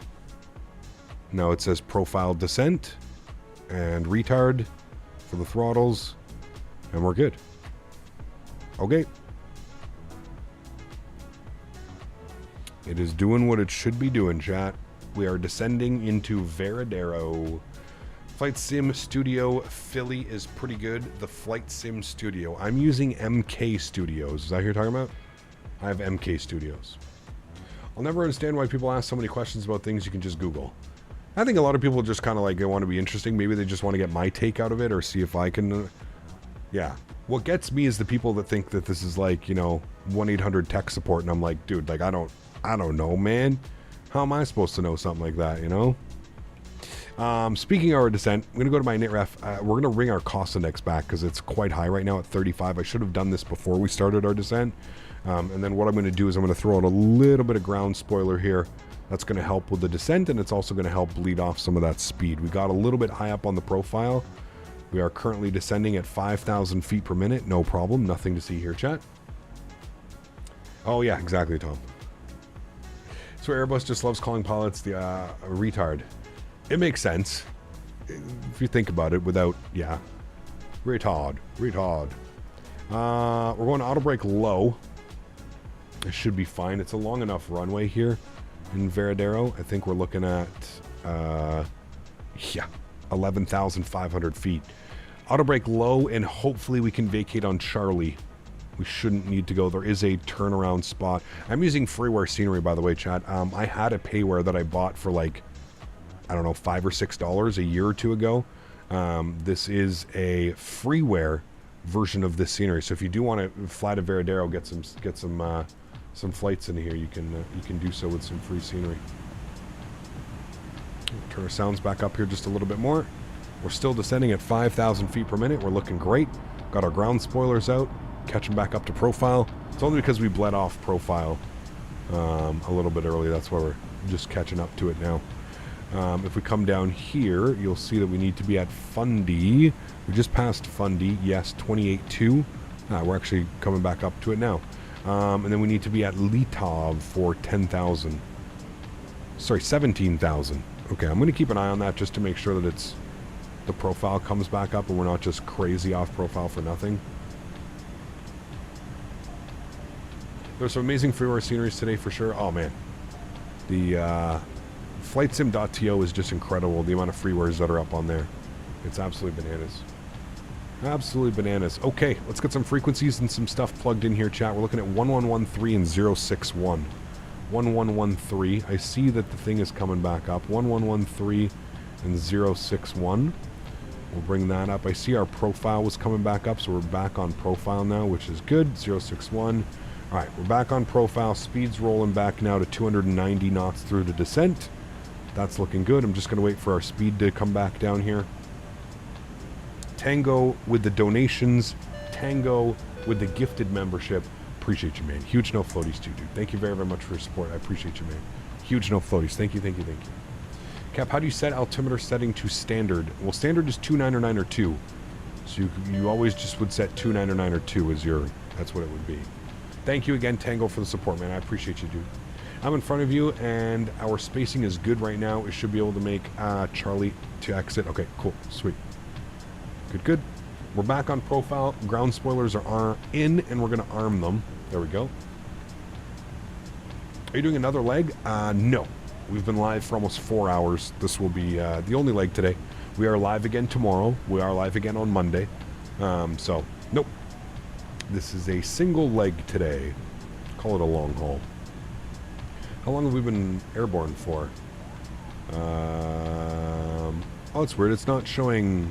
It should show hours. Oh, maybe because I didn't hit the run. I think you have to hit run and not hit this button. Anyway, we've been airborne for 3 hours and 5 minutes. 3 hours and 5 minutes on the flight time so far. Which is doing pretty good. We're scheduled for 3 hours and 29 minutes. So it might be a little bit early. Damn, pretty short stream. Yeah. Wow. Can't tell that you're not trolling hard. Hope to block the runway. I hope I won't block the runway for you. AI will leave as soon as possible. Sounds good, man. You'll leave, sorry. As soon as possible. Sounds good. OG, what's up, man? Good to see you, dude. Welcome back. I don't know how to turn on frame generation. You need to have DX12 and then somewhere in the NVIDIA control panel. Probably have to watch a video, man. I've never done it myself. But know that in the simulator you have to have DX12. It's your birthday on Monday. Nice. We'll have to come and say hi, Tom. We'll have to come and hang out, man. Transition altitude into here is 3,000 feet. Wow, okay. And we'll update our most recent weather.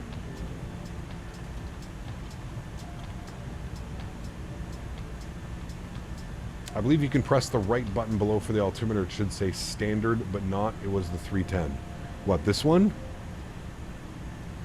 Oh, you can. There you go. Thank you. I didn't know you could do that. I always thought it was just, hey,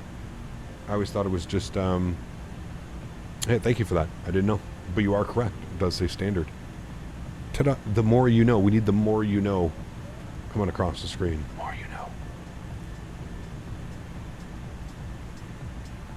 Learn something new every day. You got it. That beautiful cloud cover in front of us. You can start to see the coastline of Cuba right here in front of us. Looking good. Excited. Visibility is low at 3,000 feet. Okay. It's bumpy right now, coming through 10,000. Got you. We're through 17. We're perfectly on track. Speed looks good. Happy with the approach. 11 degrees here in Munich, and this afternoon it gets up to 25. That's beautiful. That's about the same what it is here today. It's a little bit warm here today, actually. A little bit warm. So if IEs get delayed, I'm assuming the 319 321 is delayed. No, they did not. They said that the 319 and the 321 are not affected by the IAE delay. Probably two separate teams. Or all hands on deck. The only thing they're waiting for is the engines. Meaning probably the modeling and texturing is done on the 319 and 321.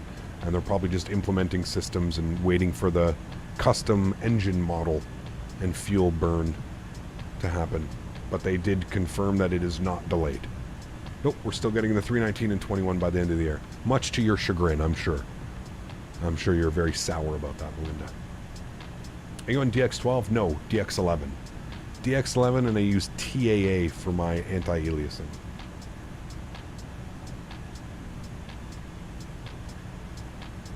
Patiently waiting for the Phoenix and the MD-11? Yes, I'm excited for the MD-11 as well.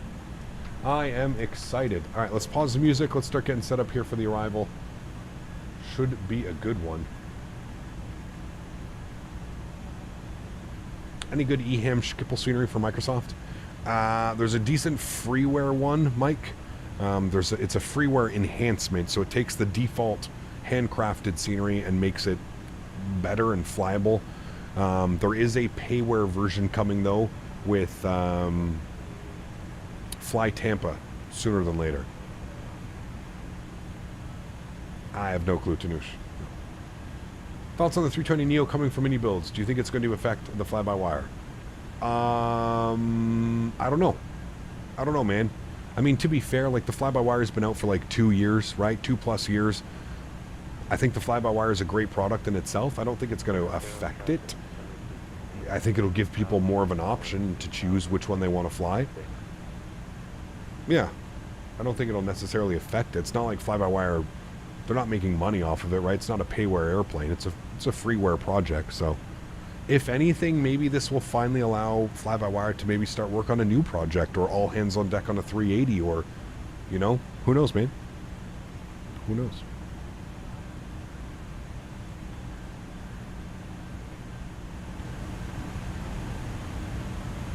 Keep forgetting tomorrow is October. 2 more months left here. Time flies. Crazy, right?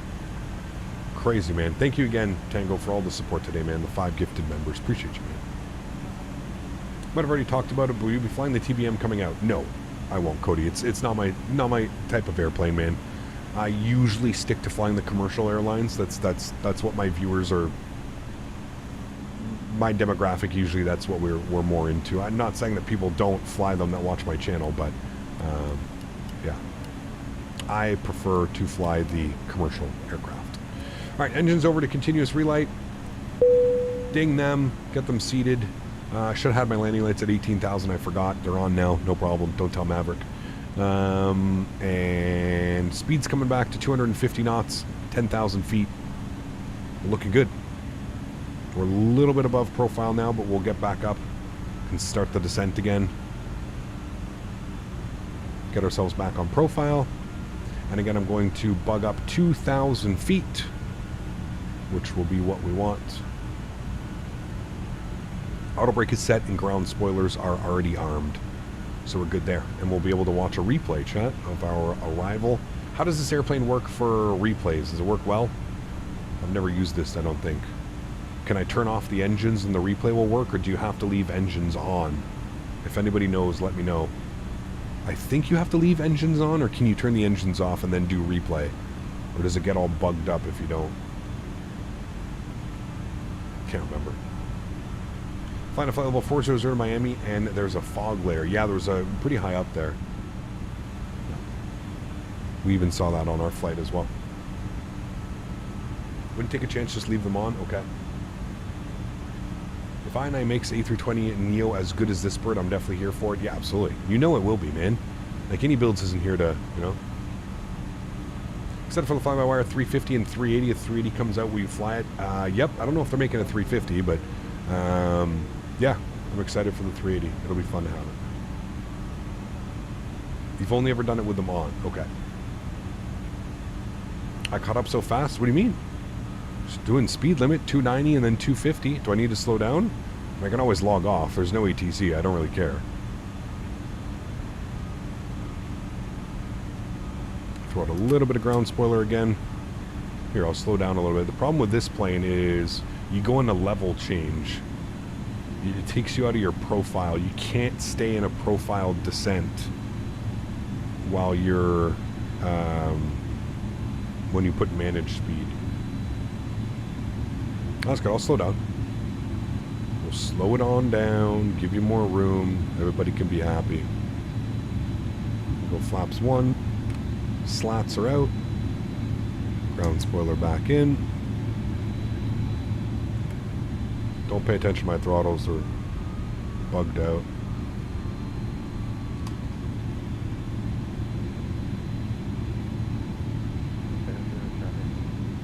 Alrighty. It was 2,000 feet for Vilba. 2,500 at Tillet. We're good. ILS in this plane, correct. We've got our ILS set here, 1113.061 on the course. 1113.061 on the course. We've got our minimums plugged in, 440 in here. So if you go to our NITREF tab, our takeoff and approach, you'll see that we've got MDA 440 set, and we'll put our wind correction up to 5 knots. So it'll be 140 on the V approach speed. With track IR, do you have to attach the tracking bit to the headphones? No, I don't know where else you would attach it to, though. Where else would you attach it to, Tom? Because it's a little clip, right? So it fits in between the things. I just don't know where else you would attach it to. It's good down there. Do a circling approach? No need to do a circling approach. We're just following the plan.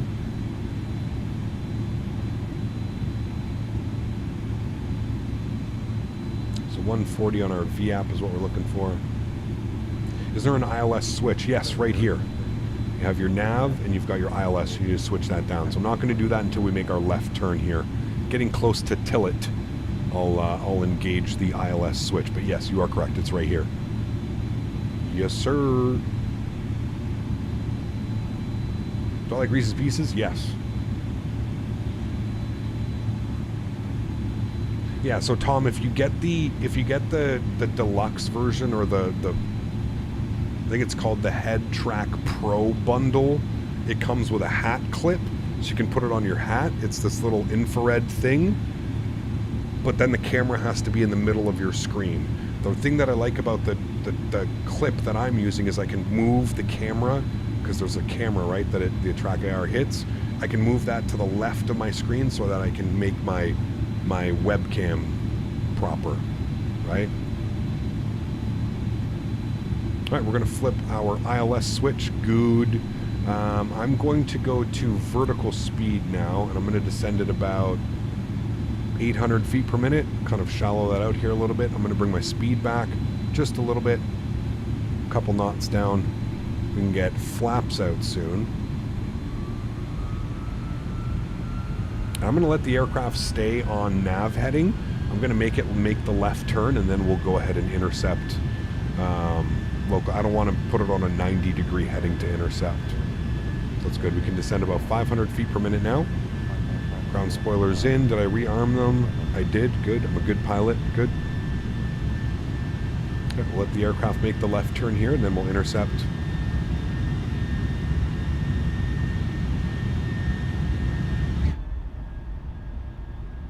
cool airplane, man. Here comes the left turn. Let's bring our speed back down to 190. Let's go flaps 5 degrees now. Sorry, slats and flaps 15 degrees, not 5 degrees. Slats and flaps. Alright, good. Let's go ahead and arm our land switch. Lokestar has captured. And we'll go ahead and wait for our glide slope. We're about 9 miles out. Here comes glide slope. Going to bring that speed to 180. We're looking for glide slope star, Lokestar captured, beautiful. We are descending on the glide path now for runway 06. Beautiful, and we're through 3,000 feet, so we can set our barometric pressure, which was 10, 12, 29er, 88. And we've got that set on all of them. Beautiful. Cool. Good approach, chat. There's 2,500 feet, so let's go gear down. We'll go speed back to 170. We'll go slats and flaps 20 degrees. I'll give you guys a nice view of the slats and flaps. Slats and flaps.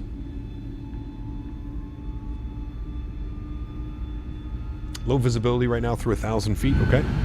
Yeah, I would agree. Very hazy. Looks beautiful though, doesn't it? And we're going to get fully configured here, chat. So we're looking at 140 on the VAP speed. So we'll bug up 140.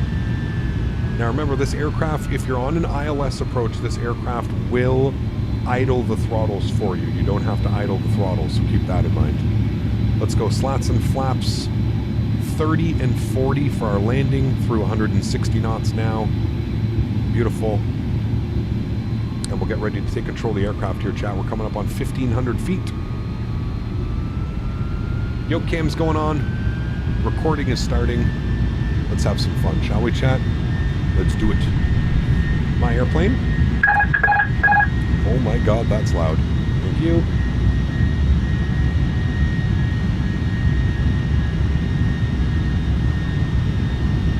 And we're looking good, chat. Aircraft is beautiful. We'll just get that on, and we'll get those on as well. Good. I'm telling you, if you want to really enjoy a great hand-flying airplane, fly this aircraft. It is fantastic. It feels so heavy. It feels so stable on the controls. It really is a lot of fun to fly. Man, it feels like we're landing in like Cancun right now. All this heat and humidity.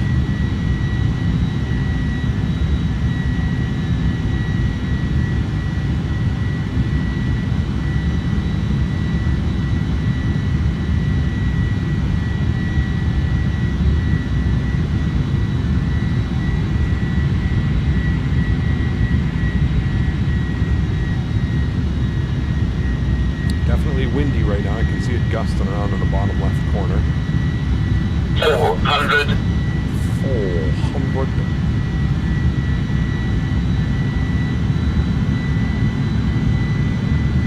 $300.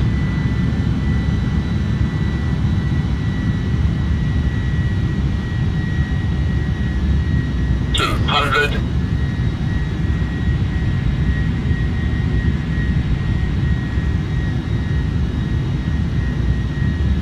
100. 50. 40. 30. 20. 10. 5. Reversers, goes down gently, decelerating.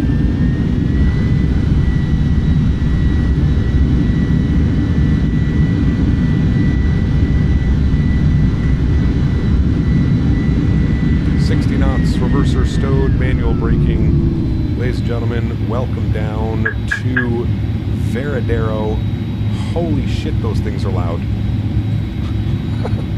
Why are those callouts so loud? Holy shit. Alright, we're here. Ladies and gentlemen. Not bad, chat. Not bad. Not too floaty. Touchdown zone.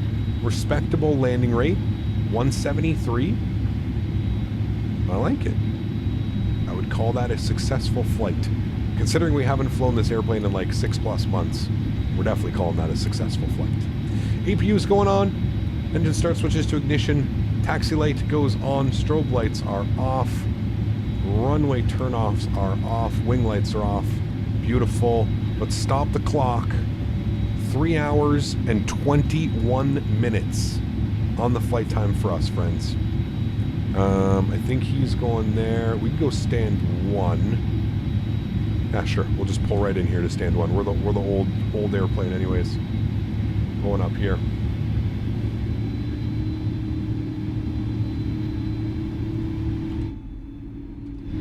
And we'll clean everything up. I'm gonna leave flaps out for the replay, though, chat. We need to leave flaps for replay. Chris, take care, man. I'll see you tomorrow, dude. Members only tomorrow as well, so it should be a great one, man. Remember, guys, if you did enjoy that, don't forget to smash down the thumbs up button. Thanks, everybody, for being here today. I truly do appreciate it.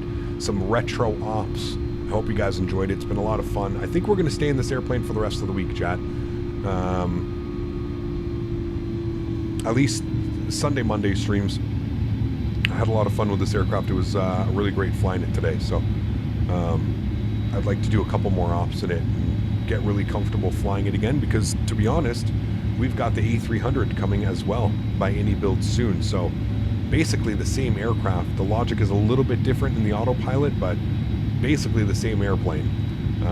So if we can get really good at this aircraft, we can probably rock out the 300 when it drops, no problem. Let's go ahead and disconnect from Faten. Thanks everybody who flew with me today as well. That was really great. I hope you guys enjoyed the routing that I had planned for us. Let's go to our replay. Let's stop the recording. Beautiful. We've got that. I'm not going to turn off the engines just so we can watch the replay, chat. Let's go and get the strobe lights, wing lights, all that fun stuff. We'll get all those lights back on for you guys. Beautiful. And let's go ahead and hit the play button on the replay. Beautiful. Let's bring this forward. We don't need to watch it from there. We can watch it from like right about there. We'll pin that. We'll come out here. Let's give us a nice, beautiful wing view. See how that looked coming in. Sweet. 2 more planes incoming. Cool. Are we using a sound pack? It doesn't sound like the last time I flew this bird. No, they completely redid the sounds in an update.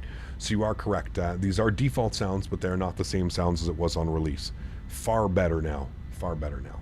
Will it be free, the A300? No, Frank. It's going to be a standalone product from iniBuilds, so it will be a payware product. I'm not quite sure of the price. I don't think they've really announced it yet. All we know is we're getting it by the end of the year. Garnet, couldn't watch the stream today because I was flying IRL, but good to catch the replay. Garnet, good to see you, man. I hope you had a great day flying IRL, man. Lucky you, dude. We were here in the sim. We had a great time as well. Montreal to Varadero, 3 hours and 21 minutes. Felt like it was a great flight. I thoroughly enjoyed it. 1,000 footers. 15 hundos, beautiful, nice and smooth. Spoilers come up, absolutely great. 174, perfect landing. 089 on the G, chat. I mean, that's pretty respectable in itself right now. Super happy with that one. I think it's difficult to land this airplane getting a good landing rate, like a low landing rate. I don't ever remember getting low ones. But we fly the Flight Factor 777 V2 when it releases. I heard it's supposed to be good. I'm probably going to wait for the PMDG 777 if I'm being honest with you, man. I don't want to buy two 777s and spend like $200 on 2 of them. So if I was only buying one, I'm probably going to buy the PMDG 777. So that's probably going to be the plan for that. Speedbird, thanks, man. Glad you enjoyed it. Guys, mods, donators, sponsors, thank you all so much for everything that you do for the channel. Without you guys here, none of this would be possible. Seriously, thank you all for the support. I truly do appreciate it. You guys are absolutely awesome. And for that, we are going to be having our members only stream tomorrow. So if you are a member to the channel stream, or if you're a member of the channel, please do come and hang out tomorrow. It is members only September stream. I can't believe we're already through September and starting October. So actually tomorrow's October 1st. It's just the way that it fell on a Sunday. So tomorrow is September's member stream. So if you are a member, please do come hang out tomorrow. It's going to be a lot of fun. I'm thinking some retro Delta ops from Atlanta to Philadelphia, I think, maybe and back. Should be a good one. To everybody else that cannot donate using a monetary value, I want to thank you guys just as much for being here. Everybody that helps smash down that thumb button, smash down the thumbs up button. That's what I meant to say. Want to thank you guys just as much for being here and sponsoring with your time, your efforts, and just hanging out. So thank you, everybody, for your support. I appreciate it. Guys, enjoy the replays. Enjoy your Saturday evenings. And I will see you guys tomorrow for Members Only Sunday. Retro Delta Ops. Going to be a blast. Take care, guys. Happy Saturdays. Happy landings. See